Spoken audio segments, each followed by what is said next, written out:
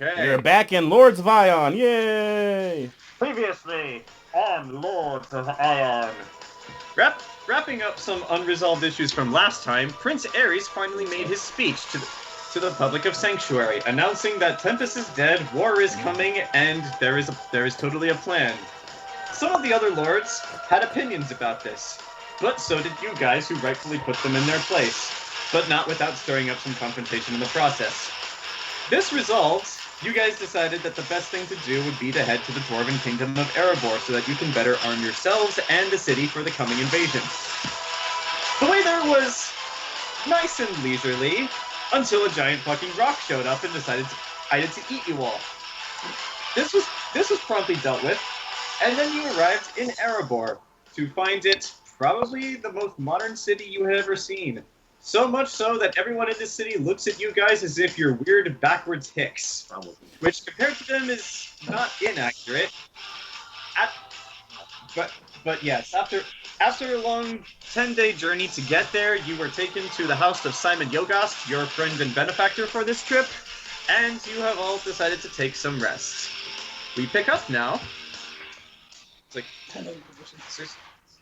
we pick up now. I would say about. Actually, let's roll a d10.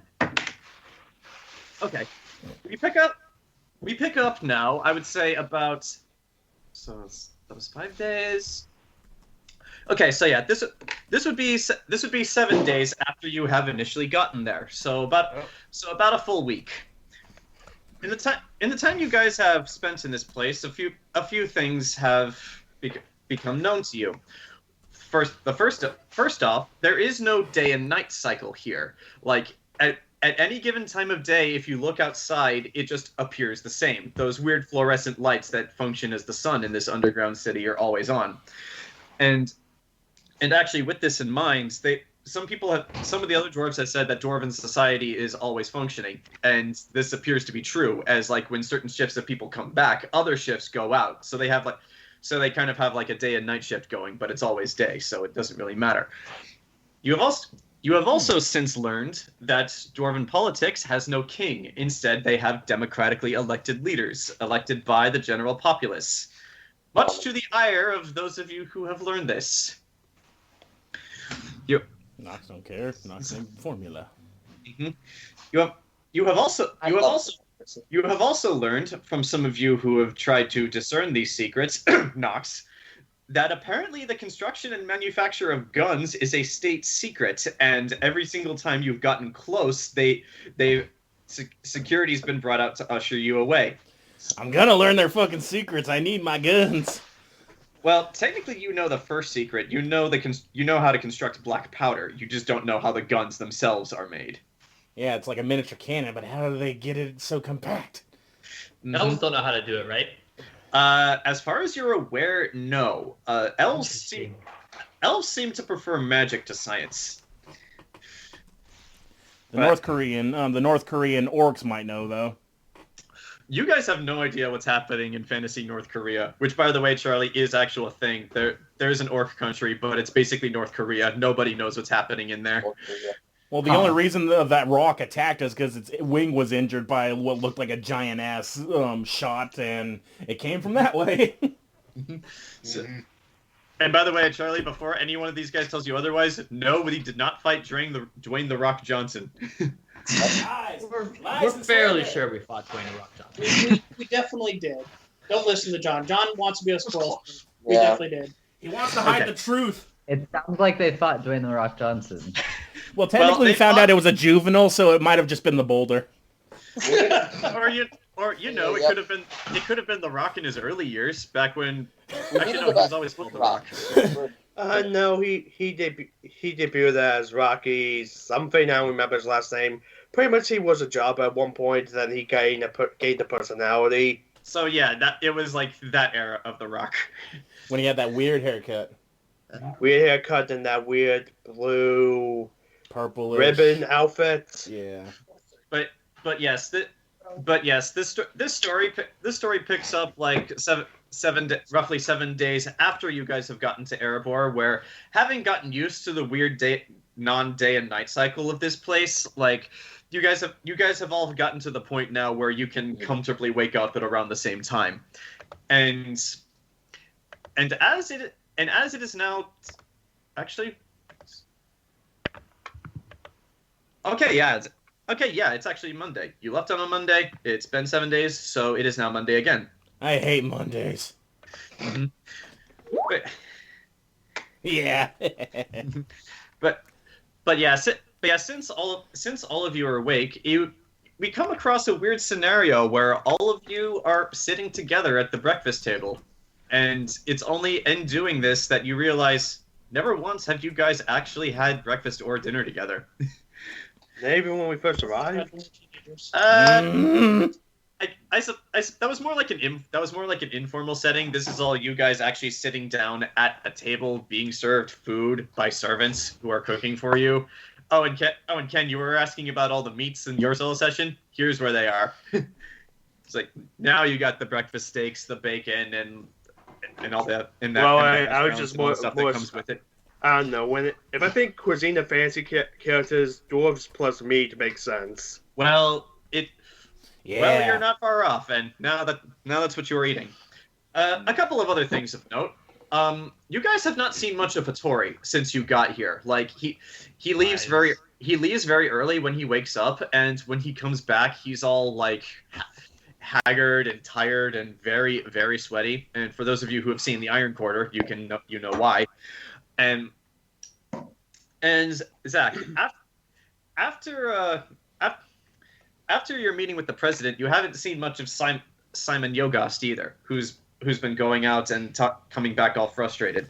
But here at the breakfast table, Simon eventually does come to join you, and after talking to some of his servants to serve him some food as well, he just says, "All right, so Lady Ford, Lady Lioncourt, everyone else, I have some good news, but it could also be seen as bad news depending on how you look at it."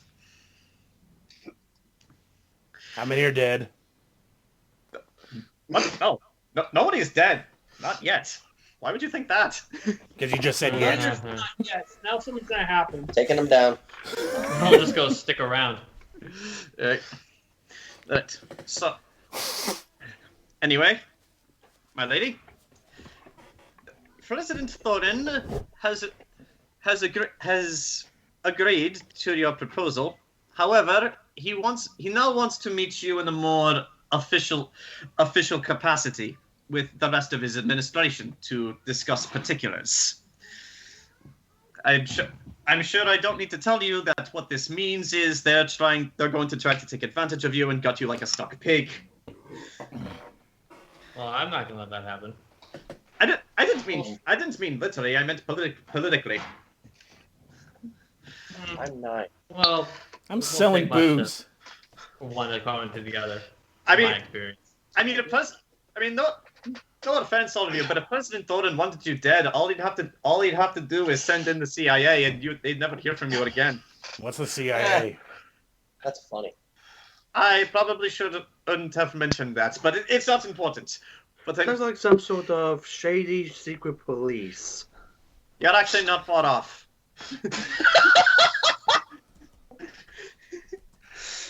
This just got weird. But yes, what I'm getting at is it might be wise to figure out how you're going to approach this. Your meeting with him is in 5 days. 5 days. And What's wrong, Temme? Sorry, please continue. As soon as he said 5 days, I said 11 days. 11 days. And how long did Kobolds live? Now my reaction makes sense.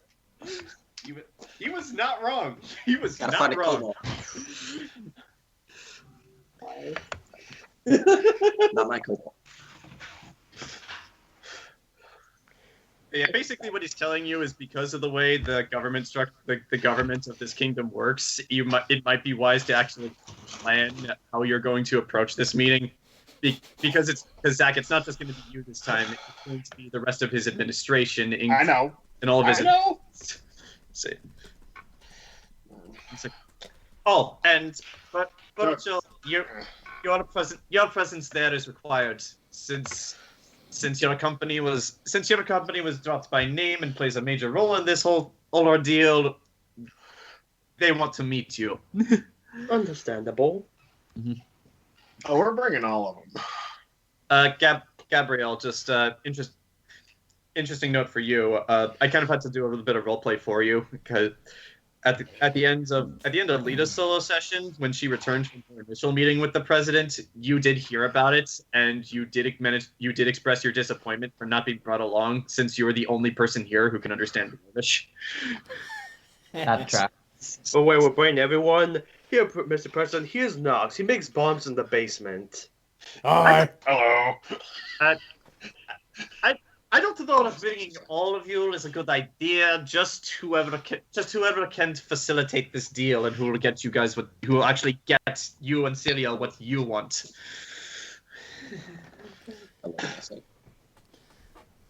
So only those who can facilitate the deal should go. Looking across the table, probably the noble lords. Rowan, I imagine, is going into detail work. Burchill for being a businessman. Well, I guess that leaves me the odd man out.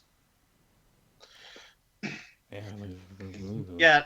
Not offense, Denzel, but most dwarves here, especially those of the Conservative Party, don't take too kindly to priests. I mean, that's why I'm on vacation. Wait. I'm not even wearing my priestly vestments. One of these things is not like the other. It shows right. Mm-hmm. So that means Nox and Enzo, like And buddy cop, while, Anaris. and buddy cop while everyone's gone. Anaris is gonna be Oh, on God. a ceiling. We're gonna have a buddy cut moment, aren't we? Hey, listen, I know. Yes, I can just give you a tea. It'll help with that snoring. That is true. Get that tea in real life.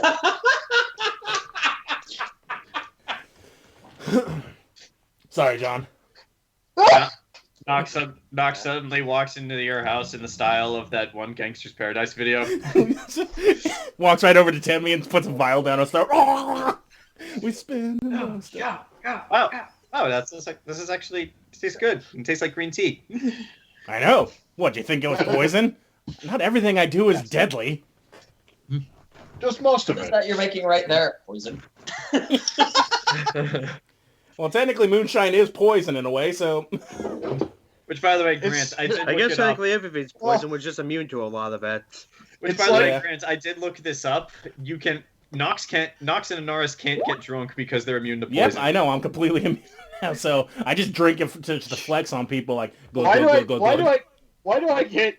you get the distinct impression that opening up Knox's fridge is like that one episode of Family Guy where Peter became a horse breeder? Ugh. I forgot to label which vials are milk and which are horse semen. But And just like, Enzo, I wouldn't drink that vial. That might not be tea. also, actually, minor correction to Zach, you have looked inside of Nox's fridge. There Yeah, was you a did, dead body remember? in it. Yeah, there was a dead body in it. Which yeah, we took, Gatorade. which we took out, then sent to the cats. Oh yeah, there was that. Oh yeah, Lita did open up the fridge. It was like blood, purple stuff, Sunny D, Monarch's head. No, not his head, his whole corpse. Y'all were pretty crazy before we went legit. Though no, Haas can't get drunk. I don't know. If for some bizarre reason this deal hinges on who could win a drinking contest. Yeah, that's actually. The old man and the little girl can outdrink all of you fucking dwarfs. Wait, do you ask that in character? What? No, I was just saying. Okay. Hell, I'll drink arsenic in front of him just to flex on him. I wouldn't do that. Just flex on them by drinking a whole bathtub full of absinthe. And then just like flipping them off like, fuck you, and look, I can fly straight. Then this be the one time that Nox isn't immune to poison, and suddenly just gonna go. What is this feeling? Thud. Not Damn it! I regressed 3 levels. How'd that happen? Oh, drinking it off. It's like that, and then he goes like, "Yeah, guys, get me out of here. I'm blind." Yeah. Take him to a hospital. So your blood is 260 proof. Oh, cool. I just start bleeding myself. Who wants a shot? Oh god. Oh god. Technically, if they drank that, they would all turn into skinwalkers. No, I'm not. No, Skinwalker isn't infectious. That I don't Yeah, have it is. I don't have lycanthropy. Remember, I'm immune to it. Well, you're immune to it. That doesn't mean you can spread it. Yeah, I can't spread it. It's not in my system. I'm like a few generations down from someone that had it. I can just change into it. But, Alright. yeah. Sorry for the tangent. But no, it's fine. But yes, think of this as basically approaching the president of the United States in real life. How would you approach this? Roll for initiative. That is an option if you want to do that. Dude, we're gonna get thrown into. So when am I getting my vaccine? Dude, we're gonna be thrown in a hole while we're in a hole if we start shit. I'll get out of the hole. I can climb. We're still in a hole even if you get out of the hole. I'll I get out just of find it. Anaris 3 days later banging on the front door screaming, "Let me out." Let me out. Actually, no, it worked out pretty well if we all ended up in the hole right there. By the end of the day, someone will be dead. Party go down the hole. But yeah. So I guess if we have a few days to prepare, since I don't want to bring the entire crate of spices, maybe I'll buy some jars just to bring in for samples. I would actually not recommend bringing anything. You're not here to appeal. You're not here to appeal to them for the goods that they want. You're here to appeal. You're here to appeal for them for what you can offer them. Which is why we need to bring samples. It's not offer in terms of goods you can sell to them. Offer them the services you can provide for the goods they want to sell to wherever this Althea place is. Yes, but doesn't it go both ways? To show that hey, we can also provide you with stuff you do not have. I suppose, but I would recommend trying to appeal to their wallets first before you start trying to appeal to their stomachs. Okay, fine, but if they ask for examples while we're there, I'm immediately throwing you under the cart. Very, very well. I shall accept that. But Robert, you're the head of the Burchill Foundation, the business on which this entire deal that's been constructed so far hinges. What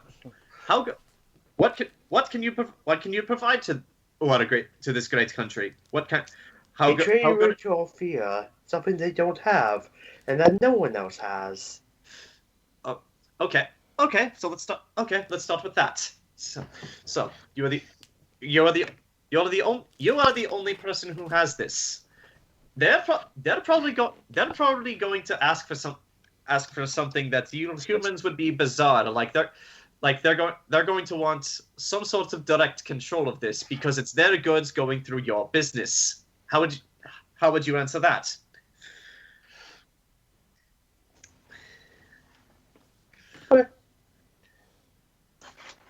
Well, clearly once the goods are in our hands, it'd be our responsibility to make sure it gets there. Mm-hmm. Okay.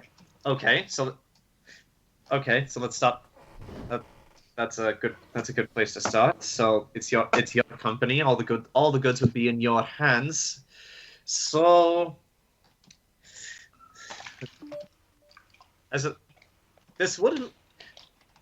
This would mean that you would be entitled. This would mean you are entitled to some of the profits from their sale, but whether how much of the profits you can get is going to be open to negotiation. But of course, though, we get a potential idea of I forget. Is this mountain anywhere near the ocean? No, it's not. Never mind then. Mm-hmm. This mountain's inland quite a bit. And remember from your solo session, Ken, it's actually so far from the ocean that anytime you brought up sea creatures, none of them know what they were. We give them shrimp. Burchill actually brought up sharks once, and they had no idea what those were. I would say that, but I don't know, transferring seafood that long of a distance doesn't seem like a good idea. Gotta freeze it. Yeah. Without the proper refrigeration technology, maybe. Which Nox knows how to make, apparently. Oh, God. Or maybe, I don't know, what's the closest town that's by the ocean? Maybe set up another location there. That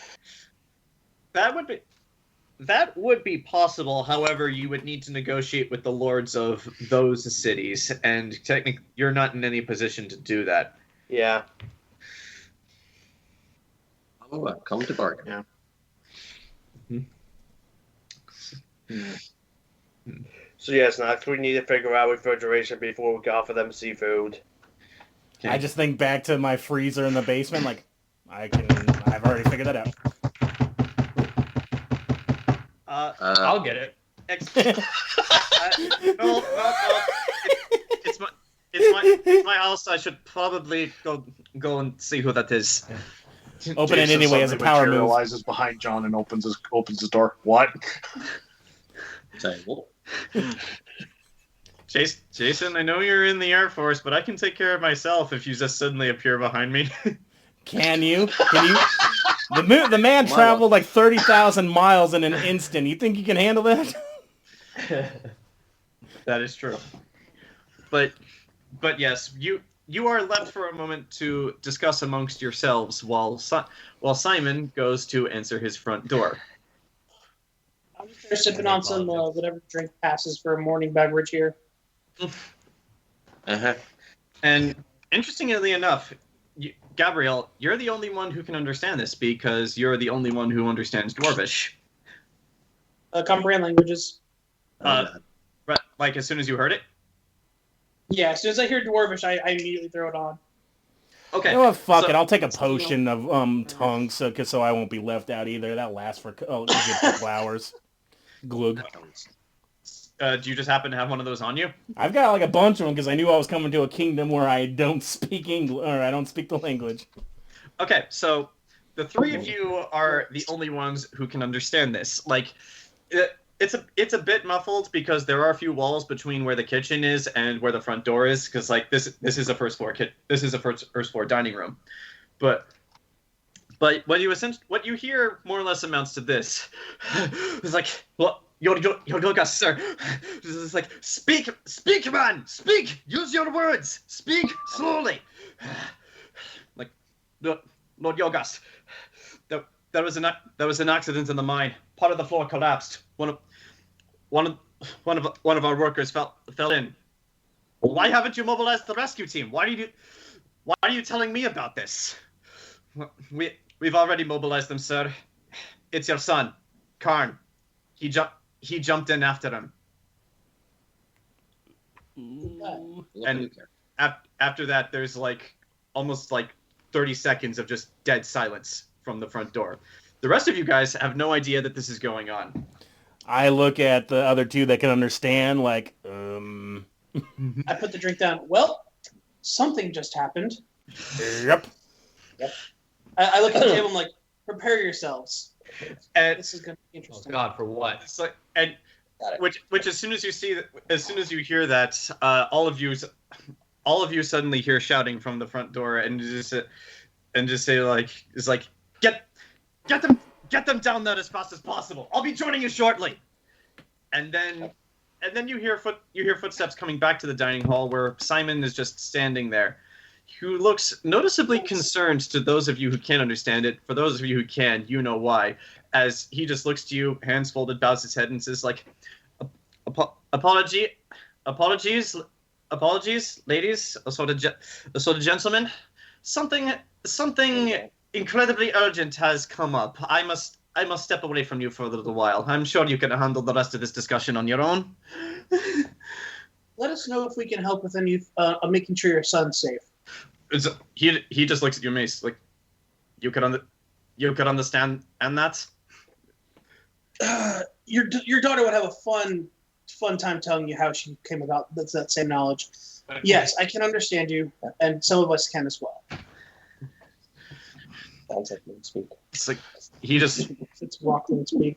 he just looked at you all wide-eyed. Does anyone else want to step up to the plate here? Gabrielle says, yes, I speak Dwarvish as well. Please do let me know if I can help in any way. If you need explosives, I got them. You're all guests of Edible in the House of Yogos. I couldn't possibly. I know you're badass. Believe me. I was there when you all fought the giant bird. I couldn't ask this of you. I think Horse could probably haul out some rocks, but I don't think he would want to go into a mine. Ooh, I probably should use explosives in I mine. treat the wounded. Sir Yogas, let's be honest. Several of us have nothing to do while the others go and speak with the politicians of your country. Well, that's We in might 5 as well days do something anyway. to help. Plus, Anaris is small and can move quickly through tight spaces. I'm more than sure she can be helpful in locating people. She's basically a canary. I don't say that in real life. I don't say that. Oh, look, a coal mine. He looks between all of you and then looks to Anaris, who. Yes, I'm Like- a small child. I mean, he kind of looks disbelieving, but then he remembers that you killed Isakal Tempest, and then he just like he just looks to you guys as a whole and is like you don't have to do this for me, really. We have contingencies for things like this, and you're all guests. I couldn't possibly ask. Call it entertaining your guests at this point. You know, tonight's entertainment. To quote a man, call it a gesture of imperial goodwill. And as we think of it, I think I've thought of a way that could make Horse be able to drag out some of the rocks if I bribe him with a whole cow. Oh, I God. got a whole cow this early in the morning. If you all are serious, I can't think. There'll be time for thanks later. If you're coming down, just grab whatever you need. Meet me by the elevator, which you all know where it is by this point. I Okay, finish my so- drink, stand up and grab my cane. I'm like, I'm ready. Okay, so for all of you who normally require prep time, there is no prep time here because this is a sudden emergency. So if you all want to bring stuff aside from what you normally carry on you, now would be the time to declare it. I guess I'm bringing Horse. As You got a whistle for him, yeah. at the suggestion is like it might be wise to leave your bird beastie out what he is. The tunnels in the mines are okay. They're tall for dwarves. I have no idea how cramped it would be for a bird like that. Yeah, he might get stuck in there, dude. Get Well, stuck in the... But I'm useless then. No, you're not. I can. You can help with lifting. I can help you with that. I And, only have +1 to strength. and yeah, like for you, Nox, like Simon just says, I would also avoid taking explosives if I were you. That might cause a cave-in, especially since we are going into an uncharted area of the mine. Don't worry. Alex- I'm bringing acid. That And, would actually be much better. Ken, aren't you also going to the political meeting since it's your business? No, that's 5 hours. That's 5 days away. Yeah, you guys Yeah. have 5 days Oh, to that's play for probably that. You guys have 5 days to play for that. This is happening now, like right Okay. now. Not bad. My time. I know you got messed up. Okay, never mind. Ignore what I said. Question. Yes. I know regular bombs would be a problem, but what about ice bombs? That would reinforce the area, I think.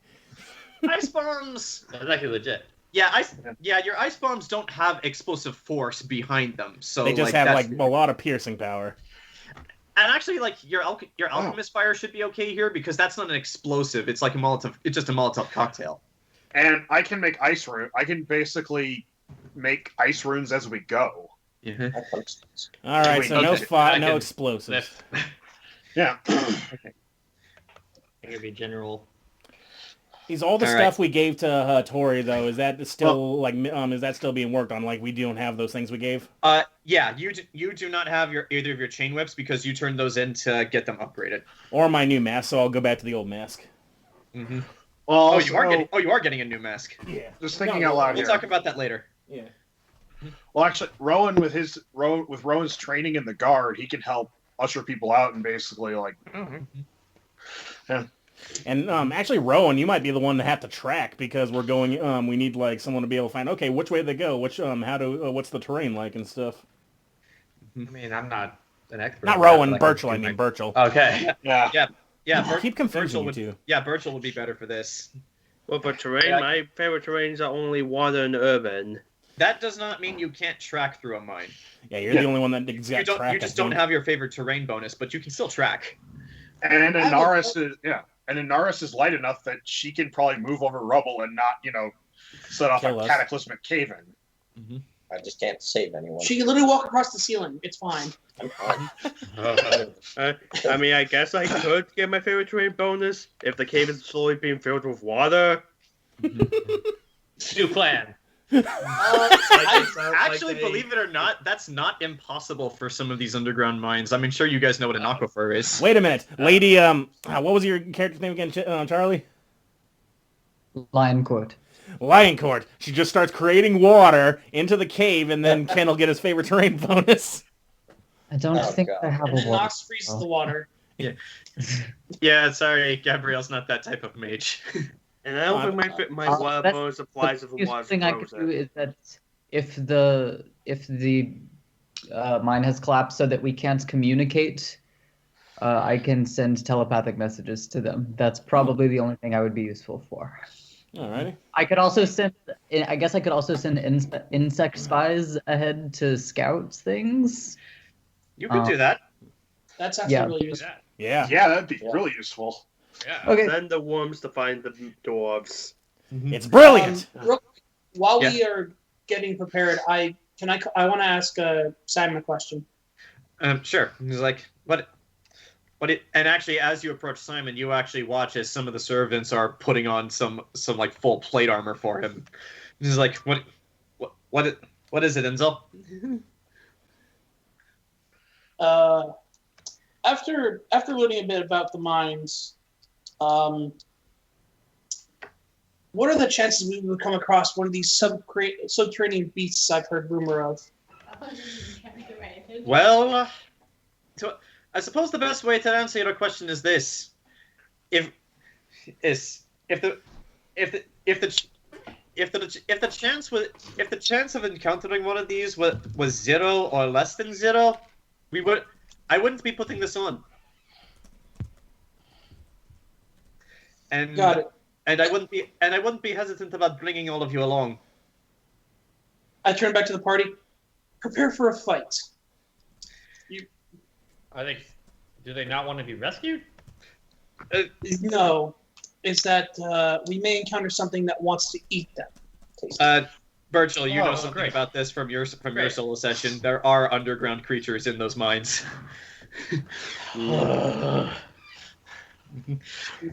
Great, can't have on the Neanderthals.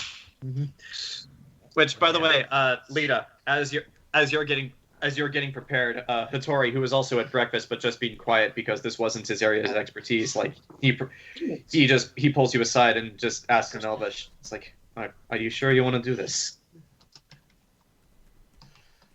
Look, if somebody doesn't help, if nobody does anything, then nothing will get done.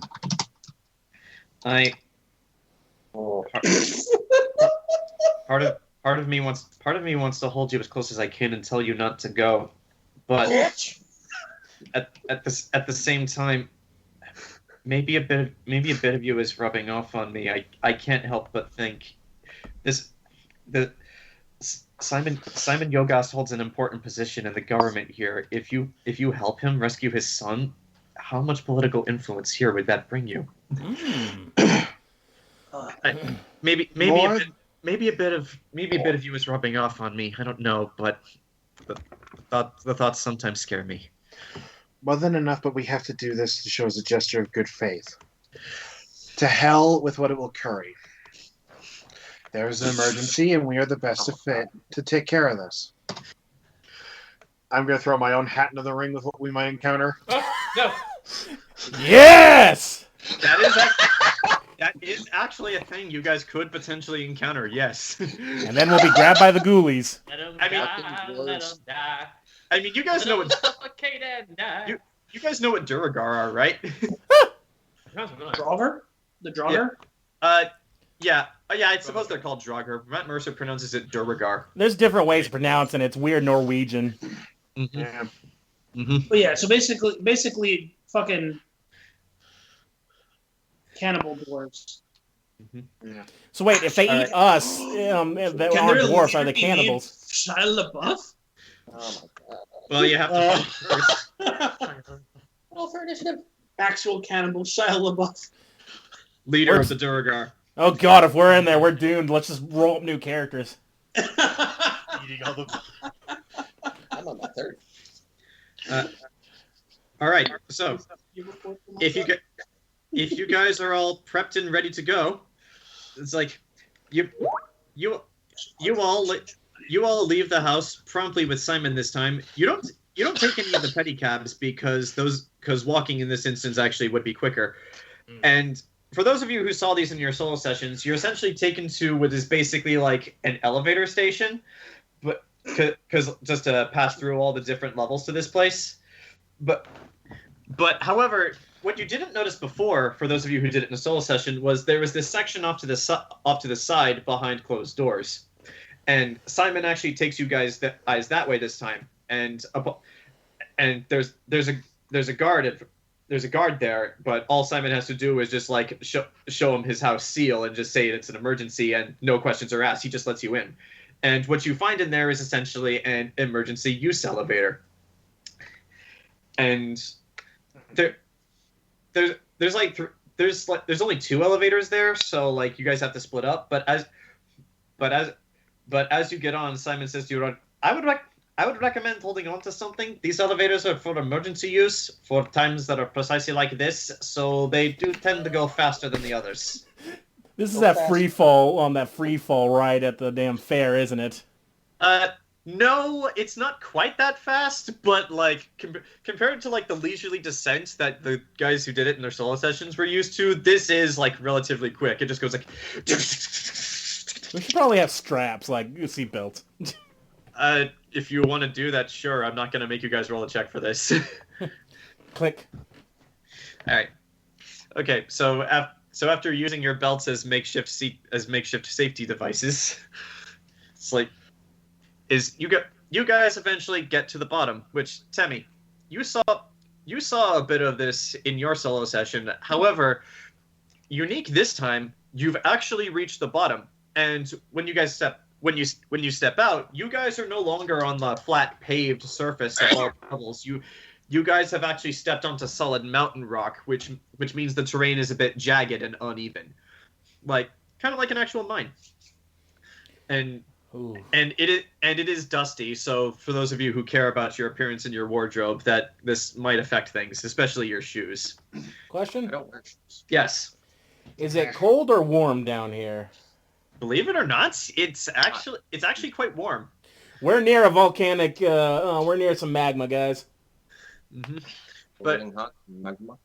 But yeah, as you all step off the elevator and follow Simon directly to the mines, you actually see approaching you guys from a different direction a contingency of dwarves, about 15 of them, all in full plate armor, and at the head of them is Tor Yogast, the guy that Simon met when you guys came in, and as Tor approaches, the 3 of you who can understand Dwarvish, you understand their conversation is like, I heard what happened. Oh, I'm here to help in any way I can.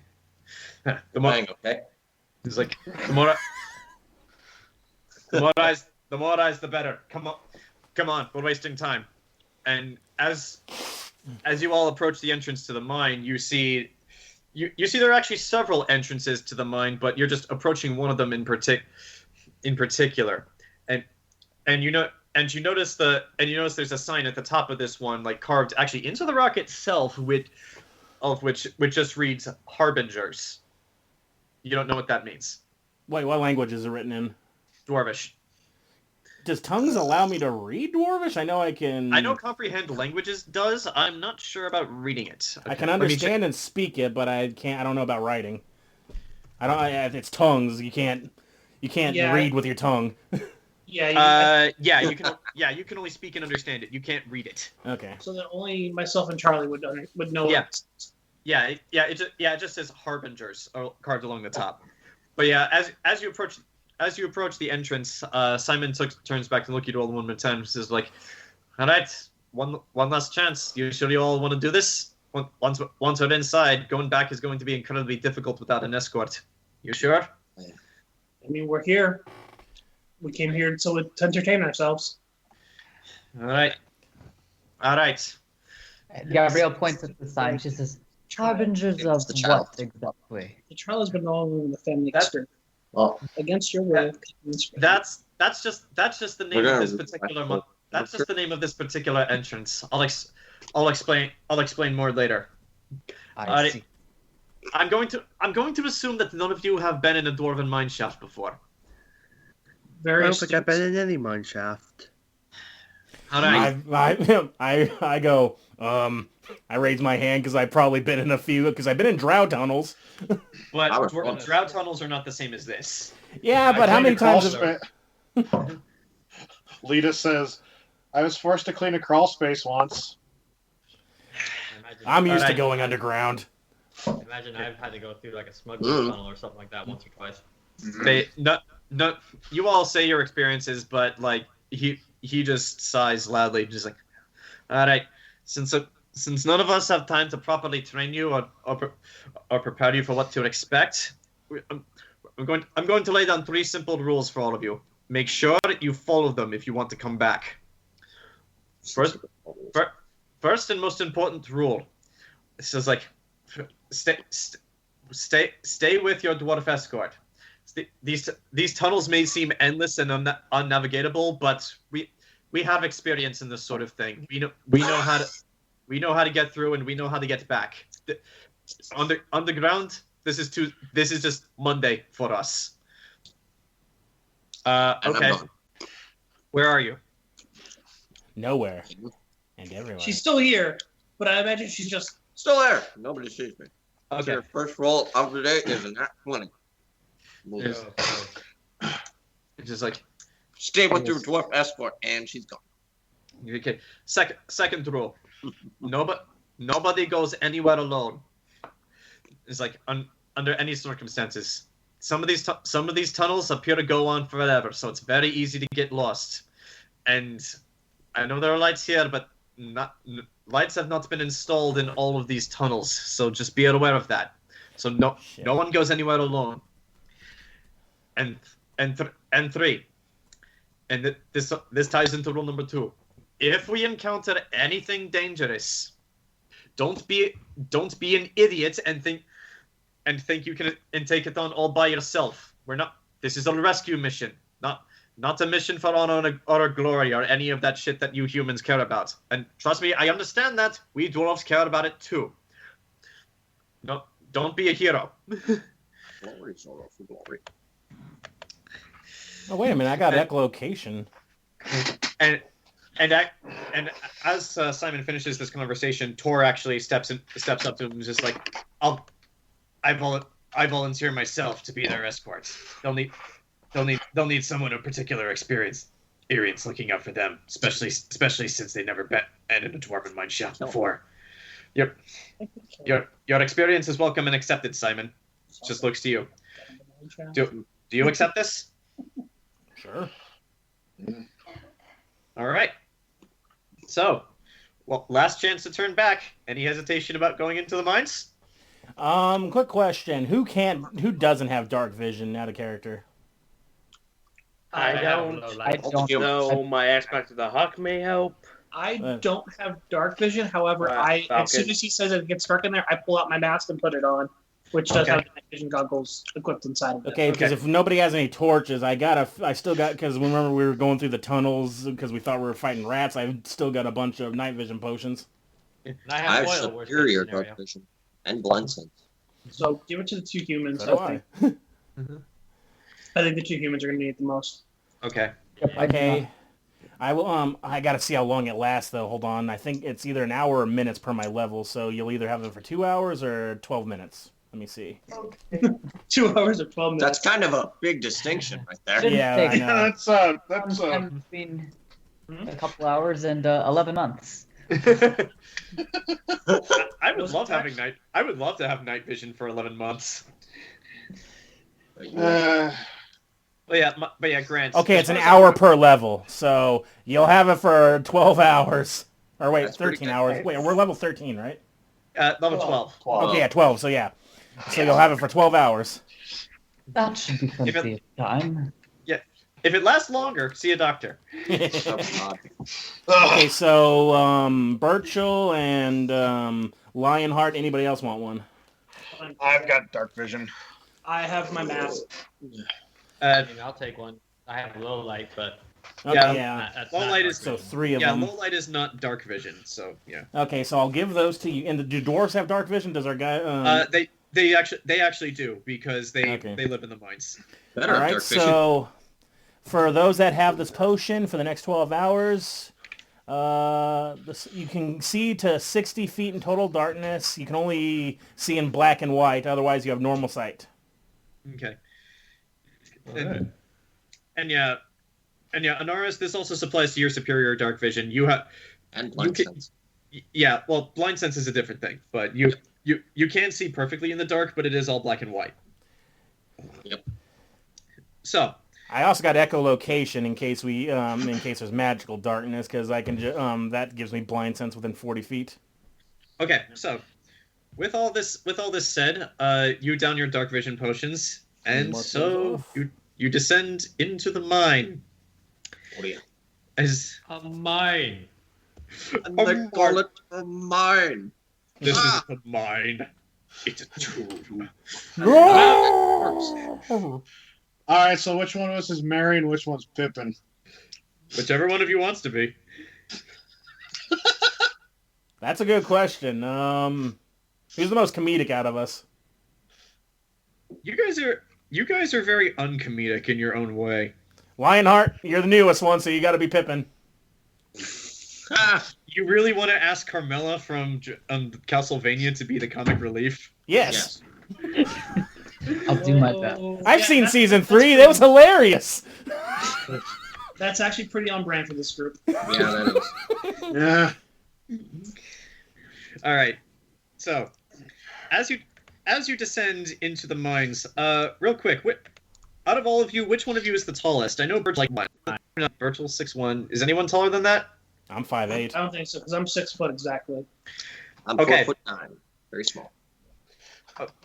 Okay, so stepping into the mine, the first thing that becomes immediately apparent to all of you guys is that these tunnels clearly were built for dwarves, because Burchill, there's only like a foot between you and the ceiling. That's fine. I just won't raise my hand up. Mm-hmm. But yeah, like for the taller members, like you can actually very easily reach up and touch the ceiling. Mm-hmm. And there's also surprisingly not that much space. Like you guys can walk as a group for now, but like as you descend, the tunnels get thinner and thinner as it becomes apparent that like smaller groups were like digging in, and along the ceiling, you guys notice a bit more of those fluorescent lighting devices, just like strapped along the ceiling. The ceiling is like makeshift lamps, and it continues on like this for about an hour, and then another hour passes, and it eventually gets to the point where you and this dwarven contingency are just walking down this straight path, and I don't know if anyone you want to begin to wonder if it will ever end, because that's what it feels like. And this entire way, it's a slope, like it's just going down. What does that mean? Remember we were playing Uno before last session? Oh, okay. Right. Oh, the game continues. So, I don't have Uno. I have the oldest Xbox known to man. You have Uno! You So stupid bitch! So Nox and Rowan resume their game of Uno, you guys do eventually reach a point where the slope kind of levels out, and you see the tunnel starts to split into multiple tunnels, and you can see like 10 to like maybe 12 entrances. Actually, no, there's 11 entrances exactly, and you guys can actually see, looking down into some of those tunnels, they split off. So and they go in all different directions, and it only occurs to you just now that this place really is like a maze. Can I use track to figure out the maze? For now, that does not seem necessary because the entirety of the dwarven contingency just seems to know where to go here, and the ceiling is still lit. And you go down one of the smaller tunnels, and eventually it reaches a point where, like, the widest it is, where, like, maybe 3 of you could, like, stand shoulder to shoulder. And including the contingency of dwarves, there's, like... Okay, so there's 15 dwarves, 2 and Simons, that's 17, and there's 7 of you guys, so that's... Yeah, in total there's 25 of you guys, so, like, this is a pretty narrow path. 24. Okay, You can definitely tell that a lot of workers have been here recently. However, there are a lot of footprints going back, which to you says that this area was very quickly evacuated. So, quick question. Yeah. What exactly are they mining down here? And it's like, well, I suppose the better question would be, what aren't we mining down here? Iron, precious gems, or a calcum, like anything we could find. Is there anything down here that will cause like gases or anything that'll cause like an explosion just by causing a spark? Almost certainly. But we have contingencies for that, and we have very keen noses. We'll spot it. We'll be able to spot it. Don't worry. I'm sorry, what did you say, Spark? That seems very dangerous for mining, because, you know, you could cause a spark just by hitting a rock the wrong way. That's why working in the mines is a very dangerous job. If he says something like, we're getting energy levels of 3.5 Ronkin, I'm leaving. Unfortunately, I'm just saying, like, okay, so there may be dangerous guys around us, but we need to mine this flint. Hey, question. Did any of you bring a Geiger counter? What? Oh, Look at that. I am. What the? God! I'm immune to poison. That includes radiation poisoning. That's why I said, do we have... Is that wait, is that true? It's poison, right? That's a word. I think it's more cancer than poison. I'm immune to cancer, too. Well, okay. I have resistance Grant, to... believe it or not, it is considered a poison. So you're actually right. You and Anaris are immune to radiation. I'm just gonna eat all of the uranium to flex on the dwarves. I do have cold resist. I do have electricity resistance. Does that count? For radiation? No. I can diagnose disease, and I can also cure sickness. Gotta get so you can cure radiation. You are not immune to radiation. Wait a minute. I got plague bombs. Can I possibly make a uranium bomb now? No, we are not inventing the nuke in Yes, we are. We're using it on the damn elves. But yes, they deserve to die. How do you know these dwarves haven't discovered uranium already? Shit. Oh God. We need your help. Like me, civilization. Clearly, they're using it for giant death robots. Okay. Oh, that'd be awesome. Fucking U-bomb. Yeah. Eventually reach the point where the mine starts to split again. But again, the dwarves still seem to know the way to go. However, you guys only walk for about another 10 minutes before one of the dwarves in front holds up an arm and tells you all to stop. And looking ahead, which is easier for you guys because you're taller than all the dwarves, you can actually see in this part of the mine there's a hole in the ground, and it is pitch darkness in that hole. And just seeing that, Simon just goes, "All right." It's like no time like the present. And without hesitation, Simon just walks in, whoop, hops in the hole, and a few of the other dwarves in full plate armor follow him. And now.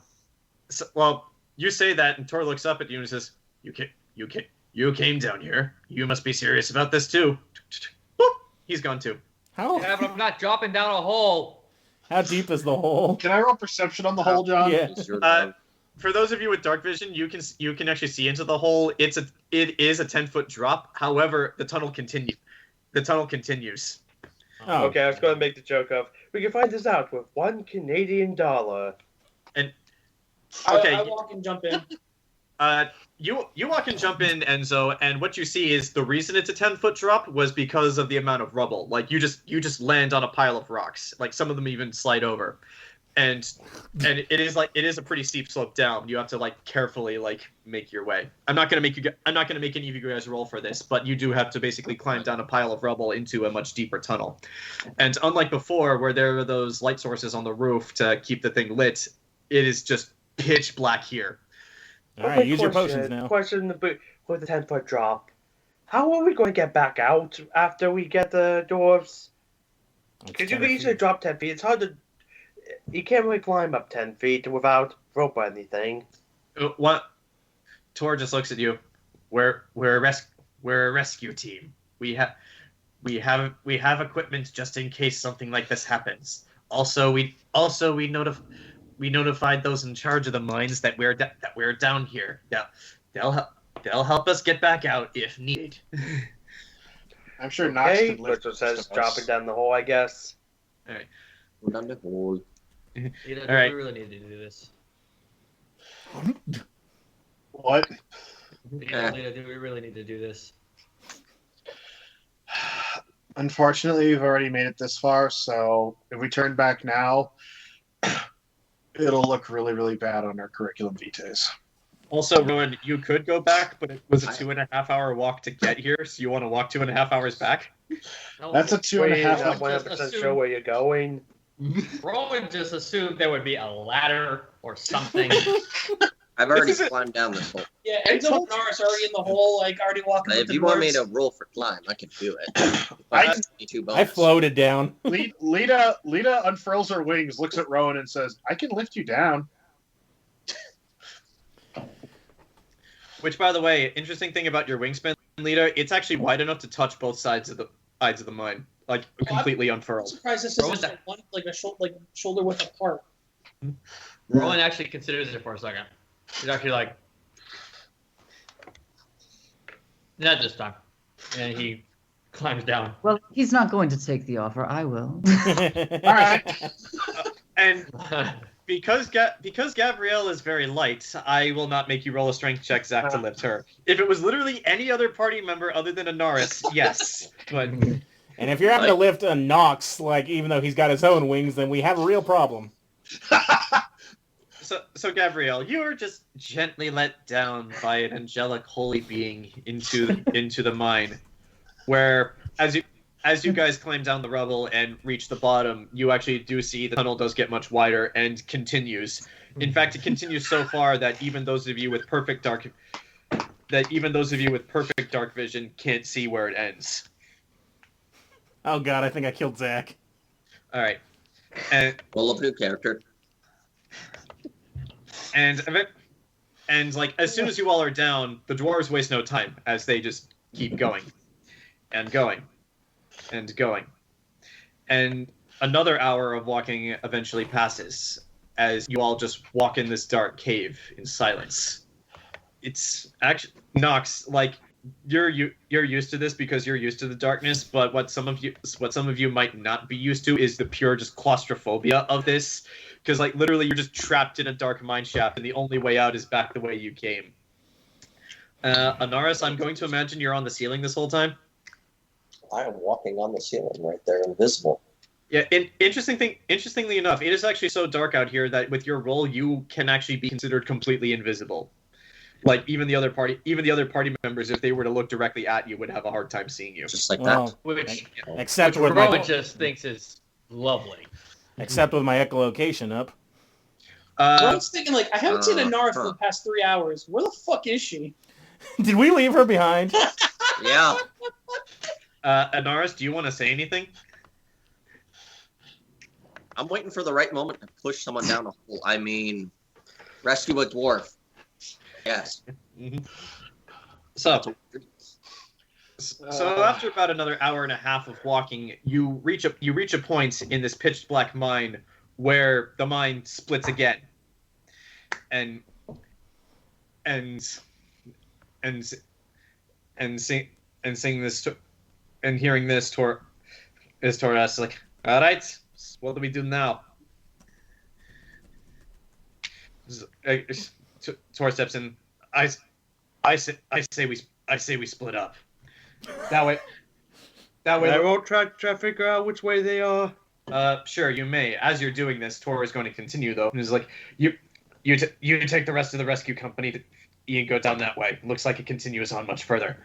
This way doesn't appear to be that long. I'll take the Humies. Mm-hmm. Humies? There's only 2 humans, or God, we got 3 Mitch humans down in here. this group. Is that what they call the David Hume fan club? So that's 17 for my track. Okay. You actually can't tell which direction they went because like a lot of the ground here is solid rock with very little dust, so hard to tell like where somebody wearing boots may have gone. What you do find, however, is the few tracks you're able to discern. They are tracks. They are tracks of a bipedal creature. They're not humanoid. They're like they look kind of pointy, almost like a triangle. And like there are like some indentations in the ground itself that look like a claw mark. I guess I'll point out like something went down that way, and definitely not a dwarf. Looking at this Tor just like, bloody stone. Alright, keep your weapons handy. We might be in for something. And another interesting thing of note, Ken, there are a lot of them. You didn't just find one, you found like 20. Yes. I'm going to guess it's safe to assume I brought my crossbow at least. Yes, you did. Okay. So, the plan is to split up. Simon and the rescue company are going one way, Tor and you guys are going the other. So, do you guys accept this plan? Okay. Sure. Yeah, the experts. Yeah. All right. So, with this in mind, we transfer to a map. Yes, a map. Woohoo! It's a map. It's a map. Do you guys? It's the map. Do you guys remember the sewers when it was a maze? Same idea. It wasn't a maze. It's a straight line. Wasn't it really a maze? God damn it! Sewer level. Well, congratulations. You guys are now in a maze. Yes, where at least from what I believe from what I count from the squares, we have to go in the sewers and help these people move 500 feet. That's a pretty small maze. It was longer than that, but I'm not about to actually make a 500-foot length maze unless you guys want me to. Well, I mean, kind of, each square is 5 feet. Okay. Okay, so before we do anything really from here, oh look, giant spiders with chests. Have Anaris. You can just shout out to Anaris to have her go forward, scout it out, report back. Okay. Like we did last time. Yeah. And I'm going to use echolocation to reveal about a 40-foot radius around us right now. Okay, 40-foot radius. Let me see where that gets you. Well, can't we see with our dark vision within 60 feet actually right now? You can, and what you guys see, where? Okay, here's the reveal area tool. Yeah, my echolocation just gives me blind sense, but if we can see. What you guys see is this path actually continues and is a dead end. However, it does continue to the right. Okay. There's nothing to the left over here? No, that is a wall. So, don't worry about how far you can move. Just place yourselves where you think you want to go, and I'll reveal the areas as needed. Okay. I do feel that. I think fleshy spellcasters should stay in the center. Conceal, don't feel. I mean, the only squishy spellcaster we have is. Yeah. Do we have squishy spellcasters? We do. It's like Lady Lion Court's technically a squishy spellcaster. Okay. Anything down this way up to 60 feet? this is another wall, and the path does continue this way. Which Simon's going to go check it. Not Simon. Tor's going to go check it out. I'm gonna walk behind Tor. I've been pretty comfortable walking through this. Okay. So I've been behind him. And it continues down this way. So Tor's going to continue on the ceiling, and he's going to be brave and take a peek around this corner. And he's dead. You know what? I'll pull the rear. So this gets revealed, and as he looks around, he's like, "All right, there's a point ahead where it diverges into two paths, left and right. Which one do you think we should take?" Burchill? I mean, I could. I rolled the dice on the left. I don't know. I mean, I could maybe Burchill do his thing to try to see if one path's better. You would have to get up. You would have to get up here to see to make. Well, to of make course, a more but yeah. Perception. I guess Burchill. That's a 33. Which one's better? What you can make out is 120 dark. Okay. What you can make out is that you reveal both sides. The path continues on up this way and down this way. Burchill, if you're going to roll for track, roll the track. 19. You're getting a vibe just from the tracks that this way seems to be the way to go. Also, you notice there are a lot of those claw tracks, yes, but in the middle of all of it, you do notice like what looks kind of like a groove in like the rocks and dust, as if somebody was being carried. I think we should go this way, though. Be ready. It looks like whatever tracks I saw may have gotten someone. Great. Draw my sword. Okay. Echolocation. Is there anything behind us? So hopefully not getting up the rear. How much does it reveal? A 40-foot radius? At 40 feet of blind sense. Okay. You actually do. Actually, how far does it go? Okay, so this way. You actually do get a sense. I'm not entirely sure. Yeah. Let's get a sense. Some might say a blind sense. Okay. You do. Hey. You do actually. I have a way to do this. You do sense that this tunnel here actually leads to a dead end. However, your echolocation does bounce off two distinct shapes that are not rocks down this way. But you do know that this is a dead end, so it's probably so what Burchill said is probably wise. But there is something there in that dead end. I turn to the dwarf guy and says, "There's something back that way. Something in ain't rocks. I don't know what they is, but it's a dead end. You think maybe someone's hiding?" It's like, what if you want to check, be my guest. Just because it doesn't rocks doesn't necessarily mean it's a dwarf. It might be a dwarf hiding in a dead end. Do you want to? I mean, if you get attacked, you could just yell. Caves do echo. Wait. I can back you up. No. Wait. Okay. Wait. Yeah. Wait. Enzo takes off his fucking mask and casts light. Oh, great! Now we're all blind. Remember that. Wait a minute.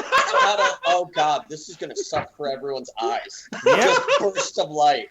Thanks, Enzo. You flashbang the party. Off the ceiling. God damn it, Archer! Okay, Rox, roll me a perception check. This is not smell. This is hearing. Hearing? Ow. Yeah, roll me a perception check. My hearing is the same as mine, so that'll be 33. Near you. As soon I'm kidding. I don't do it because at this point, yeah, it would actually be detrimental. So What are you gonna do for a hat trick, Enzo? Say you're in my way, sir? You're in my spot. But yeah, 33, John.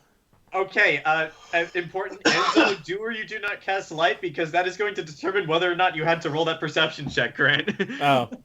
No, I didn't roll light. Okay. I don't do it because it's funny. If I tried light, it would actually just blind us. We're all gonna die. All right, well, I am still going to leave that area revealed. You can, it's like Anaris, with your dark vision, you actually can see that down this way is a dead end, but the path does continue here. All right, I tell Lita that me and Rowan are gonna go check out this over here. Okay. We'll do Nox first because I know this maze and this path is shorter. So, it's like Anaris and hard enough to Nox, I want you to. Okay, you know what? Let's count your previous perception check because I would have asked you to roll it now. Okay, 33. As you continue down this way, you do hear something, but it sounds kind of like.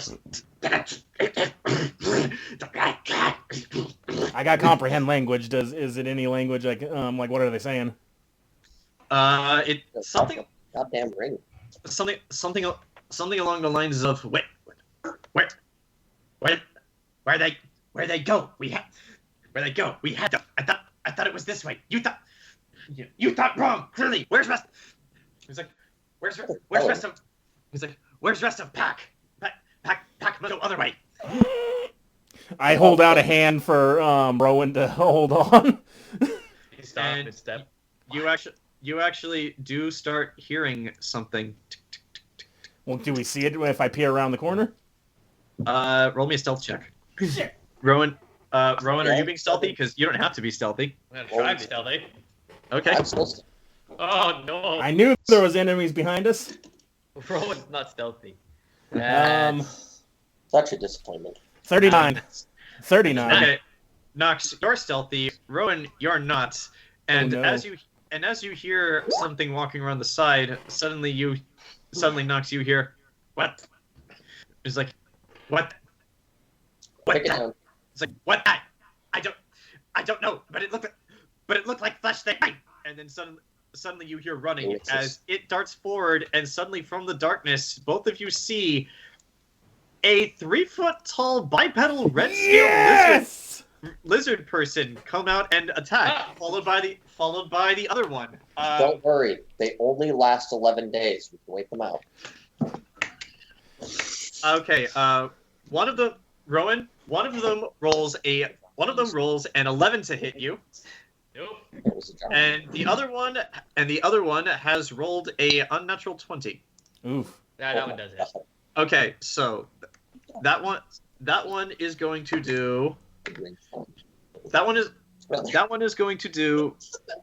That one is only going to do 3 points of damage as you watch as it raises like this very crudely made, like it looks like it's iron, but like it doesn't look like it's forged properly. It looks uneven, like the edge just looks like it's beaten in with a rock almost. As it like raises this hand axe and tries to strike you, and it does strike true, but it doesn't hurt as much. Like your armor seems to take it.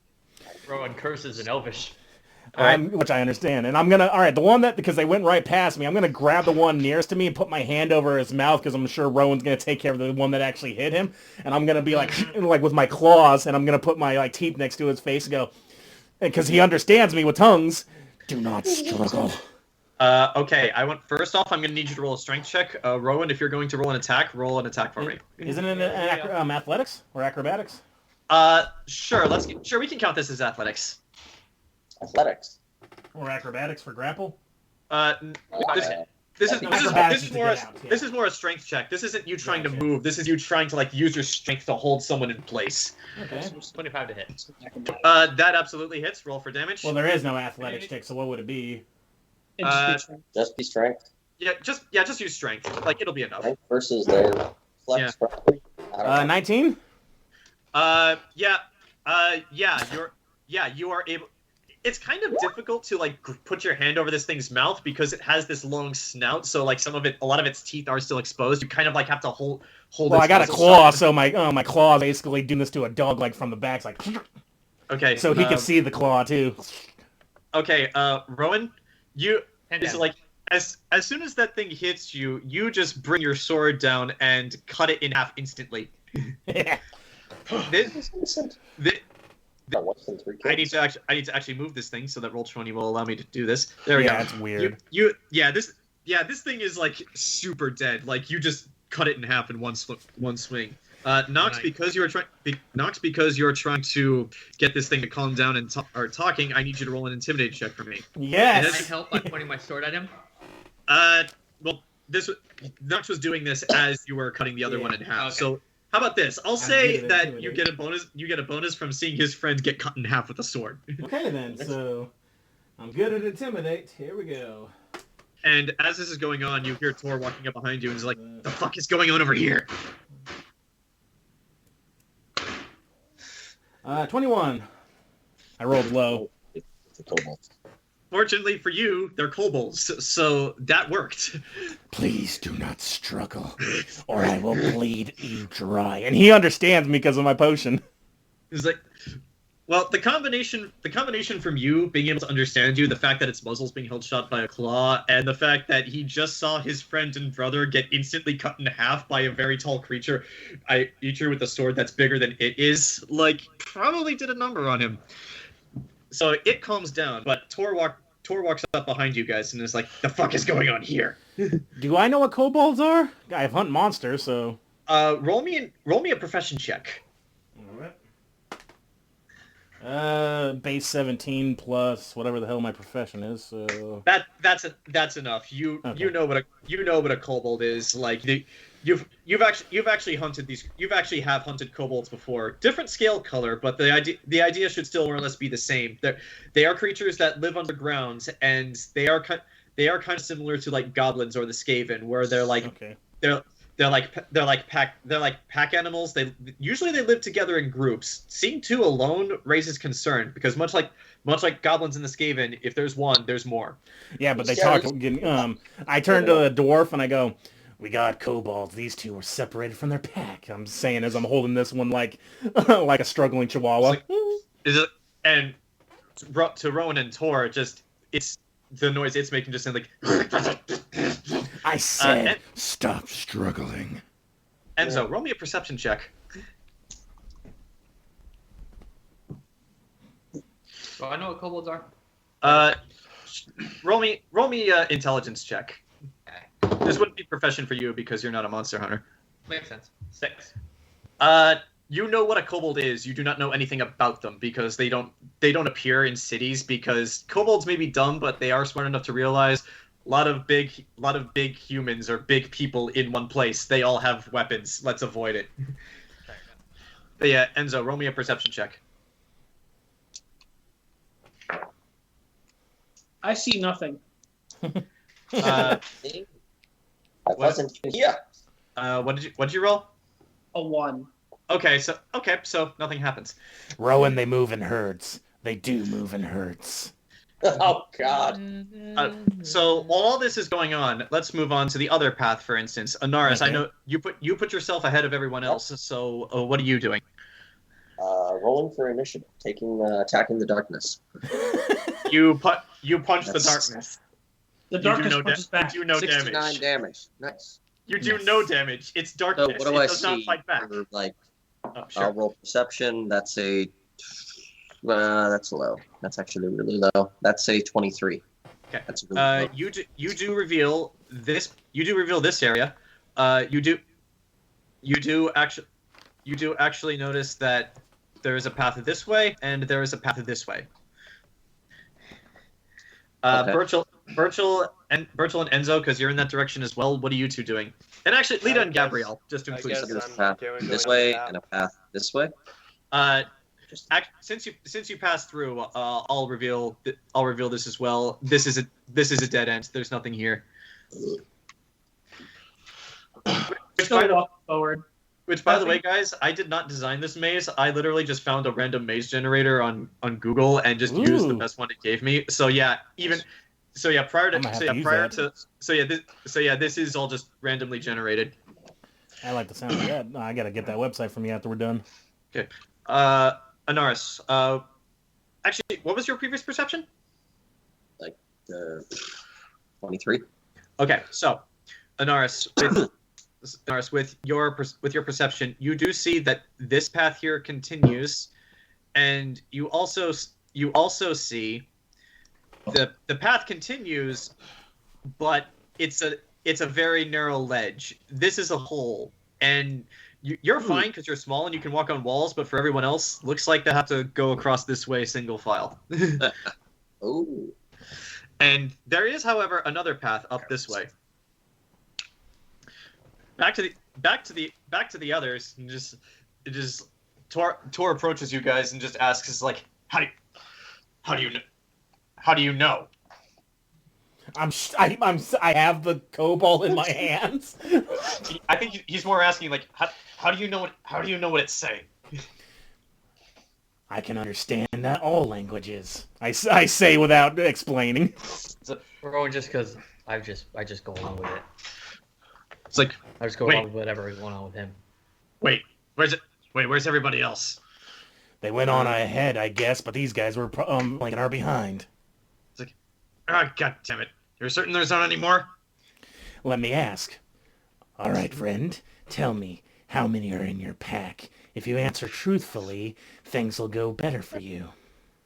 And I'm gonna release his snout just a little bit to speak, and do not yell. I say as I put my claws closer to his throat. You do this, and all it just says is like, our pack is many. Our pack is legion. Our pack will overwhelm you. You are 3. That doesn't sound like an answer, Nox. He's basically every other pest like goblins and Skaven. They say the same thing. Their numbers will overwhelm us. And I'm gonna turn this thing around and like make it look in my eyes. Yes, but you are prey. I want to intimidate him into like losing that attitude. Roll another intimidate check. Although you'd be useful prey if you guide us. As you're doing this, Tor is like whatever you're saying, drag him along with us. If he doesn't come willingly, break his legs. And Tor is actually going to go back and catch up with you guys. And Lita, since you're in the back, you hear approaching from behind you. Clink, clink, clink, clink, clink, clink, clink. What did my brother say about going on alone? Truth be told, we're not alone. We're moving in packs of 5. Well, just don't wander too far. We have no idea how far these tunnels go. So how do I make this thing my willing compliant, willing pet? You basically have to intimidate it to such a degree that it fears for its own life more than the rest of its pack. I will use the drugs I have if possible to mind break this thing. For now just roll an intimidate check. Rowan, just because you're there and you killed its brother, you are adding a bonus to the intimidation. I'll go ahead, Lita. Sorry to talk over you there while I'm rolling. No, what's going on back there? Your friends, they found something. We may not be alone in these tunnels after all.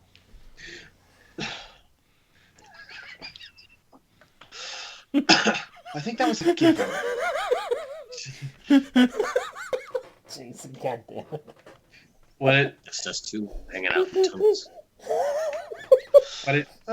What did you roll to intimidate, Grant? No, I was laughing at what Jayson wrote. Sorry. What's your name? Sprinkles. Isn't that a Robot Chicken sketch? Yeah. Yeah. Oh, boy. Sunny Muffins. Nice. Unfortunately, this kobold rolled a... What is a kobold's charisma? Oh! It's not... Yeah, a kobold's charisma is -2, and it rolled a 3. Unnatural one. And it's dead. Nox, if a kobold could piss its pants, you know it probably is, and it looks at you, it starts shaking, and it just asks, "What do you want? What do you want?" Here's how it's gonna go.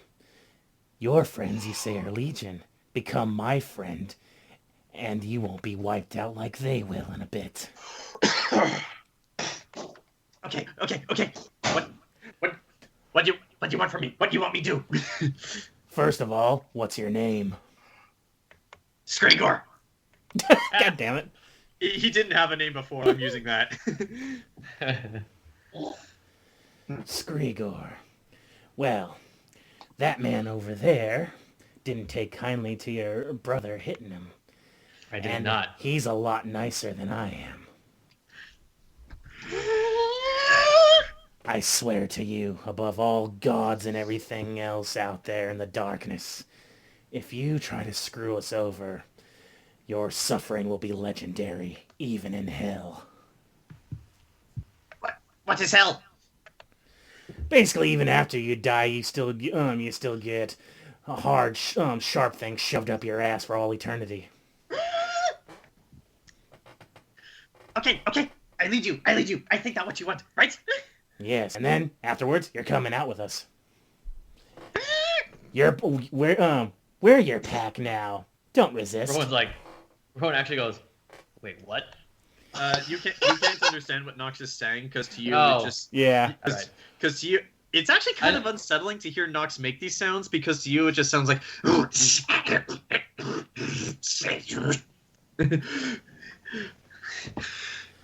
Now, Rowan just goes, we good?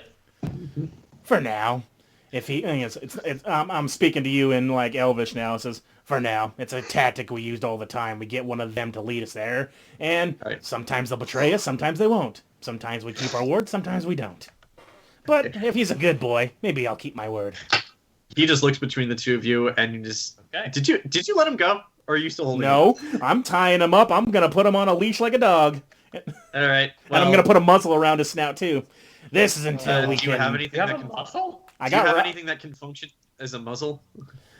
I got rope, and I've got a bunch of surgical tools and tape, and what else I got? All the body. Oh yeah, that's back at the lab. I have in my notes all the body. Okay, I'm going to say in the time it's taking you to tie this guy up, Anaris and the rest of the party. What are you guys doing? Well, I'm surveying further on myself. I don't know if that's a place. To Are you surveying this way or this way? This way. Yep, rope, vestment. Let's see. Okay. Okay. You reveal this area, and you also do reveal this area as well. There. Okay. Actually, no. Actually, you know what? Never mind. Yeah, this way appears to be a dead end, and this way looks like a narrow gap. So, over here is just a dead end. There's nothing there. Yes. Yeah. There's nothing here, and it seems to fall into this massive ass hole. Where's with the black squiggles? Yeah. Do you want to go over? Do you want to go over there and find out what that is? I guess. Okay. Yeah, I'm on the ceiling. You step into the black squiggles. No, I don't. Are they on the ceiling? No, they're no. Those black squiggles are a marker for me for something. As far as you guys are concerned, the ground there looks perfectly fine. Okay, well, I'm on the ceiling, so yeah, you're on Unless there's things on the ceiling. You're on the ceiling, so for more or less, you're fine. Good. Yeah. Okay. So, everyone else, what are you guys doing? Well, this is dull. Going down here. Okay. Before we get to you, everyone else, what are you guys doing? I guess I'm waiting for the dwarf that was complaining about us moving. He has caught up. He has caught up to you guys. Well, we're waiting for the rest of the party, right? Yeah. Okay, if you guys are waiting, I'll say like you guys wait for like a minute or so, and then you guys can move your own tokens. Eventually, Nox and Rowan do come back from the darkness with Nox leading. The rest of you see it now. A like 3-foot tall, red-scaled bipedal lizard creature who has. How did you tie this thing, Nox? All right. So basically, to see if we know what a kobold is. Yeah. Well, let him describe it first, then roll. But yeah, go ahead and roll while I'm doing that. But anyway, you know how those big dog harnesses, like they go around the neck and around the barrel, under the armpits and like legs, like how you put on a pit bull, kind of like that. He's got like his muzzle like taped up too, so he can't like speak much. And also, I've been giving him honey because apparently I have jars of honey. I'm like, see, this will be yours if you keep helping, and I keep giving him licks of honey. He shows no reaction to it, though. He's not averse to you giving it. Like every time you hold it out, he just like licks your hand. And he is a lizard, so he has a long lizard tongue. Well, you didn't answer my question. What do we roll to see if we know what kobold is?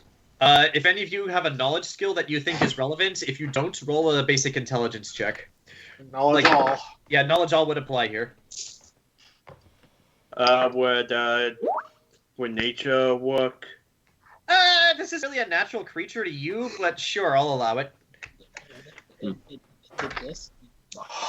Yeah.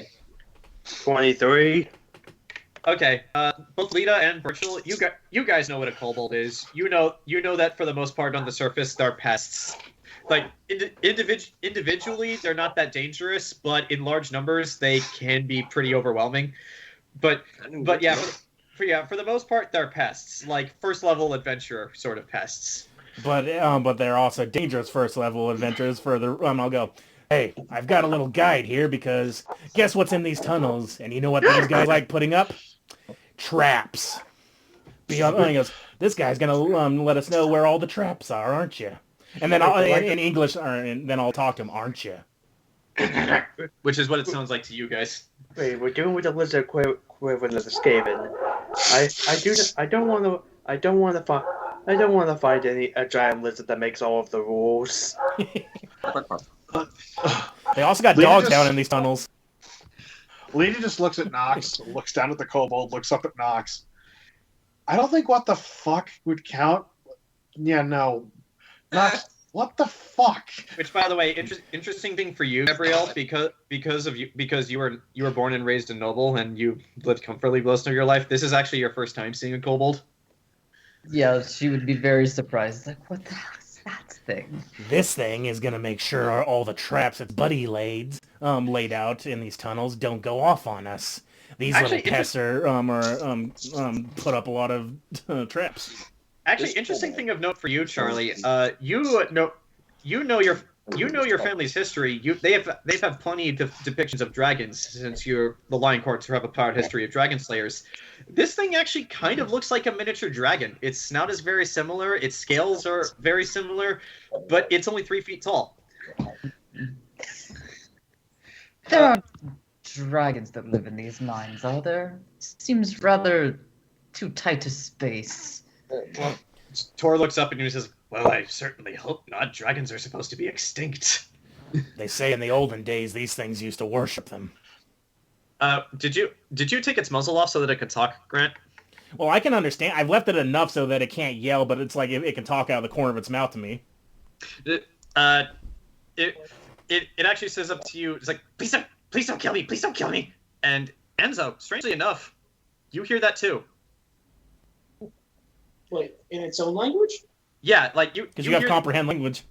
That's Yeah, right, we have that on still. How long does that last? If I keep casting 2 hours at a time. When was the last time you cast it? Yeah, we've been down here for like 4 hours already. I feel like I'm pretty sure Torgy's been talking to us in common, right? Yeah, he has. Then I probably would have let it fizzle after the first 2 hours. Yeah, mine lasts a couple hours. Yeah, your comprehend languages fizzled out a while ago. You still understood that. But wait, I understood whatever language they're talking? They're speaking Draconic. Yeah, you understood. It sounded like, but to you, it sounded like, please don't kill me, please don't kill me. No. I literally now speak up. I'm like, shut, kobolds. We won't kill you immediately. Wait, can you speak it, though? No, I say that in common. Mm-hmm. Which, you do notice that, like, it's like, what did it say? What flush thing say? I raised an eyebrow over at Enzo and went, basically he said, be calm, we're not going to kill you. As long as you're a good boy, Screegor. Yeah. Hey. And I heard that again too? It sounded like an eep, but you understood it as an eep. To the rest of you, No, it just sounded like... what Grant said. Yeah, you did, actually. I would know that my comprehend languages is off, right? Yes. Yes, you do know, and you can still understand it. Like, for some reason, these, like, incomprehensible, like, growls and grunts make sense to you as a language. You can understand it. Since when did you learn Draconic? Since... now? Yeah, Enzo, I will not lie. This might be weirding you out. I am... Enzo, if anyone's looking at Enzo's face... I'm looking because I noticed. noticed. Confused. You look at Enzo's face. You do not see that he's visibly confused because he's a mask. Enzo is silent now, realizing that he just spoke Or he just understood a different language. Yeah, you can't speak it, but you can understand what it's saying. Yeah, it's like Interesting. Nox knows though. Yeah, Nox knows. And the nose knows. But he Enzo Nox looks at you, just gives you like a look. You're like, I guess we'll figure that out later. And I look to like Lionheart and the rest. I'm like, these things can be pests in big numbers. This one says there's a lot more. They got separated. There's going to be a lot more around, and they set up a lot of traps to weaken you, and then they overwhelm you with numbers. So stick together. We'll have him lead the way, so no traps hit. Where's the kid? Yeah. That's a little weird. Anaris, are you doing anything else? Reconnaissance. Don't set off any cobalt traps. Okay, so you are continuing forward. Setting off all the cobalt traps. Put your token where you want to go. I'm over there. Well, he first said that he walked into that area where things were going to happen. But apparently, since nothing's on the ceiling, and I'm like, well, it's just a regular floor then. Lots of traps, probably. A regular day. Okay, so how about for you? I will reveal this area now. And are you going to advance into that area? Yep. You're in a cobalt tunnel. That's the route they take so they don't get the trap. Cobalt. I am trying to be careful as I'm moving. Okay, you're careful as you're moving. Roll me a perception check. That is a 29. Nice. It's faint, but you start to hear something. It sounds like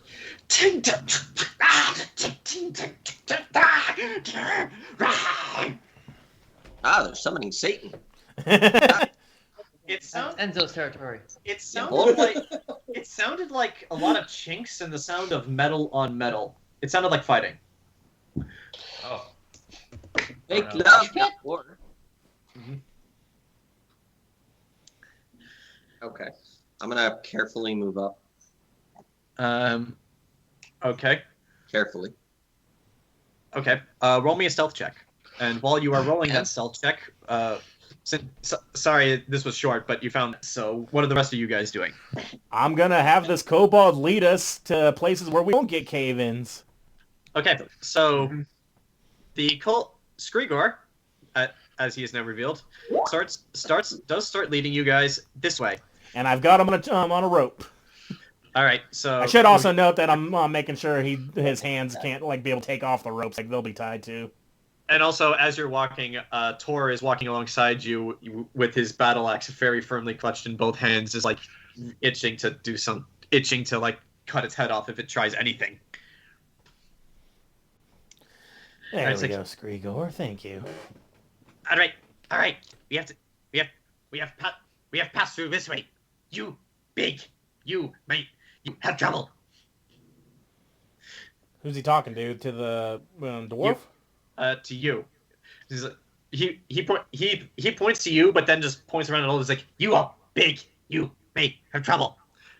As now you can see, there is a ledge here, but it's very thin. Like you are gonna have to go single file if you want to pass through this area.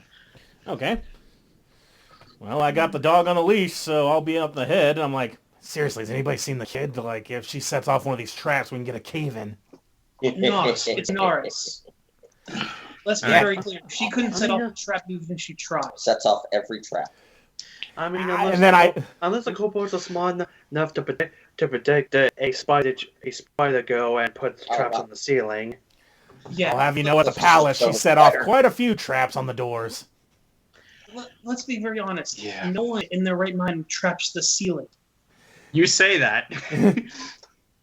No kobold in their right mind traps Kobolds don't have to do the ceiling. It's like anything that they, like a rock gets out of place, the whole tunnel goes up.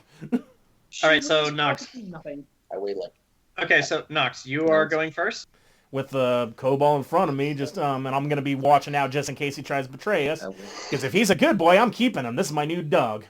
Okay. Okay. No, you're not. Yes, I am. I need a lab assistant. Yes, Right, I'm going to keep a lab assistant. Okay, so I'll put him here. this is some form of wrong. I just haven't determined fully what kind of wrong it is. Nox, I want you to roll a reflex saving throw for me. That's what I was saying. Keep an eye out first before we went ahead, because just in case he tried to betray us. Uh-huh.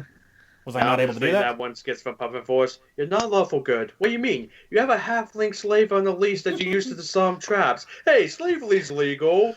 Hey, this one tried to kill Rowan, and Nox legs. All right. Yeah. But yeah, like, was I not able to see this thing before? Or no. No, just roll me a reflex saving throw. All right.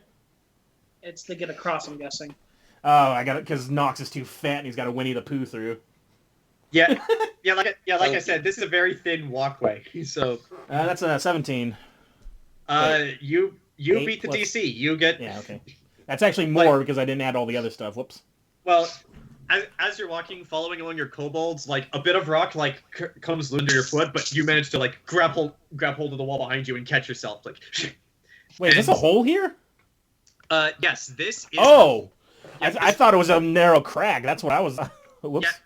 Yes, I don't really have a way to distinguish that. Sorry, but yes, this is a hole. Oh my god. Okay, thank God he told me because I was about to suggest the other people oil up so they could squeeze through the crack. No, I do have oil. No, it's not a crack. It's a hole, and all of you guys did see this. You watch as the kobold leads Nox across the ledge, but then you see his foot give out and he catches himself. So, wait, is it a hole? Is it a hole starting from here? You can. What's the range on your dark vision? 60 feet. This entire black area that's not part of the wall is a hole, and you actually can see the bottom. It is a 30-foot drop. Okay, I'll tell the others. There's a 30-foot drop right here. I wouldn't recommend jumping it because it's jumping onto a narrow ledge, but... Mm-hmm. Shit, okay, is there a way whenever I get across with my kobold here to, stake into the wall, some extra rope or, some hand... I got 10 spikes. Can I put, some 10 spikes into the wall so there's handholds for the rest of my party? Okay, show me where on the wall you're going to put one of these. Well, starting here, right where the first ledge, and then, in one... How about just 5-foot increments? So that's, one... I want you to roll a strength check. This will be kind of hard because you got to do this one-handed because the other you have to keep a hand on the leash for the kobold. I'm gonna... You could let go of the leash, but that lets it go. Yeah, not doing that yet. But yeah, you can't... I'll let you roll a strength check to see if you could just jam one of these things into the rock. Strength's not all that good. I'm gonna pop a potion real quick to give me some more strength.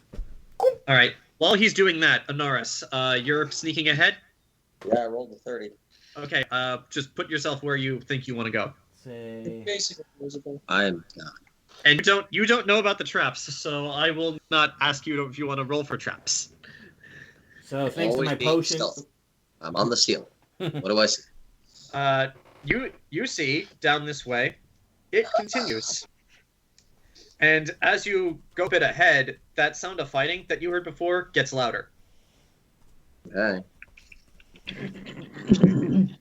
Okay, and as you approach the end of that hallway, the fighting is actually starting to get very loud, and you actually... I'll reveal this to you because you probably would go over and see it. You actually see a hole. And as you approach the hole, the fighting is very loud, and you can... It sounds as if it's in the next room almost, and you can actually hear shouting in Dwarvish. All right. A dwarf fight pit. Got it. Not wrong. What'd you roll for your strength check, Nox? It's in the chat. It was 18. Thanks to the potion. Thank you, potion. Okay. You do manage to pull out one of those spikes and just jam it into the wall like that. You're unsure of how secure it is, but it's holding for now. Oh yeah, by the way, I just want to note that after you guys see Nox take this potion, he bulks up a bit, and then I think the kobold would see that too, and then he just takes an iron spike, and then I'll say it to the others, okay, use these as handholds. Alright, so your kobold friend is going to lead you up here to the corner. And who wants to go next? I'll go next. Alright. Okay, just put yourself somewhere on the ledge. Yeah, because I have a very good feeling I'm, not going to have a good time. Kobold, move out of the way. You're on top of me. Okay. You very slowly move across the ledge and actually do get all the way to where Nox's pin is. You're fine. Nothing happens. Ah, whew. And I guess I'll Let go him- next. Okay, go ahead. Okay, as you start to walk across, Burchill, roll me a reflex saving throw. God, catch the pin! Catch the pin! It's a random chance. Oh, son of a bitch. Then again, it's only 30 feet. We got rope. That's still 3d6 worth of 27. Yeah. Oh yeah. Like that's no problem. Like you make your way across and you see the rock start to crack underneath your feet, and you're just like, nope, and you just like zoom to the other side. Tor is going to go next, and he needs to make a reflex saving throw, Son of a bitch. which he only barely makes. Okay. So yeah, Nox. Good thing you set that pin there, because like you actually watch as Tor comes behind you, and he starts to fall, but then he just like, ding! and he uses it to pull himself back up. Unfortunately, as soon as he pulls himself back up, the spike comes out of the wall. Nox just goes, like, the fuck? It's like, and so the kobold is going to lead you down this way, where there is more land. Who wants to go next? Well, here, going So- back, I still got the rope if you guys want to go around me. Which, by the way, this cavern is a bit more open. There's a bit more space to spread your wings if you want to fly Right. across. Yeah, Lita's gonna turn to look at Gabrielle and Gabrielle goes, "Come on." Thank you very much. All right, so you guys can just You put fly yourselves off. over here. As you fly off, Rowan watches you fly off like, oh, I just screwed that chance. All right. All right, Rowan. Since you're Don't the levitate, since you're the last one, Not very athletic. Rowan, I want you to make a reflex saving throw for me. Kobold. Oh, that could have been really bad, but it didn't. Ooh. That's a 24. Yeah, boy. Same thing as Burchill. Like a bit of rock breaks underneath your feet, but you're fine. It So almost landed on a 4, but it hit my cord and fell back to Woohoo! a higher number. okay, so as all of you are shimmying your way across this very narrow ledge, Anaris, Yep. you found a fighting pit apparently. What are you doing? I'm on the hole. I slowly look down the hole. You look down the hole. I'm actually going to type to you what you see. Actually, no, because Temme's in the room with you. I'm going to send this to you as a text. Yeah, no, go ahead. Look, I promise. Okay. If you won't look, Mike, I'm going to type this to you. Temmy's looking all day, every day. He's literally put a pillow on his face now. Oh, yeah, that solves that. It's a strange world here. Wait a minute, I got an idea. Gabrielle, you know how to cast blindness. Cast it on Temme in real life. Blindness? Can't you? I don't think I have that spell. Someone knows blindness. I know that. We used it before. Who was it? You know blindness. You mean I'm darkness? reading through my I can cast darkness. Yeah, Anaris can use darkness. Ah, too. Racial ability. Nope, I do not have blindness. I can make things dark, and I can make people blind. Yeah, no, Anaris by nature has the ability to create darkness around herself. Yeah, I got that thing. I got one, but it's limited. It's more like I release a bunch of smoke out of my body. That's what I did to the anti-paladin.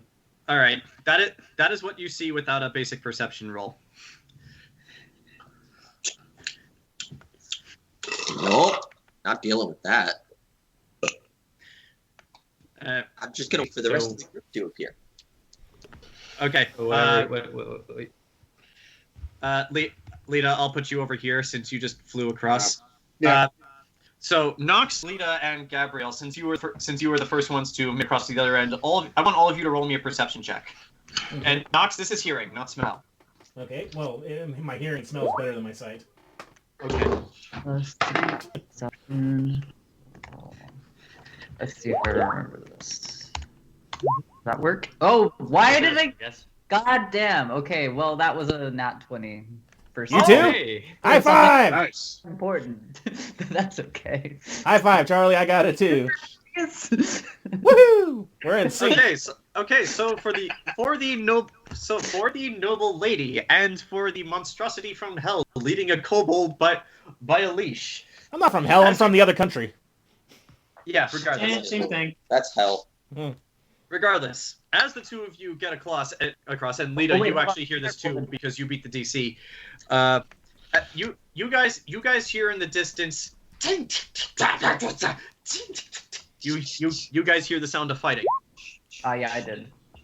So, and you guys hear the sound of fighting, and it is distinctly coming in this direction. Well, I think there's a fight up ahead. Oh, we're not a fight. Yeah. Hey, Skrigor, who are your buddies fighting? It's like, I don't know. I don't know. I tried to find. It's like if Skrigor gets a chance, Skrigor fight too against you and whoever they're fighting. Really now? Here, have another lick. And a lick of honey. By the way, the honey is laced with Molly, by the way. Is that actually a thing you have? Yeah, Molly can be used to, I kid you not, for an alchemist, can be used to dispel magic, but it's also straight up Molly. What does Molly do? Just Let me look just it so up. that I know what DC to roll for this now, because you're just now telling me this. It's ecstasy, John. Yeah. Okay, so if it's And my DC is 20 now, so I think it's fortitude. Okay. No wait, no, the great. DC's 25. Holy shit. Okay, the kobold licks the honey off your fingers, and you watch as his eyes go wide. Oh, Congratulations, you are now being led by a very high kobold. Now I'm gonna be like, Stripping balls. he goes, now your buddies are liars. We are your true pack now, basically brainwashing him. Roll me a persuasion check. I got diplomacy. That one. Yeah, the only reason you're getting this check is because he's high on ecstasy. This is what I'm planning. Most of this. Hey, I'm gonna be making the one witch hunter trip balls and making him see his dead son everywhere. This is a test run. As far as I'm aware, ecstasy is not a hallucinogenic, so yeah, you would need the skooma. Well, yeah, I'm gonna use the skooma for that, but I'm not wasting skooma on a kobold. All right. But yeah, the Wait, Molly not straight what up. the fuck does it do? Wait, ecstasy? Ecstasy does exactly what its name implies. It makes you very happy, and it kind of... Yeah, it's that's not right. quite cocaine, it doesn't make you energetic, but it makes you want to party. Yeah, now he wants to party with us. 24 diplomacy. This is like... I don't believe friends are liars, but I believe you. I believe you hurt me. You friend. Yes, friend. So when all the other ones are around, don't get involved. Stick with us. We'll keep you safe. Nox, what is the point of trying to befriend the kobolds? I look over, I'm like, I'm not befriending. I'm having a willing test subject in case we get lost down in these fucking tunnels if the dwarfs die on us. We have Torque. Again. Yeah, and I'm saying this, I'm like, in case he's dead, what the fuck are we gonna do? Are you guys having this conversation in common? I don't know what we're having it in. Conversation is common, but I'm directly referencing what happened in Draconic. Yeah. I'm like, there's no point in befriending a monster, a creature as stupid as a kobold. Yeah, any animals, it doesn't matter how stupid the animal is as long as it can navigate tunnels in case we lose the one that can do it better. Hold up. Wait a minute. Lita points at Enzo, then points at the You can understand him? You do realize the sounds of fighting are going on while you're having this conversation, Yeah, that's... right? Yeah, that's fine. I can bring them back from the dead. It's fine. Wait, you can Yes, raise the I dead can too? understand him. I don't know how, but I can understand the words that Kobold and Nox are saying to each other. Yeah, that's kind of weird. I don't even know what language it is. Tor's heard the fighting, and he's walking out ahead of you, and he's like, everyone, you hear that? Yeah, okay. Yeah, I'll move ahead because I don't care about the squabble. Yeah, but Enzo, this is insurance. I'm pointing at the thing in case we lose, all right? That's not so much befriending as making it thinks we're befriending it. Lita looks at Gabrielle and just kind of motions towards where the others are going and like, let's move before this gets nuts. I'm just watching. Good idea. I think that one will die. And All then right. basically just... Yeah, I'm not Enzo actually basically befriending it, It's like- Enzo. He doesn't understand what's going on, so he basically just picked a fight just for the sake of him trying to, like, rationalize what's going on. And I told you what's All going right. on. This is insurance. Okay, as you guys walk down this path, you guys can hear the sound of fighting. Anaris, I'm gonna want. I want you to roll another stealth check for me. This is against your own party, just to see if they notice you standing above the hole. Nah, Anaris is dead. She's got she's invisible. We can't see her. Apparently. Let's be honest, it's like Yeah. Unless I use echolocation right now, then I'll know. Oh, she might be in this room. 34. None of you can see the spider lady just standing on her feet directly above the hole. Oh, I'm waiting until Rowan walks around the corner. What are you gonna do when Rowan walks around the corner? Because his token's there right now. I'm gonna go right behind Rowan and say, I think that one's gonna die. Do you want to bet on which one's gonna live? And Oh God! I turned around like, as you say this, Rowan, you hear from the hole who's like, Yaman! And his eyes go wide, and it's like, that's Dwarvish. That's him. And he, without hesitation, runs and jumps in the hole. Pushes him down. Nope. He's like, where did he go? He's in the hole. Oh, Rowan. Question with the hole: can we see down it because of anything that may just shoot the kobolds down?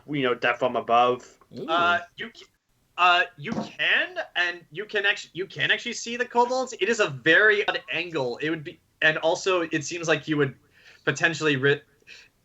It seems like you can't see quite where they're going. You do occasionally see like an arm come out and like swing at something, but it looks like they're going around a corner you can't see. Like, So it's that would like not be directly up there. You don't have like good cross angles.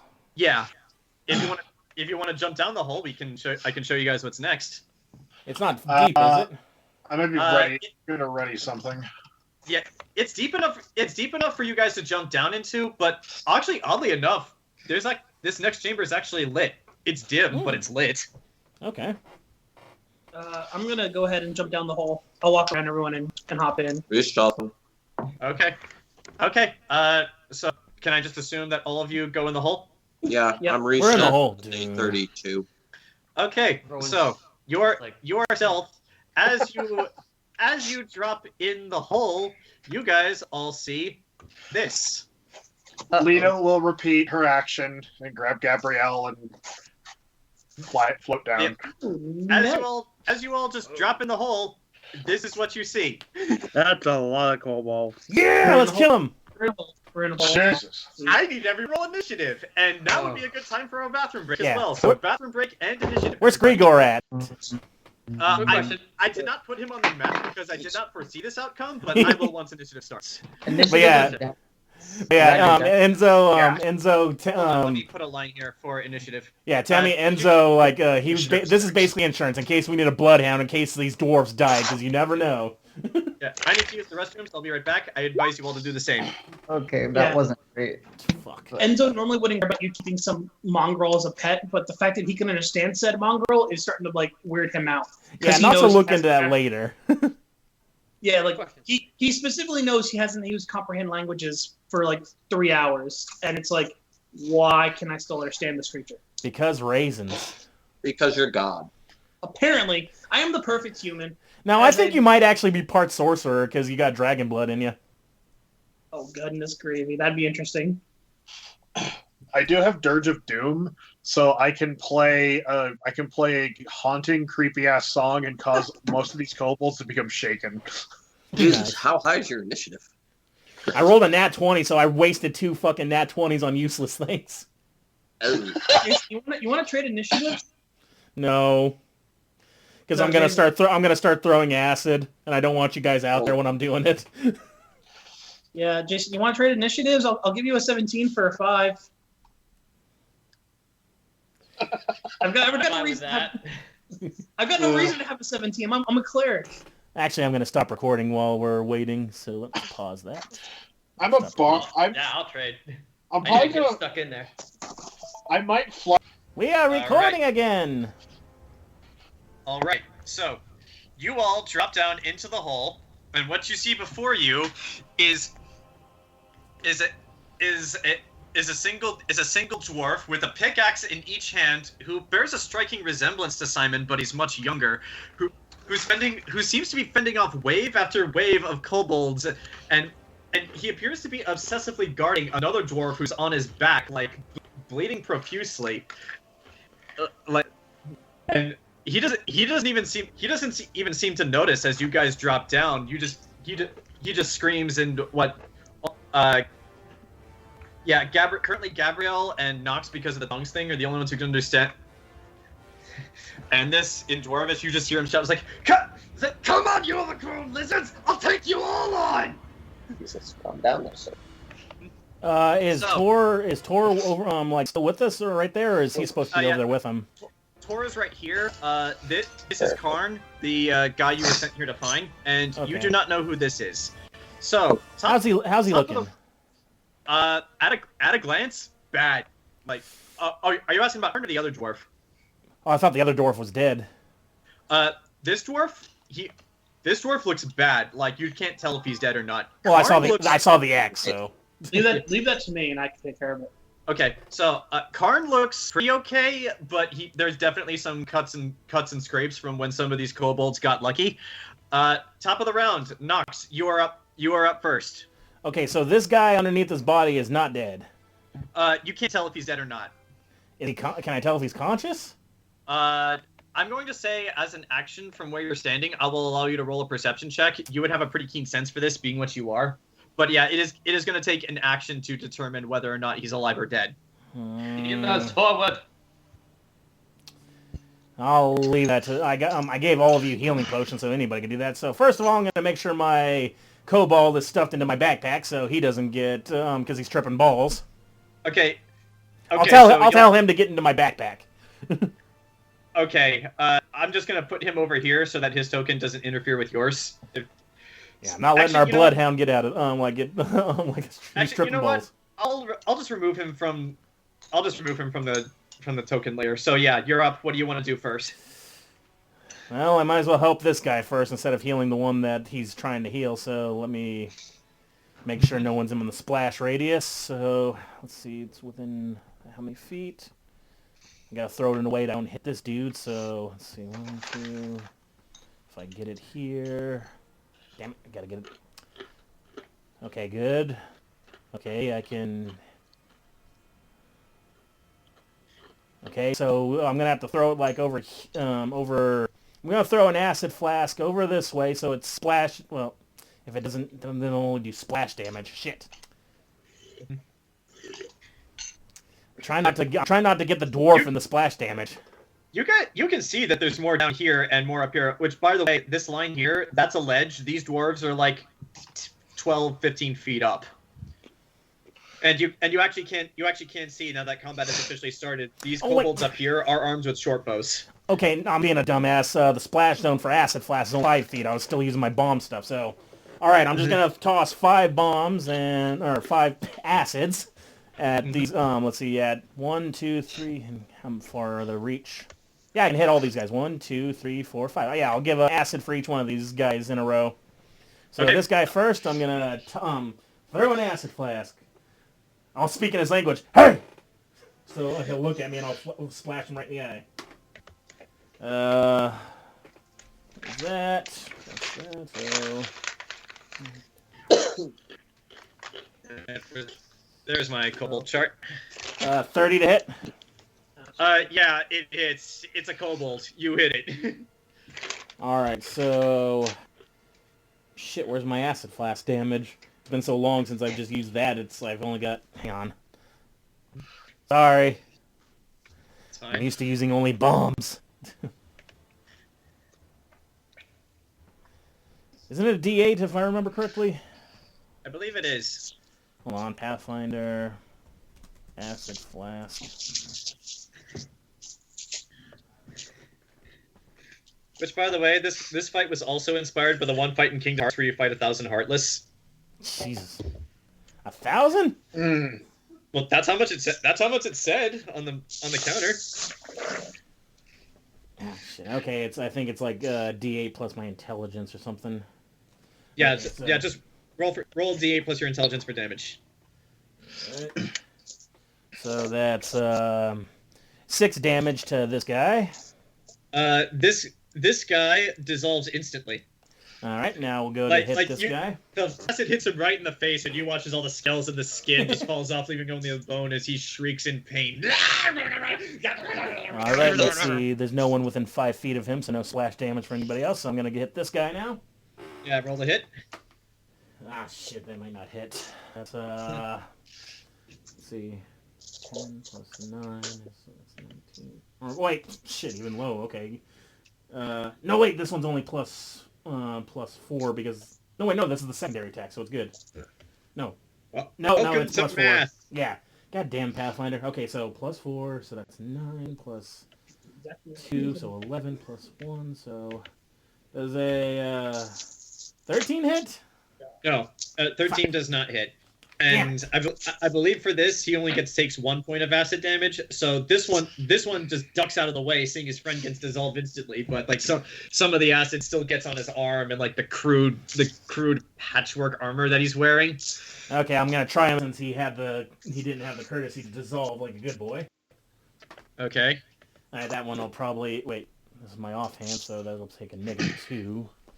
So plus base plus. All right, so damn it, 16. But then you take away 2, so that goes to 14. But then you add the plus 2, the 3, so 17. Yeah, 17 hits. And just for everyone else, by the way, just a reminder, this is a 12 to 15 foot tall ledge. All these dots over here are stalagmites, so if you wish, you could hide behind them. Okay. Mm-hmm. Oh, max damage on that guy, so 8 plus 4. Yeah, he is dissolved. He's dissolved instantly. All right, then I'm gonna get the one that's closest to dude. So, but I'll throw it like he might get a point of damage, but hey, you gotta help him. Okay. So I'm gonna get the one closest to him. So that's 3 bombs so far. Mm-hmm. So take away 2 plus 5, so 15 plus 2, so 17. You above a 15, it hits. Okay, good. All right, so yeah, that one he'll be taking. Karn takes a point of acid damage. Another just a single 10, point. So that's another 12 damage. So I rolled max again. So that one. Yeah, this guy dissolves instantly. So that was 4 bombs. I've got. How many can I throw? Was it 6 I can throw? So. All right. I thought it was 5. Wait, hold on. Fast bombs plus extra attack plus. I think maybe it is only 5. Yeah. Yeah. So one more. Okay. So one more. And okay, this kobold here takes a point of acid damage as well. So 15, does that hit him? Yes, 15 does hit. Roll for damage. All right. 11. 11 damage. Yeah, this guy is also dissolved instantly. Okay, and for my movement, I am going to. Well, shoot, where should I move? I guess I'll move over and block the one dude that's injured just in case. Okay. I'll get behind this. I'll get behind this guy. And he goes, Calvary, backups arrived. He looks at you for a second, questions that you're not a dwarf, but says that you just clearly killed 5 kobolds for him, so he's not going to question it. So that concludes Nox's turn. Anaris, you're up, and Anaris, I will give you this because the way you entered, you are still on the ceiling. Okay. Walk down. She walked like David Bowie, like going into the hole and then going onto the other ceiling.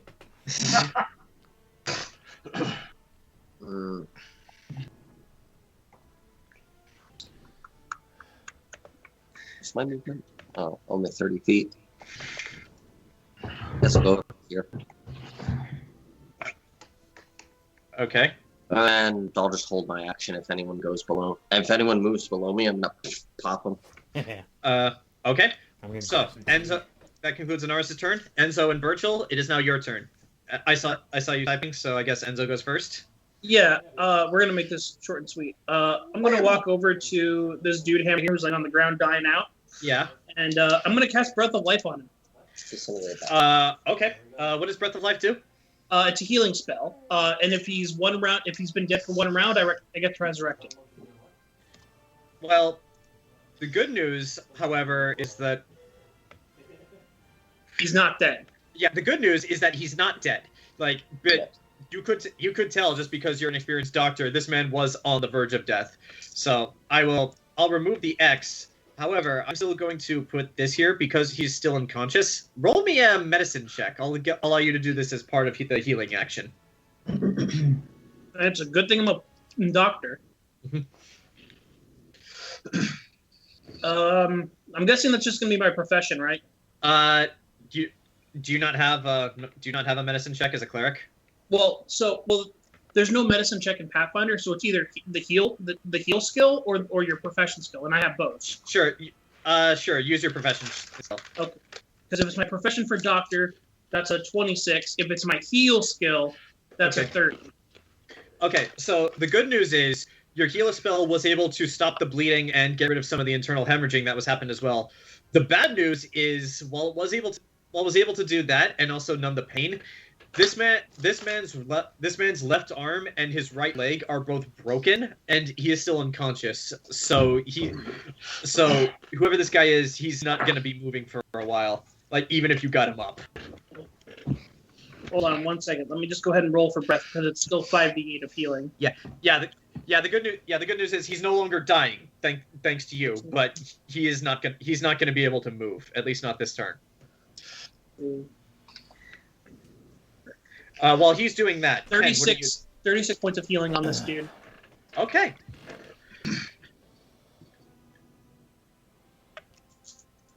Let's see.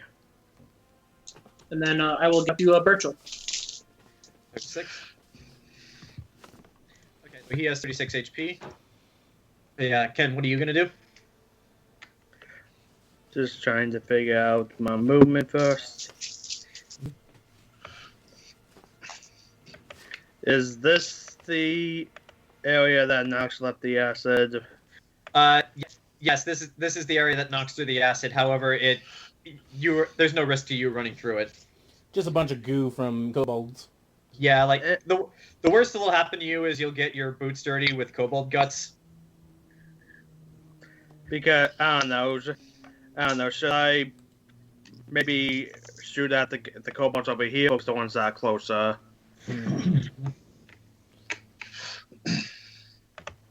Don't know. You're a range fighter, so They're weak. Just take them out. Doesn't matter. Mm-hmm. Yeah. Okay, then let's see. I guess I'll go over here and shoot at these two, the two that or shoot at this one at least first. All right, roll the hit. That's now one. Yeah, your shot goes wide, like completely wide, and they have no way to counterattack you on a natural one for this. So yeah, roll for another one. And you have rapid reload, so you don't need to use your second action to reload. Okay, that's better. 26. Yeah, that definitely hits. 6 damage. That is actually just enough to kill it. So which one were you killing? This one. I can't see which one you're clicking on. I'm clicking on it. This one? This one? The lower one. This one? Okay. Okay, so this one is now dead. So that was your turn. It is now Tor's turn. Having cleared most of the field of the kobolds immediately blocking Karn, he is actually going to get up here right with you, and he is going to stand his guard. So if any kobolds come close, he is going to hack them to pieces. And he's going to yell to Karn. He's like, stay behind me, boy. And yeah, that finishes it. Lita, it is now your turn. All right, need to look up one thing really quick. I'm just checking this one spell I have. Just to make sure. 25 feet plus 5 feet per 2 levels, so that's 55 feet.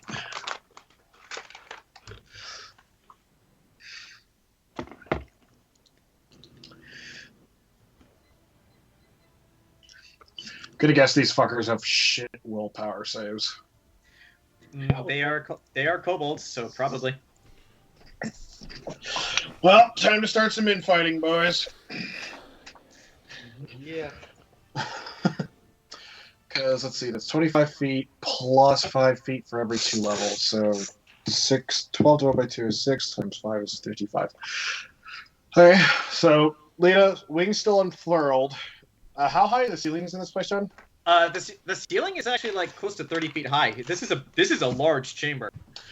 Okay, so Lita is going to, let's see, she's here. Which, by the way, yes, there was a 30-foot drop to get in here. No, I'm not going to let you roll to take fall damage for this because I'm nice. Lita's going to fly up to here. Yeah. Wings unfurled. No weapons drawn as of yet. Okay. And I'm going to point at this kobold here and denounce him. Okay, what does that do? Denounce. You speak out against a single creature with line of sight and turn possible allies against it by drawing upon the power of your voice and conviction. Creatures in the area who can see the denounced creature must make a will saving throw or have their attitude toward the denounced creature worsened by 2 levels. For example, creatures previously indifferent to the subject turn unfriendly. I need to see if the creature has to be able to understand you to be able to do this. If that's the case, then I got something else. No, it does not. So you can do this. Okay, so now it needs to make a willpower save. Yes. That is a natural 4. So for this kobold, much like Gandhi, has been denounced. And you fell. So unfortunately, that was your turn. You can't cast a spell in an action. That's just how the rules work. Right. Well, I have 2 actions. Well, yes, but you cast a spell. So yeah. So the you rule can do is another action though. Yeah, you can do another action, but like the rule is 1 spell or 2 attacks. That's it. Gotcha. Now, well, take out the crossbow next time, and we're gonna start sniping fuckers. Okay. I'll say for your second action, you can use that to draw your crossbow. Yeah, Lita's gonna do crossbow. Okay. Okay, so that is Lita's turn. Gabrielle, you are up. Okay. I have a question about this spell. I'm gonna link it. It says that targets are 1 creature / level, no 2 of which can be more than 30 feet apart. So it says no 2 of which means I can do it to at least 2 people. Does that mean it can affect anyone within my own 30 feet radius? Hold on. Wait, if 1 per level, then that's like potentially up to 12. Yeah. That's good. 1 creature per level. Oh, that's what it. Yeah, 1 creature per level. No. Okay. The way this works is you're a level 12 wizard, so you can affect a total of 12 creatures at once, but each creature can't be more than 30 feet apart. So I think my best bet is going to be. Wait, what are these blue ones up there again doing? These ones appear to have short bows and are going to be sniping at you once it is your turn. Shit. Okay. Well, unfortunately, they are 40 feet apart. But let me see. No, I can. The rule is they have to be no more than 30 feet apart from each other. So right. This one is 10 feet from this one, and if this one gets affected, this one's 10 feet from this one's 10 feet from this. It's basically a chain. It will go down the chain. Oh. In the middle. If you literally drop it in the middle of them, they all get affected. Well, right. Well, okay. I think it would be. For instance, like this one gets affected. It's okay. For instance, like say this one gets affected, it's not going to affect this one or this one because they're more than 30 feet apart. But if you do it on the ledge, you could potentially get all the kobolds on the ledge. Yeah, you could literally kill all of them all at once. No, this isn't gonna kill them. This is just gonna keep them from attacking. It lasts for 1 round. So I don't know. We're not over there yet. Would it be? What do you guys think? Do you think I should disable the snipers for 1 round, or should I disable the ones on the ground for 1 round? It hardly matters. But... Yeah, whichever you want. Okay. I mean, it looks like there's more on the ground. Well, let's see. I would say if you're going to hit anyone, hit the ones on the ground. So that keeps them from moving, essentially. Okay, I will do this then. So I'm gonna cast tactics. it in the middle of this big group over here, like all these guys. Okay, so they need to make a willpower saving throw. It says. Yeah. Let me roll. I roll run d20 and then my spellcasting modifier, right? No, that you just cast a spell. They need to roll a save. Okay. So. Unfortunately, because of their pitiful saves, and I actually know what your spell DC is because I helped you improve your character sheet. It's multiple kobolds, but they're collectively one unit. So yeah, this one, I'm gonna say this one is serene. This one is denounced and serene.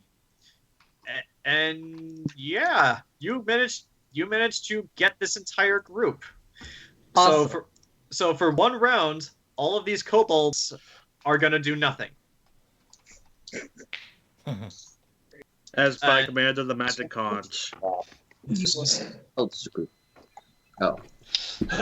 A group? Oh, that's a problem. That's useless. Okay, so do you want to stay where you are, hiding behind that corner, or do you want to move somewhere else? Hold on, let me see. The other spell I'll use next time has a range of 25 feet. How far away is that? Oh, that's quite far. I think I'm gonna scoot over so I'm with everyone else. Okay. Then I think I'll be in range. Well, I'll be closer anyway. Okay. So that is your turn. It is now the swarm's turn. And the swarm is going to look at what's going on and take the first of its 12 attacks. Okay. Oh. I'm fine. Okay.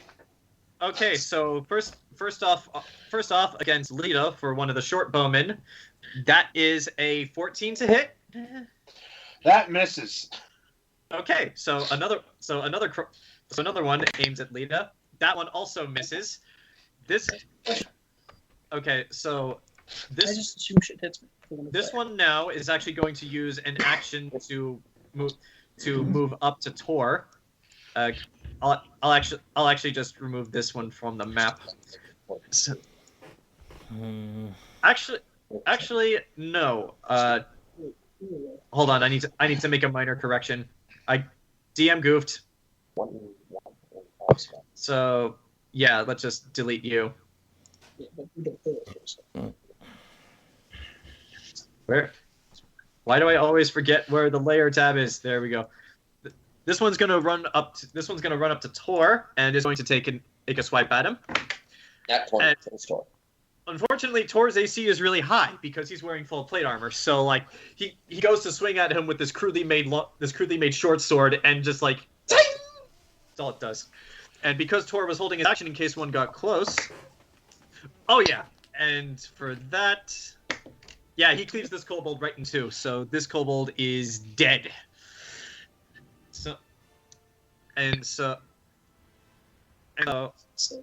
Actually, I need to look at something for Serenity. Their level is very they're CR like 0.25. Yeah. Okay, how long just announced? Oh, okay. So this group over here that you Serenity, Charlie. Yep. You watch as they all just stand there confused, and then all of their heads slowly start to turn towards the one kobold that was denounced. They can't do anything this turn, but they're looking that way. So this one is going to run directly up to you, Nox. Anaris, it will pass directly below you, triggering your action if you want to take it. Yep. So yeah, roll a hit. Boink. Give me a sec. And for the sake of expediency, because I don't think any of us do anything with a D6. Yeah, that's a 16 plus 9 to hit. Yeah, well, not all kobolds are 5. Plus 12. But it'd be safe to assume so it's I deal basically 24 as a base. So yeah, this kobold has been obliterated. I didn't kill him. I just knocked him unconscious. Well, so I get 2 pits. His head suddenly shot down through his colon and out his ass. But he's still alive. And but not happy. Somehow. Some might say it's a But is that worse really existence. living? And actually, why didn't I because just you drop down, this one does not need to dash to get to you, so it is going to run up to you and attack. Good luck hitting the rogue. Yeah, good luck. That I got is a 28 that's a 15. So like you see it coming, you just duck under the way. Like I got this a thing's 20. I'm fucking. This thing's about as tall as you, and yeah. So the two more of the crossbow omen are actually going to one's going to shoot at Burchill with a 12 to hit, which I don't imagine does. No. And another one. Maybe if you swap the leathers, it would. But but yeah, like the other one's gonna shoot for Tor, which it doesn't, and Tor. lastly, because some of them had to take 2 actions. Yes. This one is going to run right up to Tor and try to attack it, using an action to dash. That one actually does hit. Let's roll for damage. That's 2 damage. But Tor just shrugs that off. And now that their turn has ended,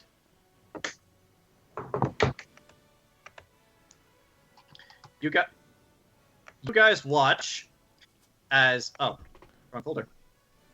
Uh-oh, surprise stuff. You guys watch as from this area, 3 more come out. Oh no. And from this area, 2 more come out. Eh, I And got a cave troll. like beating up. there's one more back here. So yes, more kobolds are coming.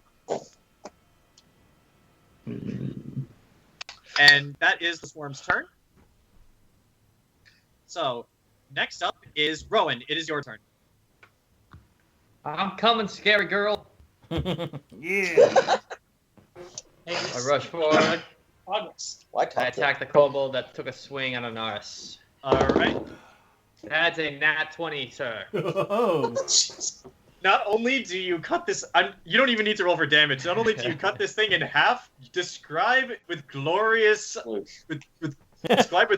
detail how you kill this kobold, because this might affect the ones surrounding it. Rowan comes out of the darkness, swings his sword, cuts it in half, and as he's kind of like, following with the physics of it, he spins, grabs the upper half of the body before it hits the ground, throws it to his comrades. Fatality. I'm guessing it's these comrades over here. Yes, sir. Roll Whip a his hair until it is done. roll a dexterity check for me just to see how far you can throw it.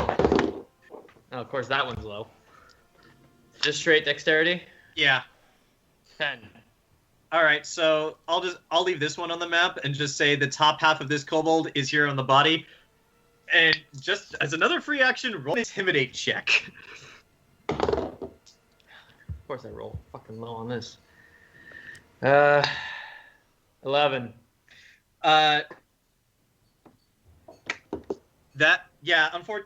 Unfortunately, these guys die all the time. So seeing another one of their comrades just brutally cut in half isn't going to do much to them. And you actually hear as they shut out. It's like, take out the big warrior, the one with the big knife. And you actually understand that. So, to you, Rowan, it just sounds like. Well, you got their attention, Rowan. That still looked pretty good. Cool, though. Rowan, careful. They're going to gang up on you. Yep. Rowan, you still have some movement. Actually, no, you had to move your 30 feet to get there. Never mind. Yeah, you can't attack another target because the one you attacked is dead. So, top of the round. Nox, it is now your turn. They're all talking about ganging up, and I'm like, the hell they are! Where the fun begins. Brazzers. They ain't touching my boy. So I'm gonna... Rowan on a couch with 5 kobolds behind him. Yeah, pretty much. You're not wrong. God, I'm kind of sitting like her. Okay. Goddamn. All right, I can hit all of them. Their AC is 15. If you roll above a 15, you hit, and if you roll above a 5, we'll just say you kill it to speed this process up. I was thinking of giving the archers some leprosy so that they wouldn't be able to hit us as well, but I have to protect Rowan. He's the only one that needs to live in this campaign. I mean, I'm more worried about. I appreciate it. I'm more worried about the ranged guys. They're kobolds. Well, it's Nox's turn. They are kobolds, but Have 6 combat tokens. it is a swarm of kobolds, and you guys don't know how many could appear each turn. Yeah. But I appreciate it if you do it. I'm just saying. You know what? I can melt 4 of them, and then I can use my a plague bomb up on the top level for them if I'm in range. And that way, that has spread effect. So let's see, can I reach those guys? Yeah, I can reach them. Okay, so and that has a spread of some odd range. Yeah, I can hit them all, I think. You might need to get a little closer to get the ones up here because this is like a 15-foot high ledge. But you could probably, if you move closer, you could probably still get them. So yeah, get these, Okay. then move, then get them. All right, I'll get like maybe here then. I think I can only move. I think I can only move 2 more squares. I was in front of this guy, so hold on. Can I even get there? Oh yeah, I got more movement. Okay. A little closer, you said? Yeah, just a little bit closer. How about right there? Yeah, that's perfect. Okay. And these guys are all dazed and confused, but I'm making myself a target. All right, so first one round. Yeah, I'm gonna. First, I'm gonna use the big roll to make sure all these guys have not leprosy. Which one was it? Acid? One of them takes down dexterity if it spreads. It's not, leprosy does not take down dexterity. It takes down charisma. Why is that? Which one was dexterity? Because it melts your face. Okay, I'm gonna give. All right, I'm gonna give a plague bomb up to the archers, and I'm gonna give them filth fever. They'll need to make a fortitude DC of 20. So I'm gonna throw it so that it spreads in. They just barely failed, so yeah, you get it. Whew. Okay, so yeah, I'll throw it in like the midst of them where I can get all of them in a range. So yeah, that'll hit all of them. So yeah, they will now. All right, so don't have to roll though to get there first or no? Roll to see if you actually hit there, or if you just hit the wall. Okay, so 21 plus 5, so it's 26, then plus 28, so 29. Yeah, you can hit in this region. Okay, all of these guys now, all these archers, they now have their dex score goes down by, what is it? To do a 1d3 dex. I don't have a d3. Just use a d4, and if it rolls on a 4, re-roll. Okay.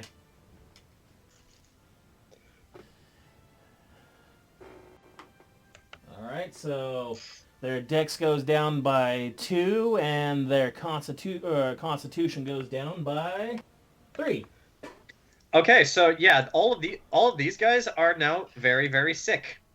Which that was a potent bomb because normally kobolds don't get sick. It says so in their bestiary area entry. They now have the filth fever. So for my remaining 4 bombs, I'm gonna melt these dudes so they don't gang up on Rowan. I'm gonna go for this dude first. Okay, hold on. Let me finish marking the archers.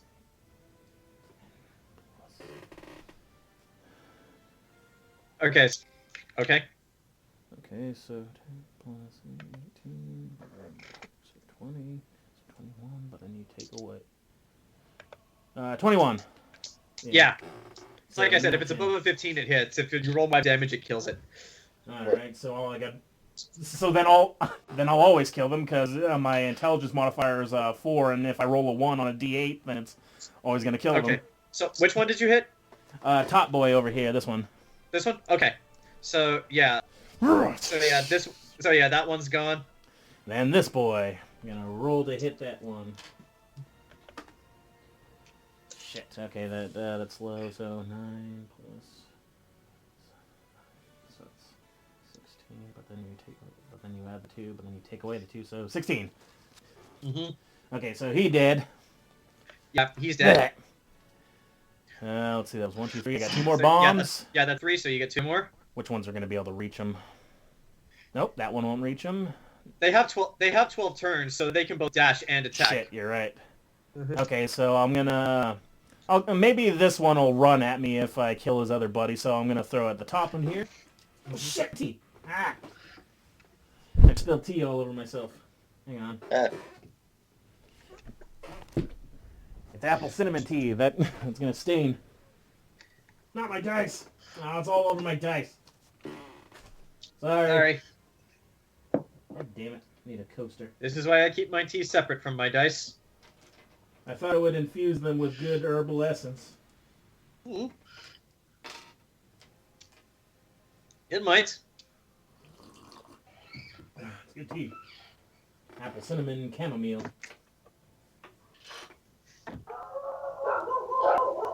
Oh god, the kobolds are barking. No, what's actually happening is that some of these underground creatures are ganging up behind the kobolds and eating them. But they're not friendly to you, so...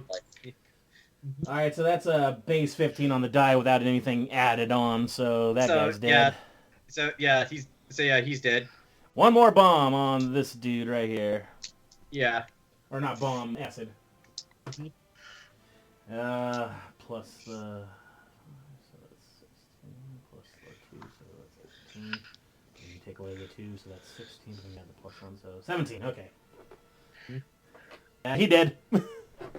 Yeah, so... Okay, so this is the ones that we're talking about ganging up. He's the only one left, and I gave the archer's filth fever. All right, so whatever token that is, I don't even know. Yeah. Okay, so that's Nox's turn. Anaris. Okay, so I guess I'll move up to this one. All right. Punch him in the face, or All right. I guess I'll do this so I'm flanking him. Yeah, roll the hit. Is it advantage or just regular? You get a bonus. I know what the bonus is, so I'll say. Okay, so that's You're probably going to hit. Their AC is 15. You never know. I missed on one. That's a 22 for the first attack. All right. How much damage do you do? Nothing attack, so it'll just be regular. I don't know if the D4 adds anything to it. It adds your dex. Oh, so then that would be 9 damage. Yeah, Yem just falls unconscious, and like as you run up and hit it in the back of the head, Tor looks at you and just like, that was mine. He's not dead. Oh. He's not dead. He's unconscious. Well, it looks like they no longer exist. I just don't want to. God, he just disappeared into ether. I just don't want to pile them. No one person should have all this power. It's like that scene in one of the Team Fortress videos where Heavy just hits the guy in the head and he just goes into the dirt. All right, so Enzo and Burchill, it is now your turn. Burchill, if you want to go ahead and go first, I gotta kind of think about what I want to do here. I'm letting you go first, mostly because the dogs are barking, but... Don't worry, we got barking dogs here, too. Okay, yay. Hey, Damien, bark real quick so I can join the team. Bark, bark, bark. Damien? He's in the bathroom. I'll go over here and start... I'll try to go easy pickings for these guys. All right, so... The other one. So I'll shoot at the one closest to me first. Okay.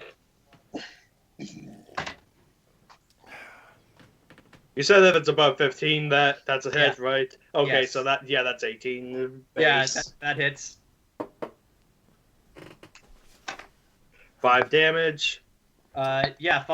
Shit. Each of them have 5 health, so they're dead. This one's dead.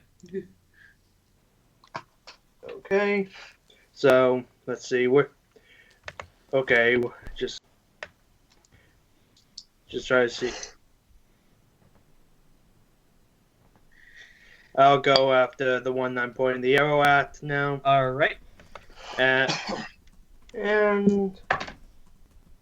that's a 20 to hit. Oh, yeah. Nat 20. Oh, yeah. Get him! And that's 8 damage. Oh, yeah, so this one is dead. And that is... Oh, do you still have some... I moved to get within 30 feet of them. So, because, point blank shot advantage. Oh, okay. Okay, so Enzo, what are you going to do? So I'm going to... The fact that the fight is pretty much all but over. Mm-hmm. I'm going to walk up to about here. Mm-hmm. Yeah, and I'm like, those in the back seem to feel like they're going to be in your shade. So I decide to look over at these guys over here. And You can only barely see them, but I'll allow it. They're within 60 feet, right? Yeah, they are. And their dexterity just went down. I can see them with my mask on them. I see them in the distance, so I'm going to go ahead and cast Screaming Flame. All right, what does that do? It summons a flame that just perpetually screams. A sheer wall of flame appears and rushes away from you. Tendrils of fire reach out of it, shaped into skulls screaming in agony. When the wall passes through a creature's space, that creature must succeed a reflex save or take 1d8 points of fire damage for every 2 caster levels you have. Each creature taking damage must also make a will save or take 1d3 points of wisdom damage. Deaf creatures receive +4 circumstance bonus to listeners. Okay, how wide is this? It's a 15 foot long, 10 foot high that moves 15 feet in a straight line. Okay. Okay, so let me do some math here. 15 feet. So 15 And feet. I have I can start it. I have a full range of 55 feet. So Okay. I can basically wherever in that 55 feet. Okay, so 15 feet, you can get 15. Yeah, that's 20 feet. So 15 feet is like this. So like if it's going this way, you can get these 4. So I was thinking if I wait, which 4?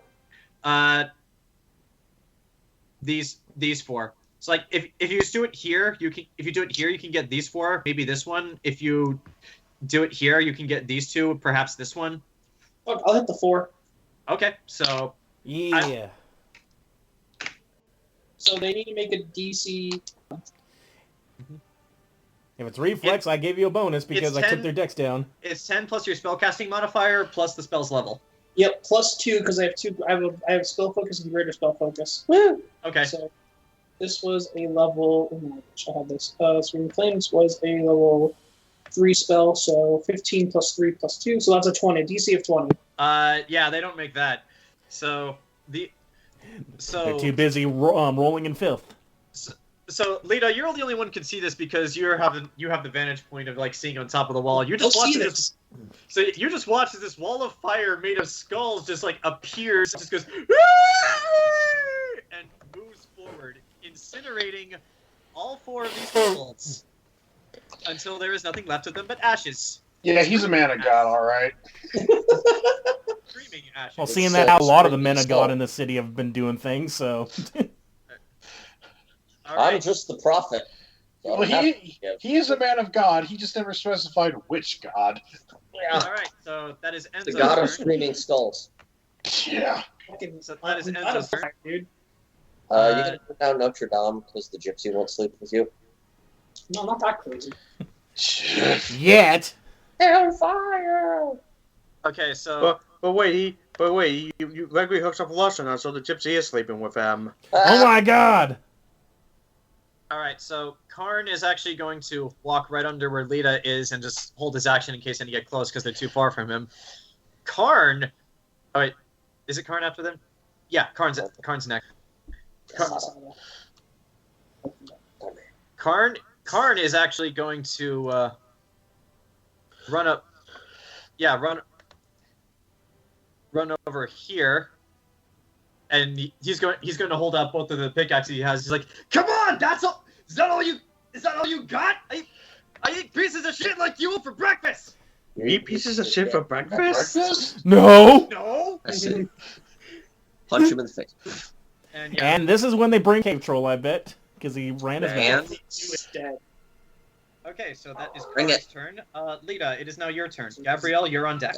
There's no threat. They'd have to bring in like several dragons. My turn? Actually, It's All right. Lita's turn. You're Yeah, after there's- Lita. Okay. Well, set 8 of us. crossbow's out and ready. I'm going to make a couple... Well, these guys took pot shots at me, so my crossbow range is 80 feet. Yeah. So I'm going to go after Kobolds, the bow number 1. Who is All right, currently only hit. sick. Yeah, who's currently sick. All right, first attack, so it's a +9, Monster. I think. Oh, wait.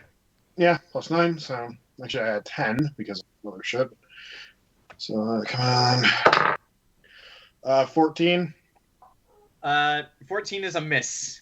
Their AC is 15. You can shoot again if you want. Yeah, I'm going to. Right, and because the second attack is only a +5. Wait, do you are have they- rapid reload? Oh. I don't know. If you don't Oh, know that, shit. if you don't know, then it's most likely no. So you have to spend your second action to Damn it. reload. Sorry. Well, actually...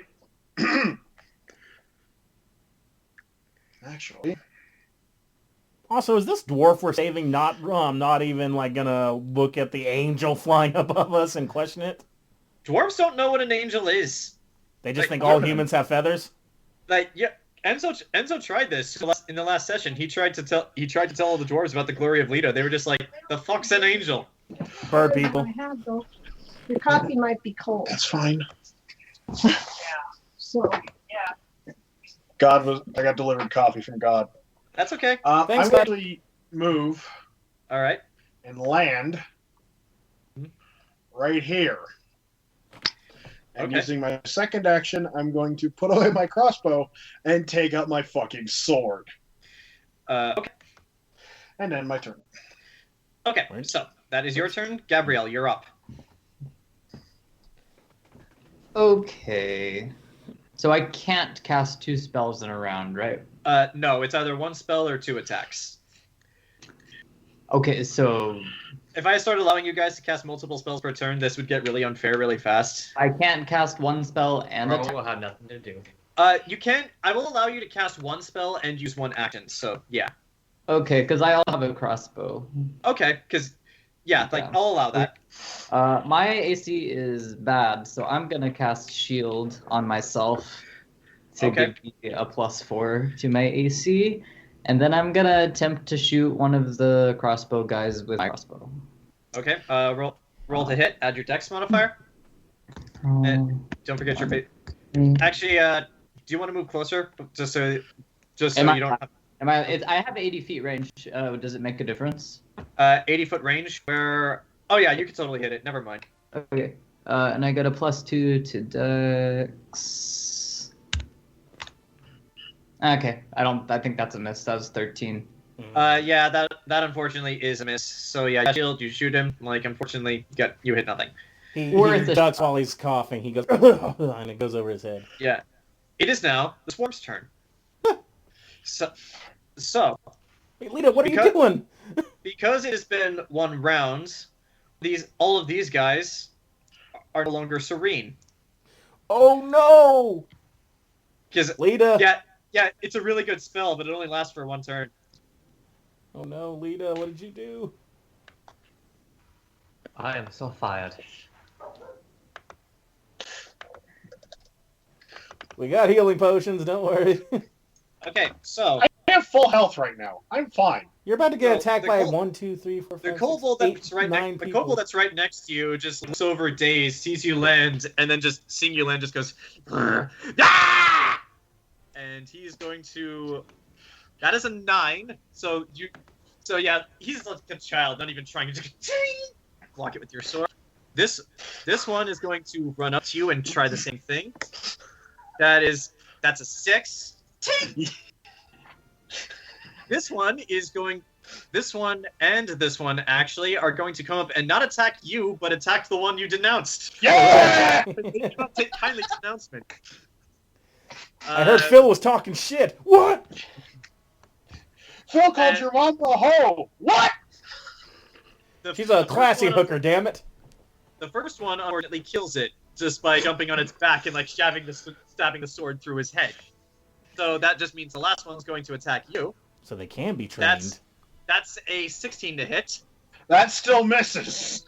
Okay, so like just knowing the brief sword training you've gotten from your friends, you're just like, like let's also, see. like, I mean, please surround it next time because she just killed it by flapping her wings and spinning. Yes! I can pull a Michael from I can pull a Gabrielle from Lita. Yes! So these three, all three of these kobolds, because they were hit by you, Nox, they not taking kindly to this. This first one is going to shoot you. Bring it with your dumb -2 dexterity. That's a 7. Nope. These next two are going to pull something else out of their bags and throw them at you. Oh god, they got bombs. That's a natural 19 to hit, which for total is 21. Miss. Really? My AC is 23. Okay, so like you like see them like throw a crude bottle of something at you. You just duck to the side, and right next to you, let's see, freehand. Right next to you is now on fire. It's only a little on fire. I'm like, you take 1 point of splash damage because. Okay. You dare use my own spells against me, Potter? And that is a natural 20. Well, that's gonna hit. Yeah, that hits. So you just hold up your cloak, but it's still hit. You take two 2 points of fire damage. Okay, and I gotta make a reflex saving throw to not get caught on fire. Yeah. Make Wait, a only reflex saving 2? throw. Yeah. This is a D6. This is just basic alchemist fire, not like you. These are kobolds. Kobold alchemists are not as good as human alchemists. Now let me make a reflex saving throw to see if I'm on fire or not. Oh, fuck me. What is it? That's a base 2, so my reflex is... Yeah, you are Hold on, fire. wait, hold on. My 10 in total? That's still not enough. You are on fire.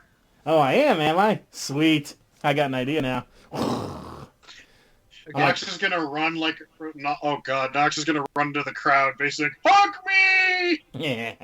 Okay, this one is going to move up here, and it is going to pull something off of its belt and throw it at you. That is a base 15 with its dexterity bonus. That is a 16, Burchill? Nope. Okay, so Burchill, you watch as this thing pulls at you feel something wrap around your leg. One of them, it's Ebola. Oh no, they are using their own spells. And this kobold is going to dash and run up to Rowan for. But wait, since I missed, like, what? Do I just shake it off, or what? Wait a Yeah, minute. it wraps around one of your legs, and you can just kick it off. Wait, John, go ahead.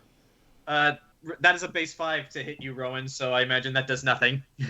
It does hit. No, I'm kidding. Yeah, it misses. Okay. Hey, And John, fire with an I might not 18 be on fire. I forgot to add the other stuff like ability, miscellaneous, and my enhanced stuff. So it was actually okay. So so you're it was not actually on fire. It was actually 18. Okay, so you're not. Yeah, on sorry, fire.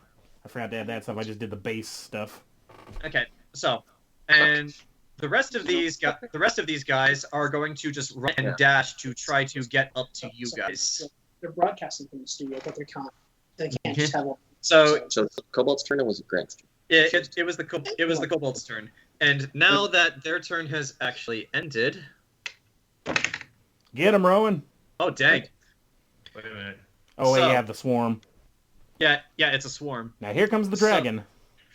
So Please. you guys watch as from this hat, 3 more of them come out, not armed with swords or bows, but with large spiked tower shields. Oh boy. Oh. That's threatening. Here comes the lizard man among kobolds. Oh no. Get And me closer. I'm gonna need you to. Who's next to me? 2 more kobolds Looks come like- this. I need you to toss me. I can't make the gap. It's 2 more kobolds Two also come out with tower shields. Okay. And let's see. Got 1, 2, We need to like 3, give Anaris something so she goes into a berserker rage. 5. And when we like open our eyes, she's going to be 7. sitting on a pile of bodies. I mean, if I make them blind, maybe I can 8. make her get the stuff all the time. 9, 10, Okay. 11, I think we should just leave. 12. There's nowhere Yeah. to leave. We got this guy back here. Okay, I got can't the move. guy. We could technically just fuck off. Yeah, we leave. Okay, so But think of the experience points. okay, Okay. so They're kobolds. They're worth like 2 each. Yeah, they are not Yeah. actually not even this amount's worth it. so yes, No one's that ends the injured. swarm's turn. Rowan, it is now your turn. Well, first off, I'm gonna, chop this kobold in half with a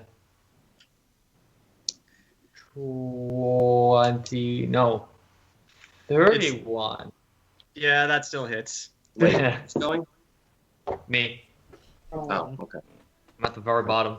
Not all right. What's the hell lowest I can roll? 5. Roll this damage. Okay, I roll the lowest damage I can roll is a 6.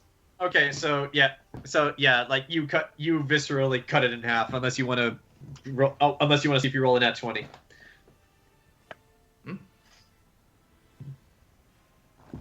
Oh, I was just gonna say you kill it, but if you want to see if you can roll a nat 20 to make it glorious and do another intimidate thing, you can. Okay. No, because whatever. That's what's it? To intimidate. I rolled a 2, so it's just a 9. Wait, did you roll a natural 20 to hit it? Oh, I rolled a 31 to hit it. Oh, then never mind. Then never mind. Like, forget that roll. But yeah, this kobold is dead. You still have your movement. Are we running away or not? We Yeah, gotta we're gonna pick up run we gotta after pick up this. the injured dude. We're gonna run away. It's a 30-foot climb out of here with an unconscious dwarf. I mean, I'm fine. You got Well, I need to know because otherwise I'm running towards the new guys over here. I can fly a couple of you out, So and can I I. know Nox can. Wait, I Alright, could that's fine. wait. I have a jump potion in my inventory. I could use that. Ah. Well, you still have to carry out a dwarf with a broken arm and leg. Yeah. I mean, My look, problem. life. I'm surprised I can't heal that. You Rowan. can. It's just in the middle of a fight with a bunch of kobolds surrounding you. That would be a little. Yeah, this is little just hard. like it took care of its base Don't. injury, so This it's isn't dead. even a fight. Don't even assume that this is a fight. This is Well- this is annoyance, if This is anything. an extermination. Well, you quote, still have quote- to heal him while kobolds are constantly trying to poke at you. To quote the Padishah Emperor Shaddam IV, this is a genocide, the extermination of all life on Arrakis. Yeah. None of us feel any pressure of this fight. This is. They've now made this interesting by showing up in numbers. Yeah. They keep Rowan- showing up. That's the confusing thing. With a free talk action, Rowan says, "Oh, we run or fight." Both. Run or shoot. Both. What I shoot? Find him sphere just kind of feels like a waste of time with how easy they're going down. They're gonna try and wear us out. Strength in numbers. It's a war attrition. Let's just leave while burning as many as we can. With that, then Rowan will run and pick up this injured dwarf fellow. Okay. Unfortunately, you are. Actually, you know what? Because I'm nice, I'll allow you to roll a strength check to see you pick up the injured dwarf. And Nice. I roll low. No, that's a. Well, might not be enough. Strength. That's a 15. You can get him up, but like because he's stockier and a bit heavier than you expected, like most of it's all muscle. You might need someone to help you, especially if you want to move at a normal pace. Mm. Like you could move him now, but it's going to be half your movement. Mm. Might as well get started. Once we get them up in the hole, Nox and I can basically just like lob explosives down. Good thing, because I only got one acid flask, and I'm about to switch to frost bombs. Getting back across the ledge. Mm-hmm. Here, we're getting. There's no point to this fight. Yeah. Well, I guess Lita's kind of fucked. She's fine. She can fly. Just go fly and take the 4 attacks of opportunity. None of them will hit. I can just fly straight up. All right, Rowan, Yeah. okay? Rowan, you were already there, Do I have so more? yeah. Actually, how many feet of movement do you have? Let me check. So you were here before, so you rolled 10 feet to get there. Actually, no, 10 feet more. yeah, like next turn. Sorry. Okay. Okay, so top of the round, Nox. It is now your turn. You are currently engaged with a single kobold. Okay, let's see. Lita surrounded. Fucking walk away. I'm fine. Don't worry about me. Alright, I think I know what I'm going to do. First of all, I'm going to, let's see, because now I'm using Frost Bomb, because I've only got one acid flask left. Let's see. Yeah, I can hit in the middle of them. Alright, first of all, I'm going to throw in the midst of this group a Frost Bomb, and that is going to be able to, I think, hit all of them with splash damage, which, with my I forgot splash... to do something. What? Okay, Grant, you just over your shoulder, you look at Srigor in the back. It does look like he's starting to sober up a little bit, and noticing his pack surrounding you guys. Just want you to keep that in mind. That thing lasts for like 3 days. Well, I know, but like I rolled to see how coherent he was, but he is starting to get a little bit more coherent. I just assumed that would help us get away from the kobolds. I just thought I still have the beat of loud noises. Yeah. Oh, yeah. But anyway, I'm going to throw my Frost Bomb right here, which will, if I, with even just splash damage, it's going to kill them all, because that adds my intelligence plus 1 will be 5 damage to this group here, in all that radius. So I'm going to go... You're getting the tower shield guys. Plus, which one are the tower shield ones? The orange ones are the tower shield guys. Mostly I was going to go easy. behind them, so... Their AC is +4 because of the tower shield. Okay, yeah, I'm going behind them in this area, so I get this whole group. Okay, so yeah, roll. Okay, yeah, you can make that. I don't need to check it. Yeah, that's a base 19 on the dice, so I'm pressing that. And because it's explosive damage, and that spreads out, so where's my d6s? 60, well, it's ice damage, but still, it counts as a bomb. I need my 66.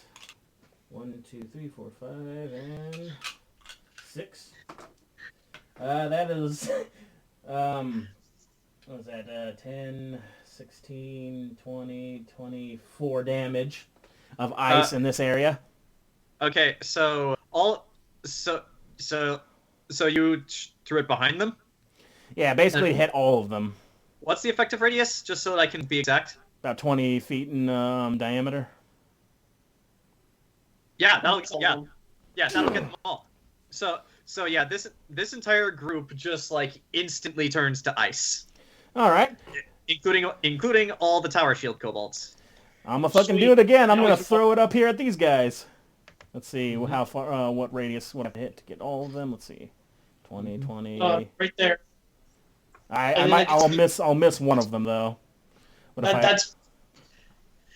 I'm gonna toss it right here. Yeah, I'll toss it up there. Ice, baby. Natural 20. Yeah, they're dead. Yeah, except for this dude. Except for this guy, he's out of the range.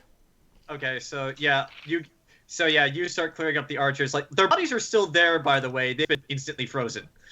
Yeah, so, this is a. So yeah, like you could run up and like bash them to pieces if you want. All right, now for the group up here. How do I scroll over? Wait, can I even reach them? Yeah, I can reach them. Right here. So how much radius is that? Yeah, fuck these guys. I'm gonna roll. Please don't be a 1. It's another 19 on the die. So even with taking away that plus that, yeah, that's hitting. So do I gotta roll the 6s again. John, at this point, when we fight kobolds, can we just say if we hit, we kill them? Yeah, sure. Yeah, because I mean, It's like zombicide. That's kind of how I've been doing this because you are right. This is a war of attrition. They are trying to overwhelm. I me. mean, it's a 34. It's possible to roll a 1 though. So yeah, There that's a 34 in the midst of them. Okay, so yeah, like you get all of these ones. Okay, so I don't want to throw a bomb near Lita unless I. I just noticed something I completely forgot about that I realized I should have been doing since I got these. I forgot that my boots can create caltrops. Oh, that would have been good. All right, shit. Lita surround. Maybe if I can get, I gotta be able to throw in order to not hit Lita. So if I can get them right on the edge. But can I hit here? I gotta ping that spot. Let me see if I can hit here. Yeah, that's within 60 feet. If I hit here, I can get... let's see.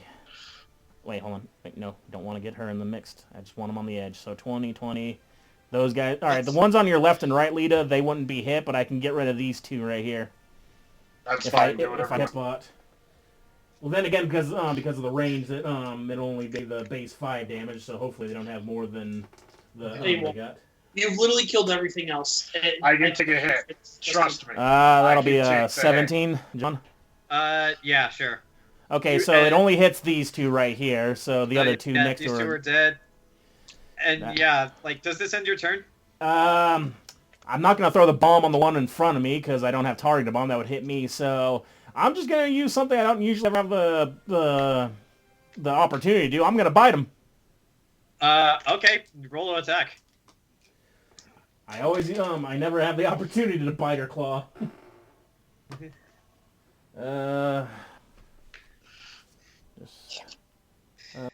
18. Yeah, what's the damage for the bite? It'll be 1d6. I don't think it adds anything. This might not kill it, depending on how low you roll. 5? Yeah, it does. Like I bite right into its neck and and spit it out.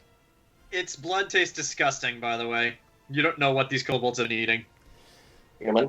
I will eat the kobolds to flex on the dwarves. So And is with that my movement, I that's guess your I'm gonna go help. I haven't moved, so I'm gonna. How can I get to Rowan to help? Nope, I can't. I can only just get up there. Yeah, So I guess I'll. it'd be a start. Yeah, I'll go. I'll move over here to start. In case Rowan and help him. Okay. And I've disappeared under a kobold. Whoops. I'll take care of that. There you go. There we go. Yeah, that's my turn. I Okay, guess we're so- running and gunning. Anaris, it is now your turn. That's turn. Oh, look, and I'm done. 10 seconds. Next turn. Okay. Oh, that's it? Okay. That's Uh, it. I don't do anything else. Yeah, Enzo and Burchill, it is now your turn. I don't have 5 attacks. I hit once or I run away. You can go if you want. If not, I got a little something. Yeah, I specifically took those features. It's rapid shot and extra bombs. Yeah, the only reason Grant can do that is because he took feats that allow it. And they have a lot of complicated fucking math with them.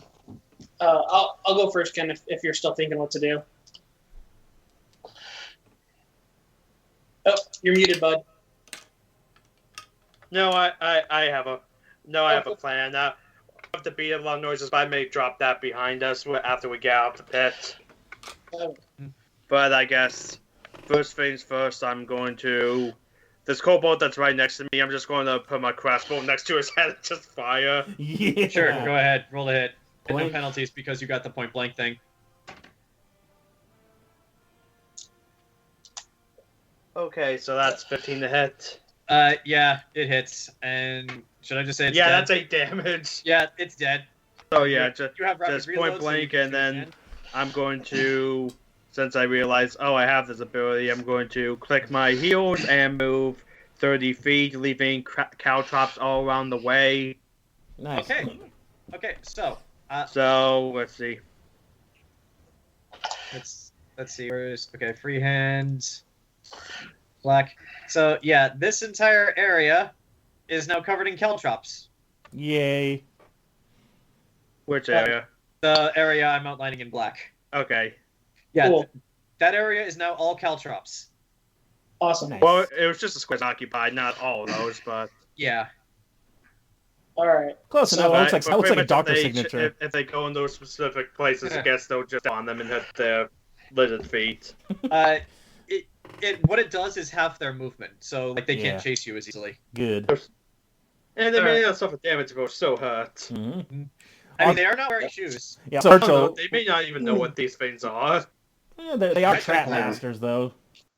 All right. So But yeah, Burchill, like, you left behind a doctor's note when you ran.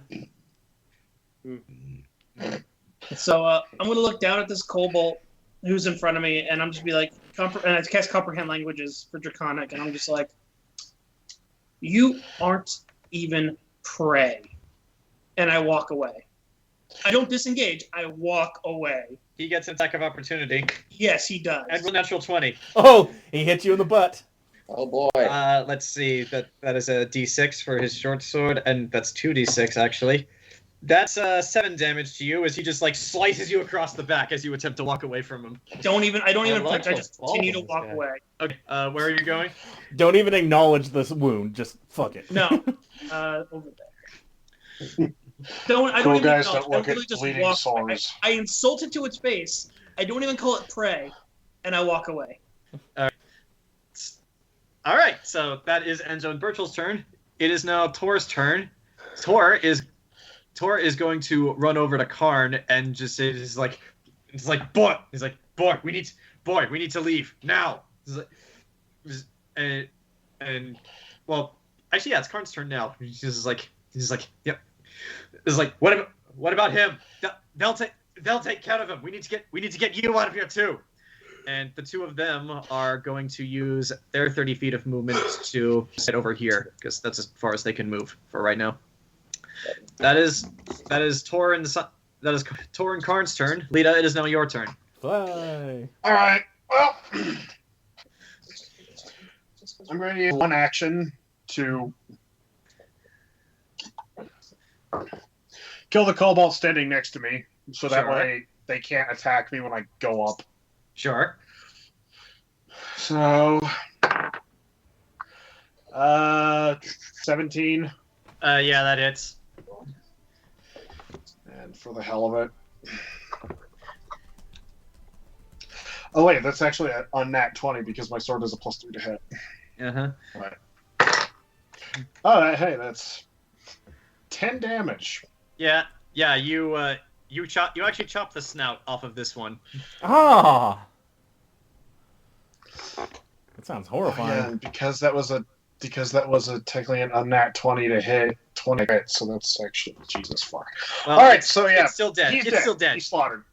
And then Lita's going to fly up into the air and talking as a free act, basically say, "Fuck this, we're out." Mm-hmm. All right. So that is Lita's turn. Gabrielle, it is now your turn. Where's Gabrielle? I didn't see her. Oh, there you are. Yeah. I'm over there. Gabrielle's a wizard, so she's staying in the back. Yep. Let me see. I don't know if it's worth using like a powerful spell. Yeah, you know what? Just in case there's more of them, because there might be. You can hold a spell, like you can hold an action and say spell. I think I'll just use it now. So if I think I'll cast Dominate Person and on one of the remaining creatures and compel it. You would need actually. Does Dominate Person work on a kobold? They're humanoids, so Yeah, It they're said humanoids. humanoid. I assumed they were humanoid. They're also in the link. Let me look. yeah, probably wouldn't work on say a natural dragon, but kobolds are humanoids, I think. You can go action of any humanoid creature. So let me look at kobolds real quick. I don't think they're pest or beasts. They are considered humanoids, so yeah, There it you go, does yeah. work. Yeah, it does work. Sweet. I'm going to compel it to attack the others around it. And once it has attacked all the others in this room, I want it to go looking for others to attack. Okay, so it needs to roll a willpower save against your DC. That is a natural 2. So what am I needing? I guess the one closest to me is fine. That one. Okay, so this one has now been dominated. Actually, no. I'm going to use the he heart. just cut Enzo, and then all of a sudden it becomes, wait a minute, I'm right there, prey. All right, so that's your action to cast a spell. You still have your movement. I don't think I need to do anything else. Well, everyone's retreating, and the hole is over here. Everyone's So. okay. I will retreat. I guess we'll move over here. Okay, so it is now the swarm's turn. First and foremost, Ken asketh, and ye shall receiveth. You watch as a bigger kobold comes out from. I was joking. Swobolds! Comes out from one of the areas. This one's like 5 foot tall as opposed to the others, and appears to be covered in like all sorts of bones that you guys can't identify. It's wearing like bone armor, these bone like arm guards it's wearing. And So in one hand, it's carrying a crude buckler shield, and in the other, it's carrying what looks like a mace made of bone that has etchings in. I want to fight I'm him. a giant kobold that makes all of the rules. And now I need to. Wait, Okay. your leaders are just the tallest? I need to check something to see if it can do this. This thing looks a lot bigger than 5 foot. If it's bigger than ours, its token's bigger than ours. Yep. Are we sure this isn't just a lizard man pretending to be a kobold? Or a very short crocodile Day man. 35. Day 35. The others have still not suspected me. I figure by day 60 I will be God. It is actually going to look up towards you, Lita, and it is going to cast fear. Cast? What? Yes, it is casting a spell. I need you to roll a. I need to look at the particulars of the spell. Hold on, I might have Cause fear. This is a willpower saving throw. Hold on, I might have resistance to this. And as it is doing this, these other kobolds can't do much, so they're just going to run up here and try to attack. Okay, one hits Karn, the other does not hit. The other does not hit Tor for 6 damage. This one is going to run up here and try to shoot at you, Nux. Which misses. And now... Hey, as a reaction, Counter spell. I'm going to counter the spell with the spell magic. Okay, so yeah. 24. Well, you don't need to counter the spell if you don't want to, Temme, because Zach resisted. And so, No, yeah, I'm making a point. I'm walking away, snapping my fingers, and all magic is done. Okay. Oh. You guys are now dealing with the giant kobold who makes all of the rules as more of them start pouring in. God damn it. From everywhere. And okay. All right. Okay, so that is the swarm's turn. My little dude, does my little dude attack any of his friends yet? Yeah. Actually, no. So he is actually going to run up and try to attack the one that's attacking Karn. Just Hey. Good boy. Unfortunately, he rolled a natural 1 to hit because the kobolds are incompetent. So yeah. So yeah, you guys are now staring down the giant kobold, and more have entered. And allow me to mark what they are. Just give me a second. And top of the round, Nox, it is now your turn. Okay. Actually, no, it's Rowan. It's your Rowan. turn. I'm sorry. Yeah, sorry. I am terribly sorry, Jayson. Back to the hole. We're booking it. Mm-hmm. Yeah. All right. I'm moving at half speed, right? Because I'm carrying this guy. Yes. Yeah. No one else said that they were going to help you carry him. So I couldn't get to him in time. So yeah, like you are moving half speed. All right. Catch up, Nox, and help me out. Yeah. Come on, little guy. Lita, do you have rope or Come on, no? little guy. Do I have... Wait. This wasn't as interesting. She just out your back. Because I was gonna, if you didn't, I was gonna fly up through the hole and put a rope down. Yeah, I don't have rope. Shit, okay, I still got some after using it on the kobold. And when you think about it, it's this. Oh yeah, I give you my daughter's hand. Don't tell her. Whoa, what? Did anybody else just get a sense of deja vu right now? Why? I swear I heard Mike whispering that same exact story while I was looking at this screen before. Not sure. But yes. Weird. So Rowan, where are you dragging this guy? Because you can move feet. Trying to grab him blah blah blah. Excuse me. Trying to bring him up to the hole. Okay. 15 feet. You guys can get about there. Yeah.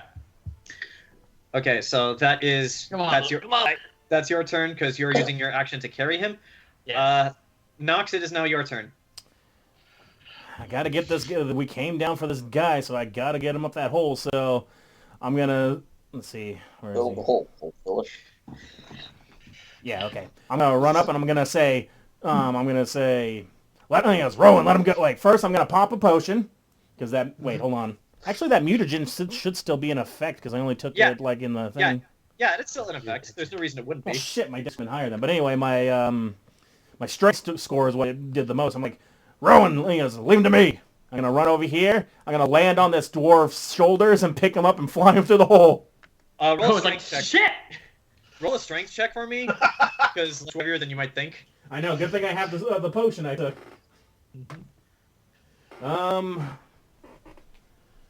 So that put it up by 6, so that gives me a strength of 18 now. So what's the score from it? Plus 4, so that's what is that? So 22? I will say that is enough. Rowan was doing most of the heavy lifting, but to the short burst that you needed to get him out of the hole, yeah, you got it. However, right. that was I'm gonna say that's your entire turn because it took you an action to do that. Like next time it's your turn, you can lower the rope. Rowan I sees can't. that, he goes, Okay. and he looks at Enzo like, did you? I did the same to you way back when. Remember when you fell off the cliff? That is not. Scary That is then, Nox's turn. Mike, it is now your turn. Shoot, I can't put the rope down. All right. Yeah, because you used your action to grab him, and then your another action to carry him up. Yeah, so no worries.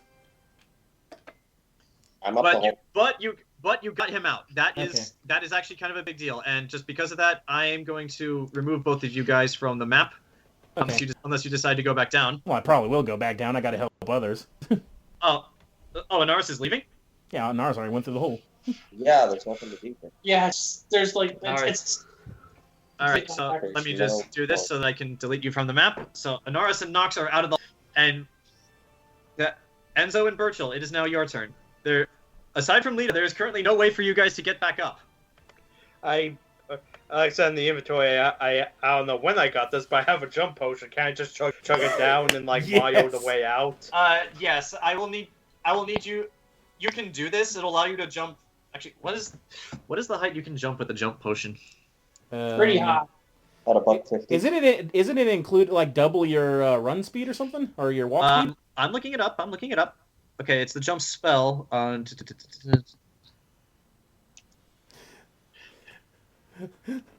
Burchill is the Incredible Hulk. Yeah. You know what? Yes. So you can down the potion. I'm going to say make an acrobatics or an athletics strength check of your choice to see if you can actually make it up out of the hole. Because like this isn't just jumping out of it. You have to like see if you can grab onto something and climb out. Let's see which one of those do I have better at? I don't think I have either. There's no athletics. There's no athletics, so it's only acrobatics. Or no, I don't have acrobatics. As a ranger? Huh. Okay, well, if you don't have either of those, then use then roll me a strength check to see if you can find purchase. I mean, I have climb. Oh, okay. I'll allow that. Yeah, I'll allow that because this is technically trying to like grab, climb up. 17. Okay. Here's what happens. You jump up. You grab. Unfortunately, like you don't have enough. You don't have enough strength right now to pull yourself up. The DC for that was a little higher. However, you are dangling. So yeah, when it comes back down to Nox and Anaris' turn again, they can choose to pull you up if you want. I have the strength to make it 2. Okay, so that is Burchill's turn, and I'll remove you from the map. Enzo, it is now your turn. Since I still have comprehend languages on, because I casted it to speak Draconic, as I'm walking out, I turn to the big kobold, and I'm like, "You're not even prey to me." And I decide I'm going to cast another spell. Do it. All right. And I, in my wisdom, decide to cast. Wow, actually. You know what? Never mind. No, I decided I won't even cast a spell. It's not worth my time. I'm just going to go ahead and go to the base of the hole. All right. So you're just going to go there and wait? I have to. I can't climb her. All right. So that is your turn, and that means it is now Tor and Karn's turn. Both Tor and Karn are going to take swings at the kobolds that are next to them, just so they get them out of the way. But Tor kills his. Karn unfortunately misses. He rolled for shit.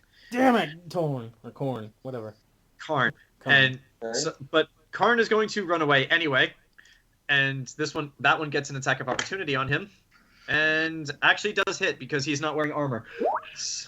So like for six points as like he runs away and like the kobold just slashes across his back like. Argh!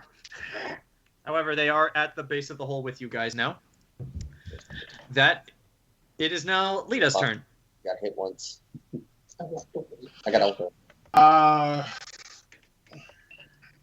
For everyone except for Gabrielle, you have to make a strength check to lift them. Gabrielle's going up the hole. Alright, so Lita's just gonna fly over, grab the squishy wizard, fly the squishy wizard out. Hooray! Okay, Right past Burchill's dangling legs. Okay, so you guys are out of the hole. So, Gabrielle, Gabrielle, is now your turn, but you are out of the hole. So, actually, yeah, I'm still counting it. You are out of the hole, so if you want to do anything while you're out of there, like, just say so. Save Burchill. As a I don't know reaction, what You can use your action to see Burchill pull the rest of the way up. Oh. like he did. I'm he's hanging just, from the yeah, ledge. Yeah, he's just hanging. He's just hanging there. Oh, he's fine. I mean, I could try. My strength is like -2, I thought. Yeah. It's like, yeah, I'll allow it. Go ahead. Alright, do I roll a d20? Yeah, roll a d20 and just add your strength modifier. Yeah, my strength modifier is -2. Okay, 11? Okay, 11. You grab his hand, but he's too heavy. You need someone else to help. Okay, I'm just like, anybody lend here? All right. Can Lita still help, or did it take her full turn to get her out? Yeah, it took Lita's turn to get her out. Damn. It is now the swarm's turn. No. The rest of you who are in there, you watch as they all start to converge. I have no fear in this situation. Swarm, if you will. I'm literally standing there. Enzo's literally standing there facing the swarm, hands on his cane, waiting to be lifted out of here. Okay. Pimp King. Pimp cane. All right. And Oh, they're gonna group up, are they? yes, they are. And actually, the kobold leader is going to step up. And what does he have? He's got spells. Counterspell. Does he have spells? Yeah, that's what I can counter spell too. I just gotta throw Molly at him. Throw Molly Max at him. No, literally, like saw that. I'm like, I can counter spell by drugging them with LSD. Okay. Oh, Jesus. It's like any spell or spell-like ability ends if I throw Molly at it. Hold on, can you cast this on multiple people? Uh-oh. That's crazy. Oh, he needs to be touching them, so not that. What do you mean? I'm swinging from a dang pipe. Okay, so what he's he's going to use his extra action to dash up here as part of the swarm, and he is going to inhale. Oh shit! And breathe fire. That bastard! I need all of you to make a reset roll. Oh, you're All two of you. Yeah, Rowan and Enzo and Cornin Tor. He was secretly a dragon. Very a potential, I guess, dragonborn among kobolds. Yep. King. Some Hold on, kobolds can be really dangerous. Most are mediocre.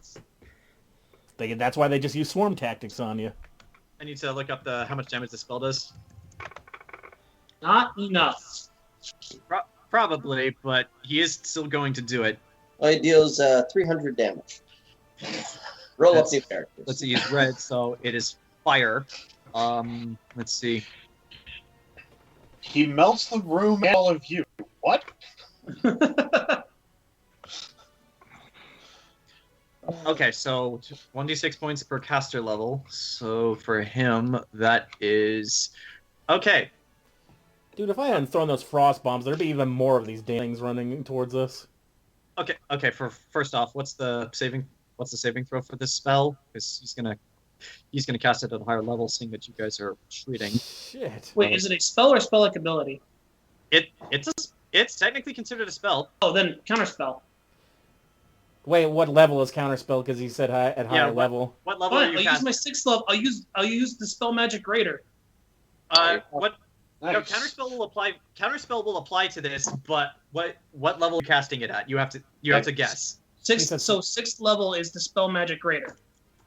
What? So you're using counters. So you're casting counterspell at 6th level because Essentially, yes. Okay, dispel magic is a different thing. You can't use it to it's negate not. attacks. It's actually the same thing. Okay. Dispel magic greater. You choose to dispel magic as a targeted dispel area or a counter spell. Okay. 6th level spell. Okay, he was casting this as a 5th level spell, which means that as soon as the fire comes out, you just go like, You fire's receive a gone. +4 bonus on your dispel check to counter the other spellcaster spell. Okay. Well, the spell was higher than the spell he was casting it at, so you don't have to roll. Like you just like snap your fingers and fire's gone. It's like I literally look at this thing, and if just as a free action, if I could, I'm like, I am the master of fire here. Are you sure about that? I say from up top. Rowan's Alright. like, oh yeah, you are. So yeah, this kobold is starting to look a bit worried at that because it seems surprised that you could do that.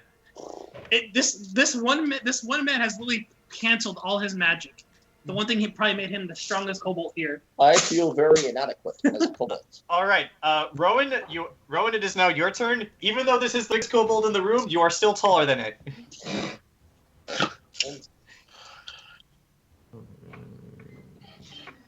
So yeah, Rowan's your turn. Yes, I'm weighing my options. Hey, at least you know the priest has got your back. That he does. I'm gonna do it. Nah. Get him. Attacking. All right, roll a hit. Power attack. All right, so -5 to hit and +5 for damage. Actually, -5. No, it's minus whatever your strength modifier is. So minus. It's like normally you apply. You can choose to take a -1 penalty on all melee attack rolls and combat maneuver checks to gain +2 bonus to all melee damage rolls. Wow, Yeah, just do this what it guy really says. knows some maneuvers. Yeah, do what it says. Don't you lean back like that, mister. Don't you do that to me. That one. You go to attack it. It just like deflects your blade with its buckler shield. You have another attack.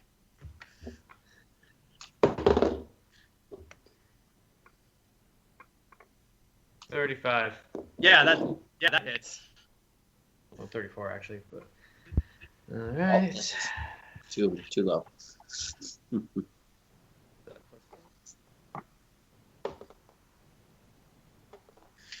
All told, that's 12 damage.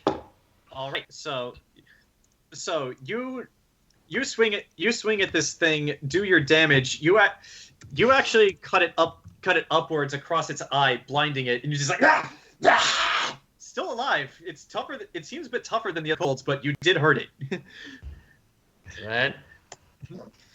All right, so that is your turn. Top of the Get round. out of here. Nox, it is now your turn.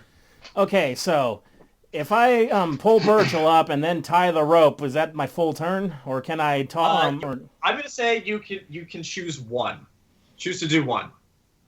Okay, what about this? If I pull Burchill up, can I give Lita the rope to tie down for them, and then I can add suppressing fire for my my guys down below? Sure, but that would have to be the next round. But so yeah, you can hand the Lita the rope and use your action to pull Burchill up. But I got 2 actions though. Would I still be able to throw at least? What would that be? Only 3 of my bombs then. I'll say you can throw 1 bomb because you're not using your full turn. You're not using your full turn to do it. You're just using a single action. So yeah, I'll allow you to hand the Lita the rope, pull up Burchill, and just throw 1 bomb. All right, let's save Burchill. Save Burchill. Roll a strength check. Let's say. So I'm helping the wizard, right? You're helping Burchill, the ranger. I know, but the wizard's also helping. Yeah. So yeah, that'll make the DC slightly easier. That's only adding a 13, even with my increased strength. But between the two of you, you do manage to pull Burchill up enough where he can grab the edge and pull himself up the rest of the way. So you get it. I go, Lita, tie this off, and I'll throw you the rope. Mm-hmm. And yeah. Then I'm gonna lean out the hole with my feet attached to the ceiling, hanging down. I forgot you could do that, so you don't get the penalty. I don't use it often because it's weird, and if I do that in the city, they're gonna know some shit's up. So yeah, I'm gonna hang from the ceiling right where the hole is, like hanging down my like if my hair was like flowing down, and I'm gonna save Rowan. All right. What are you throwing at? What are you throwing it at? I'm gonna throw a frost bomb because then his buddies will have frost. Like if they get hit with it and stuff, they might die. But also if he gets hit with it, he'll. What does frost bomb do? I think it also slows him or something.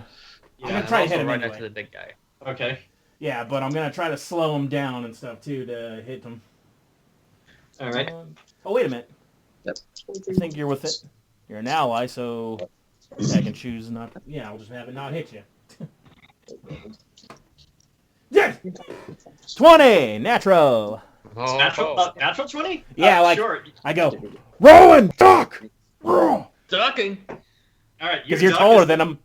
You duck as the as the vial of frostbomb goes right over your head. And which area are you hitting? And which kobolds? I'm gonna hit the big guy for sure, but I'm gonna make sure it doesn't hit Rowan. And Okay. So roll your damage for the one bomb. I'll say. do I just double or do I roll the same dice twice? Yeah, right. Double the amount of dice that you roll. I'll say just because these guys were gonna move, you kill these, you freeze these guys as well. Actually, you also freeze these two, including the one who is charmed. All right, so that'll be 12d6 of damage. And you know what? Maybe I can make a vital strike with the feature, so that'll add another 6d6 on top of that. All right. Okay, so far it's 6, so it's 12, and no, that's another 6, so that's 18. Where's my 5s? 18, 19, 20, 21, 22, 27, 30, 35, 30, no, 40, 40, 44 frost damage. All right. So, and he is, let me see what frost does. Frost bomb. Go up. Search. There's a secondary effect if he's not dead. Find. Mm-hmm. Frost. Find next. Frost bomb. Find next. There we go. All right. The creature takes a direct hit from a bomb. He's staggered until his next turn. All right. Okay, so he is staggered. Yeah, I forget what staggered does. If you gotta look it up. I know what it does. Okay, so yeah, that was 44 damage, but that's without adding it as a final strike. So let me add a little bit more if he's not dead. I only get one shot to save Rowan. But yeah, Rowan, you duck at the sound of Nox's voice, and as you do, you watch as this bottle hits the giant kobold, splashes over it, and you watch as half of its body just starts to freeze as it lets out this shrieking cry of "Yeah!" So in total, that comes out. Oops, that was only 5. So in total, that comes out to another 10, 12. All right, hold on. 10. So 12, 16. So 19 plus 44. Okay, so it is still alive, but that bomb hurt it. And I saved Rowan. Yeah, you did. You did, but the thing is still alive. As long as I save the Rowan. All right, the Rowan is currently saved. Anaris. And I saved the Burchill. Anaris, it is now your turn. What are you gonna do? Pass. There's nothing to do. Okay.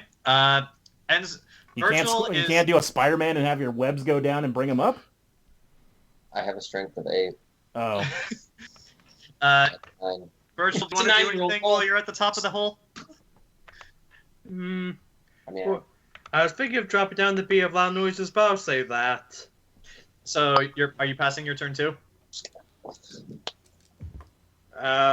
It's if you do. There's no threat. Yeah, I think it's best to save the be of loud noises for maybe when the elves show up. Just drop because it's 150-foot radius, so that would include us. So I guess just drop it in the middle of the elf army later. Okay, so you're passing your turn. Enzo, you're still down there. What are you gonna do? Hellfire Ride. Okay, roll to hit.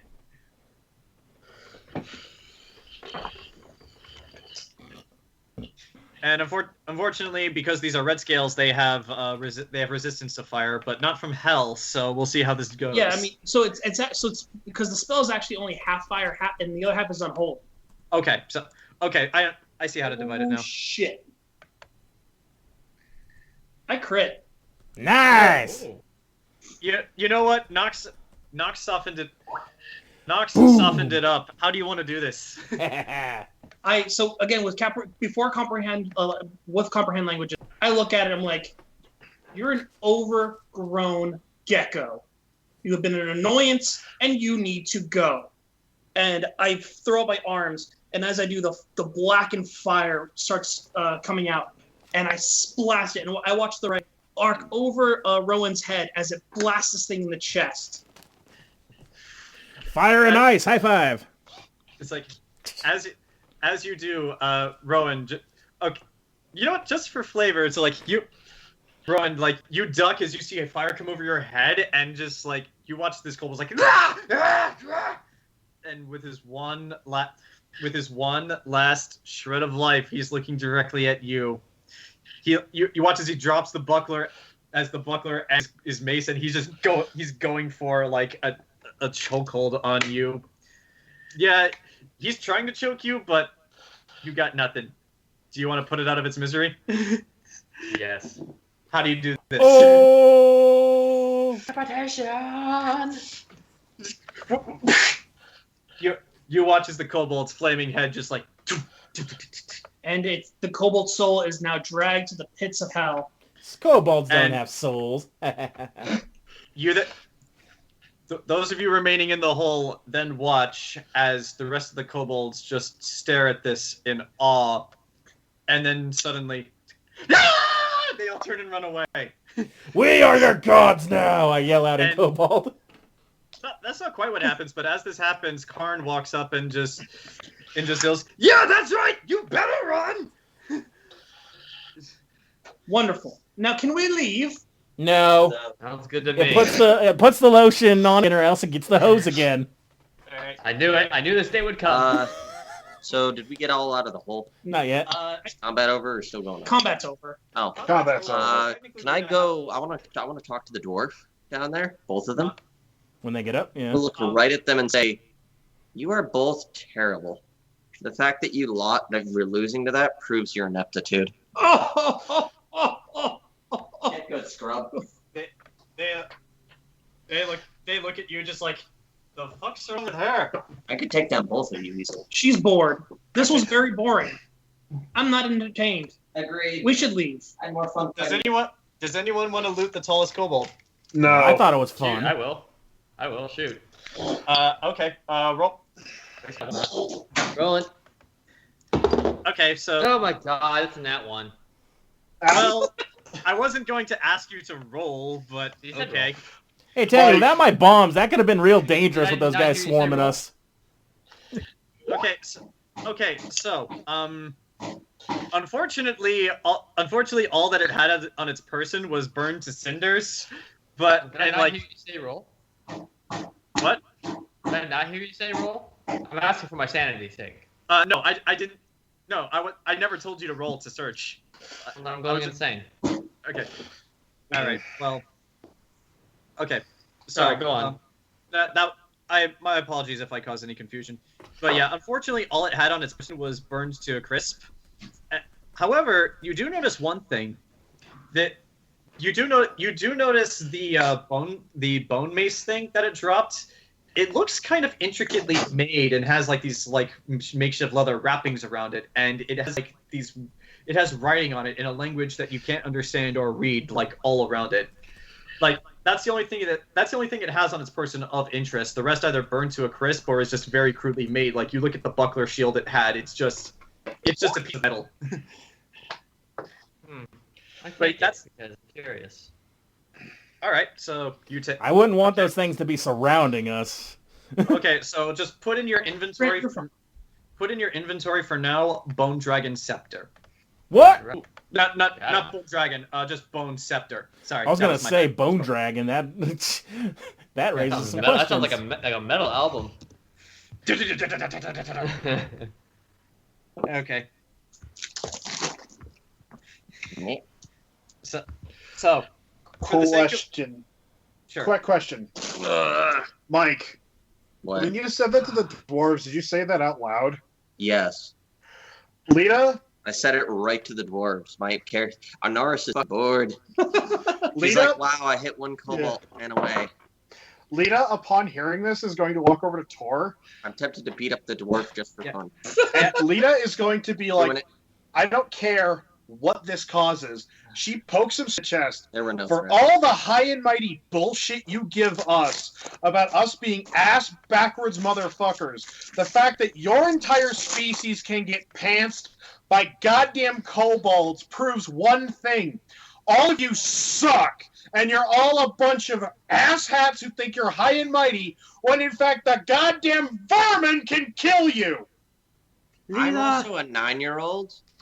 And Lita, you're how old? Lita, we are trying to make a deal with these people. This is not the time to be racist. I'm not No, making I'm not being racist. I'm pointing out a fact You here. you said all of you kind.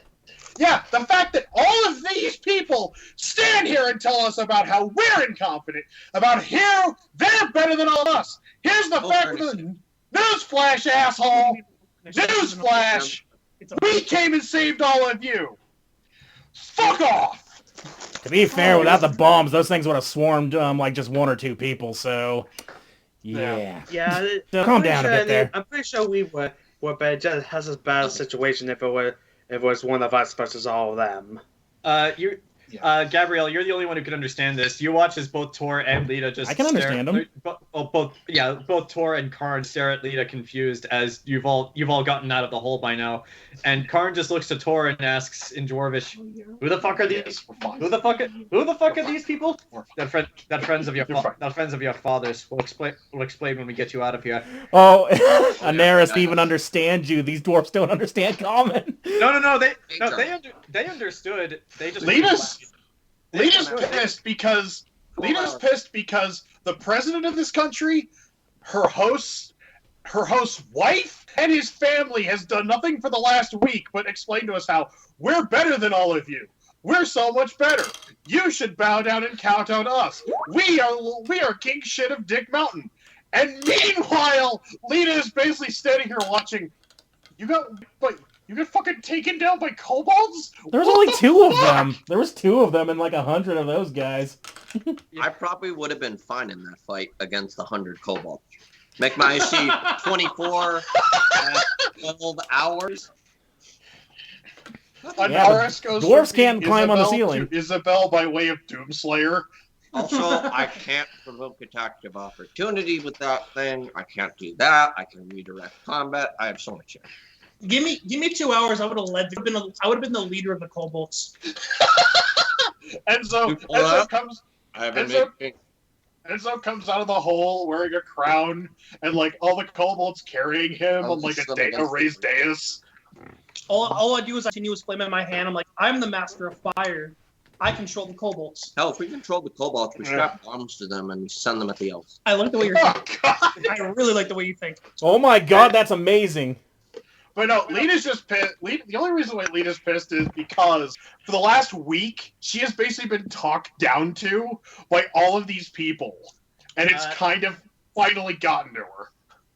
Nox, as this is happening, like just from your back, he's still on Molly. How did he break out of it?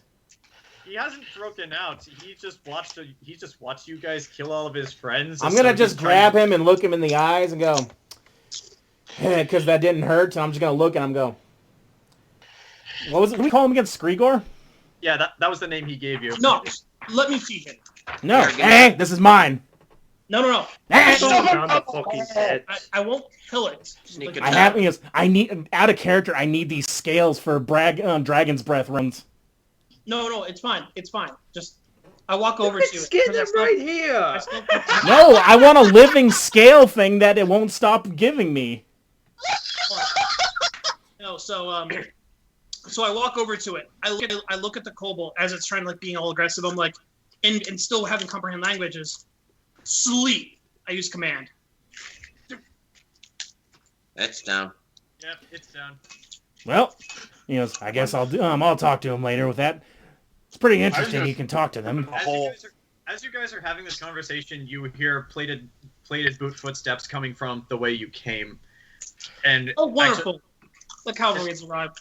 And actually, just whoever bothered to look around where the small ledge was, you actually do see the dwarf contingent that Simon was leading, like coming this way. Wonderful. They've arrived. Let us leave. Yeah, there's no dragons in this world, so I need kobolds in order. I need scales. All right. So, check here are probably going to be. So as you all get across the ledge one by one, I won't make you roll again. The dwarves help you all get across, but like you guys go first. Karn actually is helping his friend get across. Who isn't? Does anyone want to help carry him? No. Rowan maybe is the strongest. I'll help. We came down here to help these people. Jesus. We did. You saved them. I saved them. Yeah, but do you want him to fall into a 30-foot hole like just because I'm you're not strong pissed? enough to carry him. I do desk work. It would make it more interesting. I don't roll anything to help, John? What? Do I need to roll anything to help? Yeah, just roll a strength check. Okay. What is it to roll to trip? Only 11. That's fine given the circumstance. And the other dwarf is helping him too. I'm invisible. Anaris, are you actually rolling to trip someone into the hole? Anaris, no. Anaris, yes. Anaris, always Into the yes. hole. Accidentally, Sneak attack. accidentally trips herself. Oh shit! And then she climbs right out. That wasn't an inconvenience for me. But because you're stealth, we don't actually see you. Anybody seen Anaris? She's laying at the bottom of the hole. Help! It's cold and there's wolves. No, it'd be like Puffin Forest. It's a 10-foot hole. I've been down here. No, it's gonna end up Gabrielle's the one that falls in the hole. They're like, No, you guys all make it across the hole, and once you're, and I need to find where it says this. As you all make it across, you watch as Simon looks over, sees Karn, and is like, and a conversation ensues that only Enzo. Do you have comprehend languages up now since more dwarves have arrived? I'm over. Okay, so only the three of you can understand this. You watch as Simon walks over and just like, Karn, Dad. It's like, oh, thank God you're all right. And you watch as they walk over and give each other a hug, and then you watch as Simon headbutts Karn so hard he knocks him flat back out onto his back. And well, he just killed him. There's like, and only you guys can understand this. Like, what were you thinking? What the bloody fuck were you thinking, boy? It's like, what was I thinking? You know fucking well what I was thinking, old man. You know exactly what. You could have gotten yourself killed. I could have. But what about you? You want to tell me you wouldn't have done it? I dare you, old man. Do it. Tell me and everyone here that you wouldn't. I would have. I'll admit it. Is that what you want, boy? I would have jumped in, and I wouldn't have hesitated either. Wait, how old is Karn? He sounds like he's a teenager. He looks like he's in his early 20s. Oh, so he's young for a dwarf. He was like, was it the right thing to do? Maybe, but does that make it? But that doesn't make it smart. I mean, I didn't raise a boy with a fucking pumice stone for. Lita is tempted to say, "Ladies, you're both pretty." It's like There is a chance of diplomacy. Yeah. There's like a long full minute silence before Karn eventually just says, "Yeah, whatever, Dad," and he just gets up and brushes past him and walks out. You're not my real dad. Just walks off on his own. Good, Mom. You're not my dad. And you all watch as Simon just looks after him for a while and then just lets out a breath. Come on, let's fucking get out of here. Quick he question: says in common. Who's the one that's injured that we've been carrying? You don't really know. All you know from what you heard previously was that someone fell into the mine and injured themselves, and Karn jumped in after them to save them. Well, I got comprehend language, so hey, buddy, what's your name? He's unconscious. Oh, son of a bitch! I thought he's been unconscious for this whole fight. I thought he was just injured. The president. No, he's injured. Enzo healed his injuries, but he didn't wake up because yeah, his injuries were pretty grave. You know what'll fix that? Some Molly! No. Well, if it isn't too much trouble, let's follow Simon out of here. I'm actually starting to feel claustrophobic in this space. Agreed. All right. You guys get claustrophobia? We don't spend all our time in caves, Nox. Fair enough. I spent playing my life below decks, and that could get cramped, so I don't have a problem. All right. So for the 2.5 hours, maybe 3. Actually, no, more like 3 hours because you guys have to carry like an unconscious and injured dwarf out of there as well. You guys want to take another bathroom break since combat's ended? Yeah. All right. Sure. I gotta charge my damn headphones. They're going out. During combat. What? I said I went during combat. Yeah. I don't care what international incident we've started. Lita's pissed. If you want, I can help you depose the entire leadership of this fucking country by eliminating all of them. No. Lita already has. Lita already has. Handed to them by kobolds. It will not be hard. I know. We can. I know. People. I know. One injured. I think they did all right against that many kobolds before we showed up. Yes, but the fact fact that one got injured by those kobolds shows how sad this nation is. He The didn't fact get injured by the that Lita- kobolds. He fell down in the mine shaft. Right. But the fact that Lita, who basically, the fact that Lita, who basically is one level above Squishy, being a squishy wizard, is basically able to defend herself adequately against 4 kobolds. It's just kind of like, oh my god. If that would have lasted, I would have gone just right next to your character and been like, okay, so, mage armor. It would have been that scene. It would have been that scene from Matrix Revolutions where the 2 gun mechs back up to each other. I also forgot that if I cast that while fighting the rock, I would have had an 836. Jesus. Anaris literally can't be hit. If she can I get can hit that. once, it's over. Sneak attack. If I do sneak attack, it basically, what is it called? It's basically this one. Offensive defense. Gain a dodge bonus to AC Oh, I should against an probably pause. opponent hit by your sneak There we go. attack. And my headphones are starting to die on me, so I had to plug into my external charger. So eventually, you guys do catch up to Karn as he wants to stick around to he wants to stick around to see how his friend is doing, and for those of you who can speak Dwarvish, you do watch as one of the other dwarves who is in the rescue operation, who surprisingly actually is a woman. You watch her just walk up and put a hand on Karn's shoulder, just say like it's all right, brother. For what it's worth, I believe you did the right thing. Yeah, I know. Just still sucks to get yelled at for it. Wait, are they actually brothers, or is they're just using the term that dwarves use? You guys actually do know.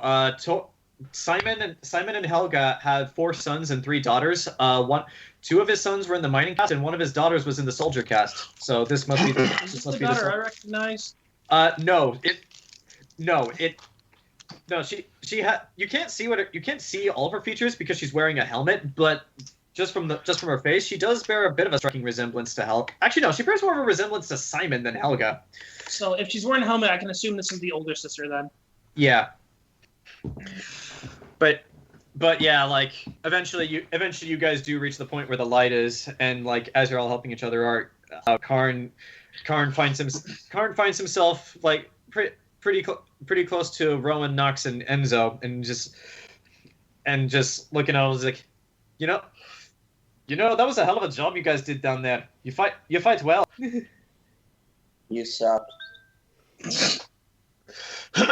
Yeah, and I'm not gonna pay attention to the chat.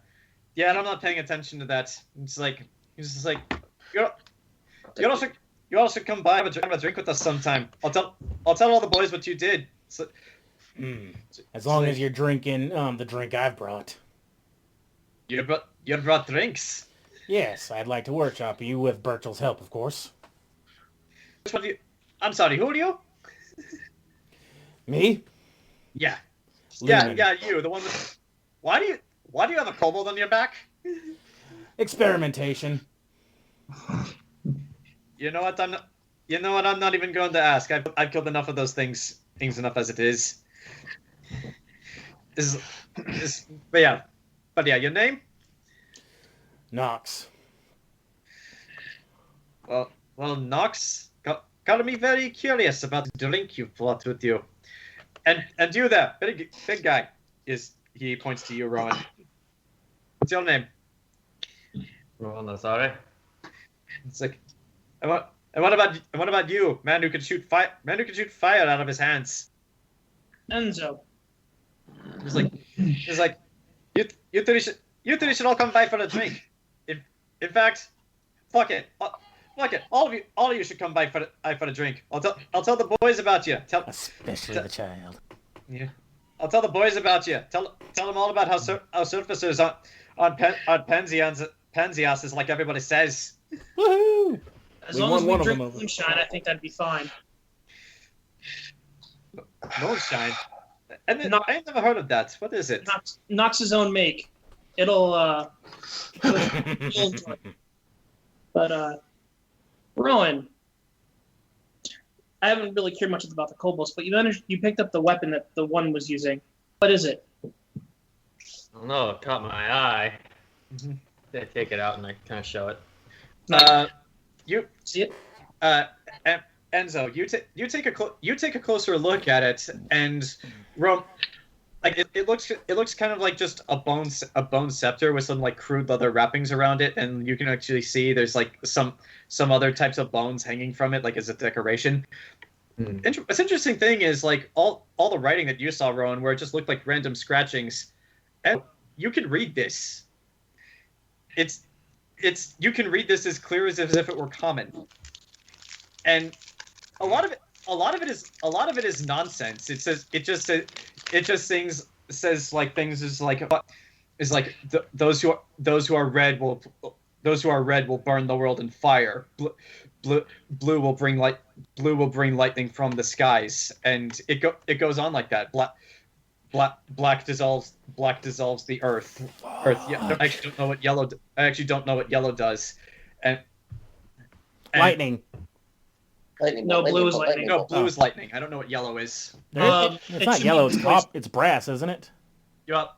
If you're looking for 5 color of dragons, it is fire, lightning, acid, poison, and ice and cold.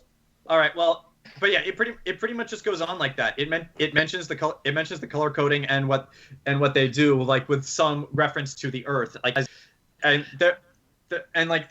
there's actually one passage towards the top. It just says scale. The world belongs to scale kind. Kill the impure. Yep. Can I Arcana check what I read against like anything like mythical? Sure. Go ahead. Roll an Arcana check for me. Oh. Scheiße. It was not one with the check be 12. Yeah, you know nothing. You're gonna have to do a bit further study when you get back to Sanctuary about this. However, actually, no, you wouldn't be able to tell with a natural one. Well, we'll have it in our possession. Yeah.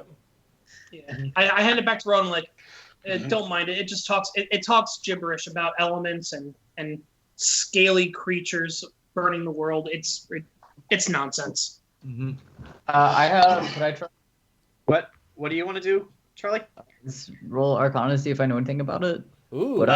Sure. Roll an Arcana check for me. Yeah, the wizard might know. I didn't say any of it out loud, just for the record. Well, you were mumbling to Jayson just there about the scale color and fire and stuff. Unnatural 20. Scaly kind's gonna have to get behind the elf kind. Well, you can't. Unfortunately, like you aren't able to discern the properties of it because that requires study and/or a specific spell. However, you are able to tell this is magic. This is a magic item. Okay. So, it's magical. I can tell that much. So yeah, the trophy room, I guess. Wait. I gotta get a trophy room. As I hand it back to Rowan and she did our Arcana check, I grab it back and I'm like,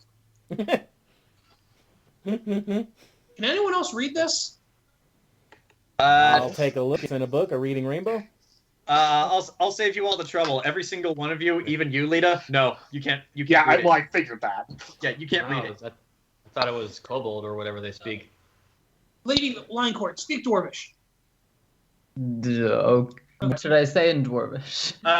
Dwarvish sounds like Swedish, so if you've seen the Swedish chef from Bork, Muppets, just do that.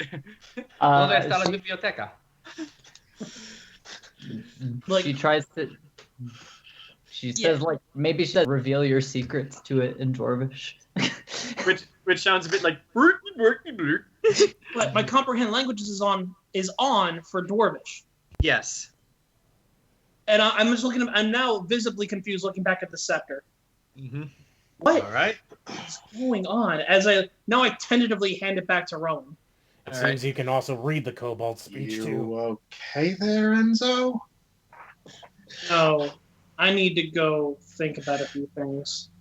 All right. So eventually, you guys all do get back to Simon's house, and like even though everything was okay and the day was won, there is still this tentative atmosphere. Like Karn and Simon aren't talking to each other, and like even the one person who you identified as like the older sister is just staying out of it. She should. That's something you're gonna have to go out and buy. But thankfully, this is a dwarven kingdom, so that's not too hard to come by. In the meantime, though, what are you doing? Yes. But no, actually. Hold on 1 second. It's all right. This is going to be kind of weird. We're going to be coming back to Sanctuary +1. I need those scales, and I need a steady supply of them if we want to win against the elves. This is going to be really weird. We're going to basically try and get a kobold through customs. We'll put them in a trench coat. Also, if you guys are seriously trying that, all of you guys will know this. If the Church of Eternal Fire sees that kobold, they'll kill it instantly. It's just a weird dog. Yeah, not because the kobold is a threat, but because it's a monster. It's the principle of the thing that matters. Also, I kind of want to know why. I also want. Nox wants to know why Enzo can understand kobold speech. All right. Since we have since you guys have a few days of respite before we get to the politics side of this session, does anyone want to try to identify this thing? What, the kobold? No, the bone scepter. You could cast identify. I don't know for the scepter. I don't know. Maybe Enzo is actually 3 kobolds in a trench coat. And we didn't know that. Out of Arcana, I do have a +9 to history. Roll me a history check. The DC for this is a little high. But yeah, is there any way I can assist with this? Because I'm more. I got at this point. I got a 19. Wait, a 19 with all of your bonuses? Yes. Ooh. Okay. I'll give you this. It's like long ago when humans first rebelled against the elves and took the world away from them. Woo. That was a monumental task you could imagine. However, you remember reading somewhere in history you'll need to get back to Sanctuary or a human city and do some research, but you remember there were some humans who rode dragons into battle, and these guys were like the leaders of the human rebellion. You get the impression this might have something to do with that. Damn Targaryens. Some more reading. Yes, the Targaryens. But yeah, does anyone want to identify Skrigor or the scepter? What do we have to do to identify the scepter? Well, Lita has the identify spell. Okay. I need wine and an owl feather. Well, both of those are not hard to get here. All right. I guess I'll join this party and. Okay. Lita. After going through that whole process of identifying what its properties are revealed to you. This thing it's a crude make, but its functions are the same. It is a rod of steadfast resolve. I'll read to you what it does. This rod functions as a +2 light mace. It takes the form of, I'm going to skip that because I changed the design.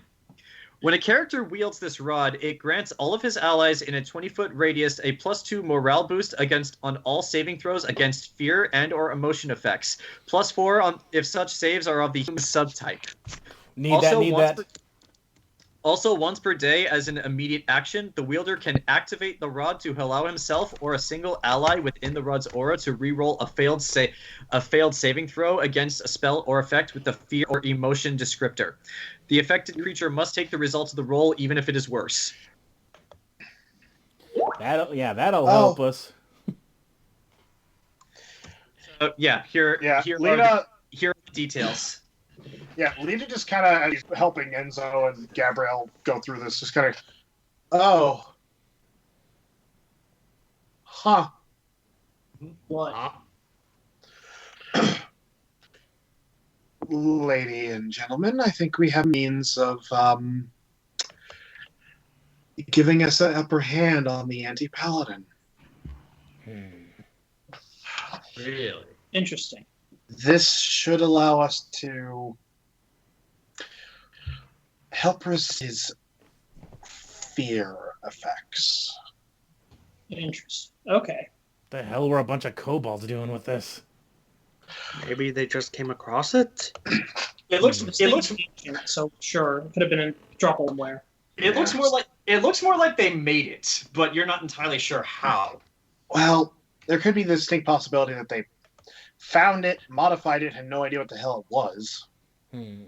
Potentially. I mean, let's face it. If they could use, if the one kobold could use magic, there is a distinct possibility that they just had no clue how to use it. Kobolds are notoriously stupid, so more than likely. Yeah. Look at Skrigor. Skrigor is still asleep. And at this point, Nox has put him in a cage. Which, by the way, Nox, he has woken up since then. What are you feeding him? Just like meat, I guess, and also I'm gonna.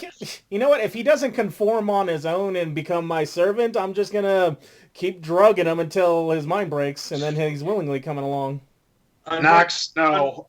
Nox, no. Yes. Lita just kind of goes, look, I think we can diplomacy this creature into helping rather than, resorting to slavery, because if you do that, I will drop you down a hole with a weight tied around your neck and I will kill you.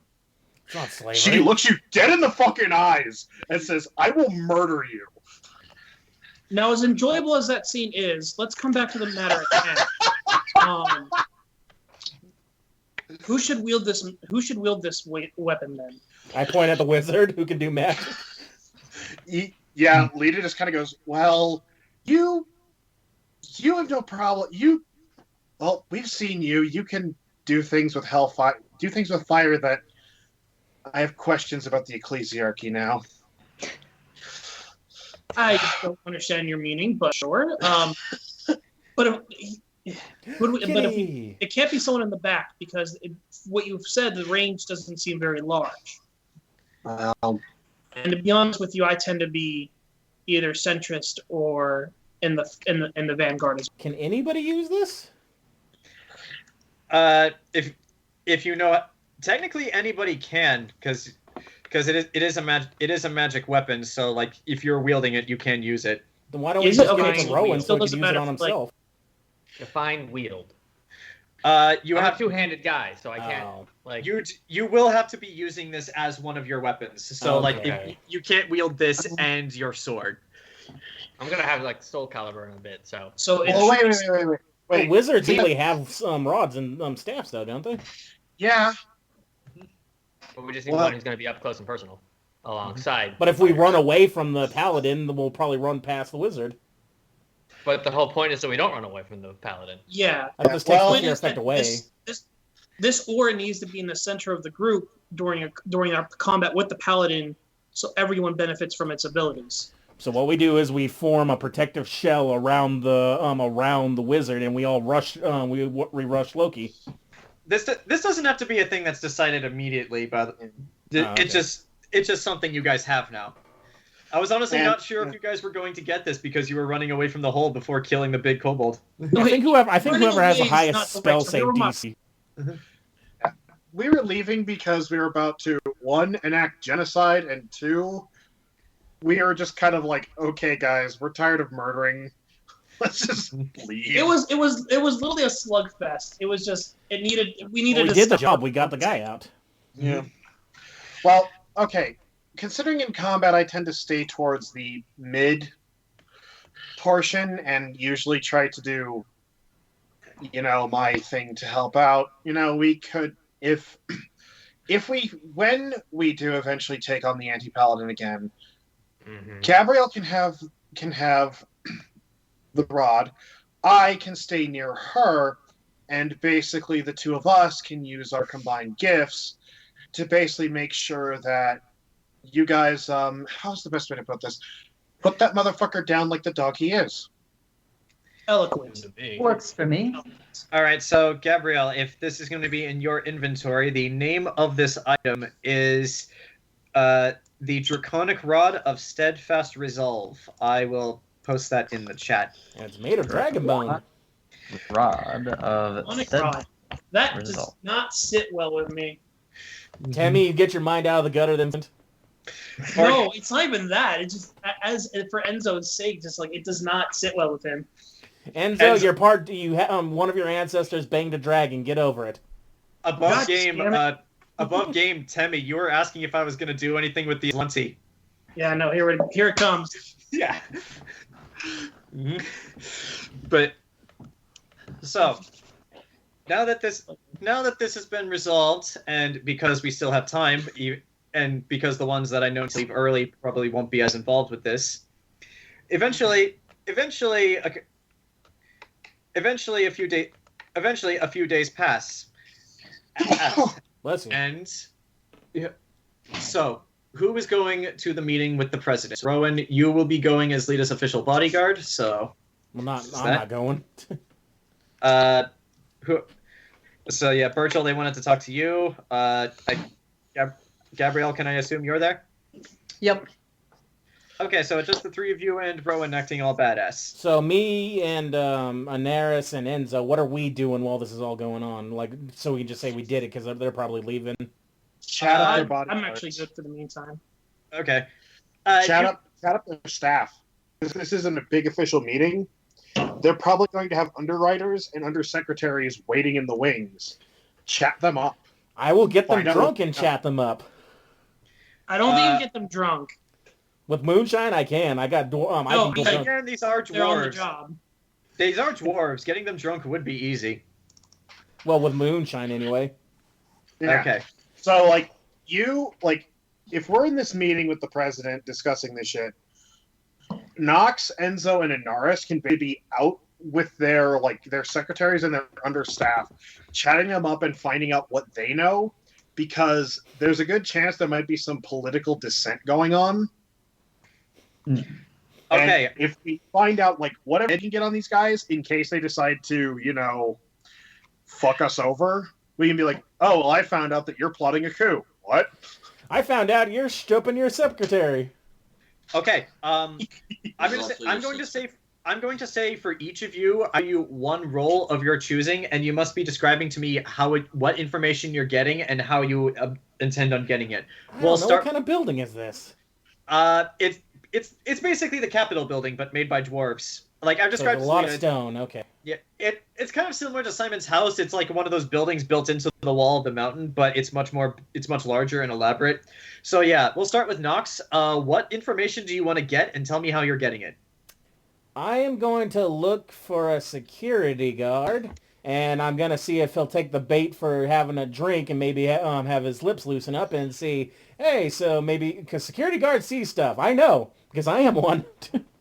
Okay. I'm going to say for this, even getting him drunk, roll me a persuasion check, because you are asking him to betray information about his bosses. Damn it. Why am I doing... before I do this, can I down a potion of silver tongue? Sure, Okay. I'll allow that, because Okay. you would have done it beforehand, and he is drunk, which we'll So that means we'll see. now it's my charisma is no longer a -1. It's now a +3. Hooray! Okay. 16. What would this be, diplomacy or no? Technically no, because this would be persuasion, because you're trying to get him to say So yeah, say 16 stuff to then. you. Just 16. You don't get a lot of information about him. What you do get are this guard's frustrations with them. Just like, yep, he's like, fuck the fuck the Conservative Party. Sure, we make a lot of money from them, but why do they have to cut everyone's pay and safety regulations? What the fuck's up with that? Safety regulations. Okay. It's like I mean, I don't. Sure as shit, I ain't voting for Thorin next time he runs. Hold on, safety regulations. I gotta write this. I'm running out of note space. What you more or less gather was that the Conservative Party prioritizes well for everything, no matter what kind of safety or safety regulations or cost-cutting measures they have to make to get used to make that. And because of this, it's actually kind of made President Thorin unpopular with most of the common folk here in this city. Like, the richer dwarves love him, but yeah, ironically enough, like, since OSHA and MSHA will gut every little thing you do to fine you $1 million. I know, because of open pit mining. Those fuckers will try to get anybody through the EPA to say, oh, you didn't have a trash can lid on. That could be a fire. There's nothing in that. It's plastic. Oh, we're going to charge you $100 for that. Fucking leeches. Okay, so that was you. Enzo, what information are you getting and how do you intend to get it? I'm interested in any political discourse that there may be. And I'd be looking for like assistants or anyone who would be more privy to this knowledge. Before I would do this, I would actually use my enhanced diplomacy spell on myself to help my diplomacy checks. Okay, roll a diplomacy check then for me. Goodness Lord, why is it so bad today? Mm-hmm. As the perfect human, I disapprove. As the perfect human, did you just say? Well, technically, he is more of a perfect human than everyone else here, because he is pious and part of the church, which, according to Syria, that is a good thing. Oh, that's not even why. I think Temme was talking about himself in real life. So I got 21. Okay. The person who actually, believe it or not, helps you out the most with this is Astrid, the girl you met in your solo session, who from the conversations you gather, and mostly from her, because she's comfortable around you. She pretty much tells you that Thorin has made some rather unpopular decisions during his time in the presidency. So a lot of people are nervous that he might lose the next upcoming election. Is there a favorite? Is there a for the upcoming election? Not immediately. However, several dwarves from the Liberal Party are starting to raise their hands and say, "Yeah, I'll run against him." If she gives me the names, or she by chance the names, I make the mental note to remember them. I'll say she gives you 2 names, and I'll bring it, and I'll go to the random name generator, and we'll bring them up when needed. Yeah. Lastly, Anaris, do you get in on this? And if so, same question. What information are you gathering and how are you gathering it? Where's the president's office? We're having a meeting, I would assume? Breaking in. Wasn't that where they're having the meeting? I'm going to say for this, roll me a stealth check. Oh god, we're gonna look up at Anaris is just sitting on the ceiling staring down at the president. Like, Well, that's She finds the Diet Coke button. Anaris is watching Anaris? treason. 31. Okay, so nobody sees you. There's only one door into this place, which is like this, like they're like 20 feet high. But I'll say you managed to sneak in when somebody else opens it. This place is huge. Where specifically are you going? And I hope you keep your eyes open. I don't know where the president's office is. I was just trying to go there. I don't know where anything is. I assume I asked someone where the office was. I figure you probably just Nobody is willing to tell a 9-year-old drow girl where the president's office is, especially in his own office. I'll shadow Lita then. Okay. I'm going to taking out random dwarves along the way. Totally. I'm going to say for this then, roll me a perception check. Okay. That's a 23. Okay. You actually you actually do notice along several of the walls and ceiling of this place there are some stones that look oddly out of place, and you put your hand on one, but then you realize, wait, this is an indent, and you pull it back. Alright. So this place does have some form of security, and looking around, you also do notice there are silver threads lining a lot of the doors. Ooh. Oh, fun. So yeah, it's good. That's magic security. So yeah, I'll tell you what, Anaris. I will allow you to continually shadow Lita for her meeting, but you gotta be careful and tell me specifically what you are doing and when you do it. Yeah, if you trip those, someone's gonna get an alarm in their head. They're gonna know something's up. Mm-hmm. So, you're up. All right, so I guess on the way to the circle suite.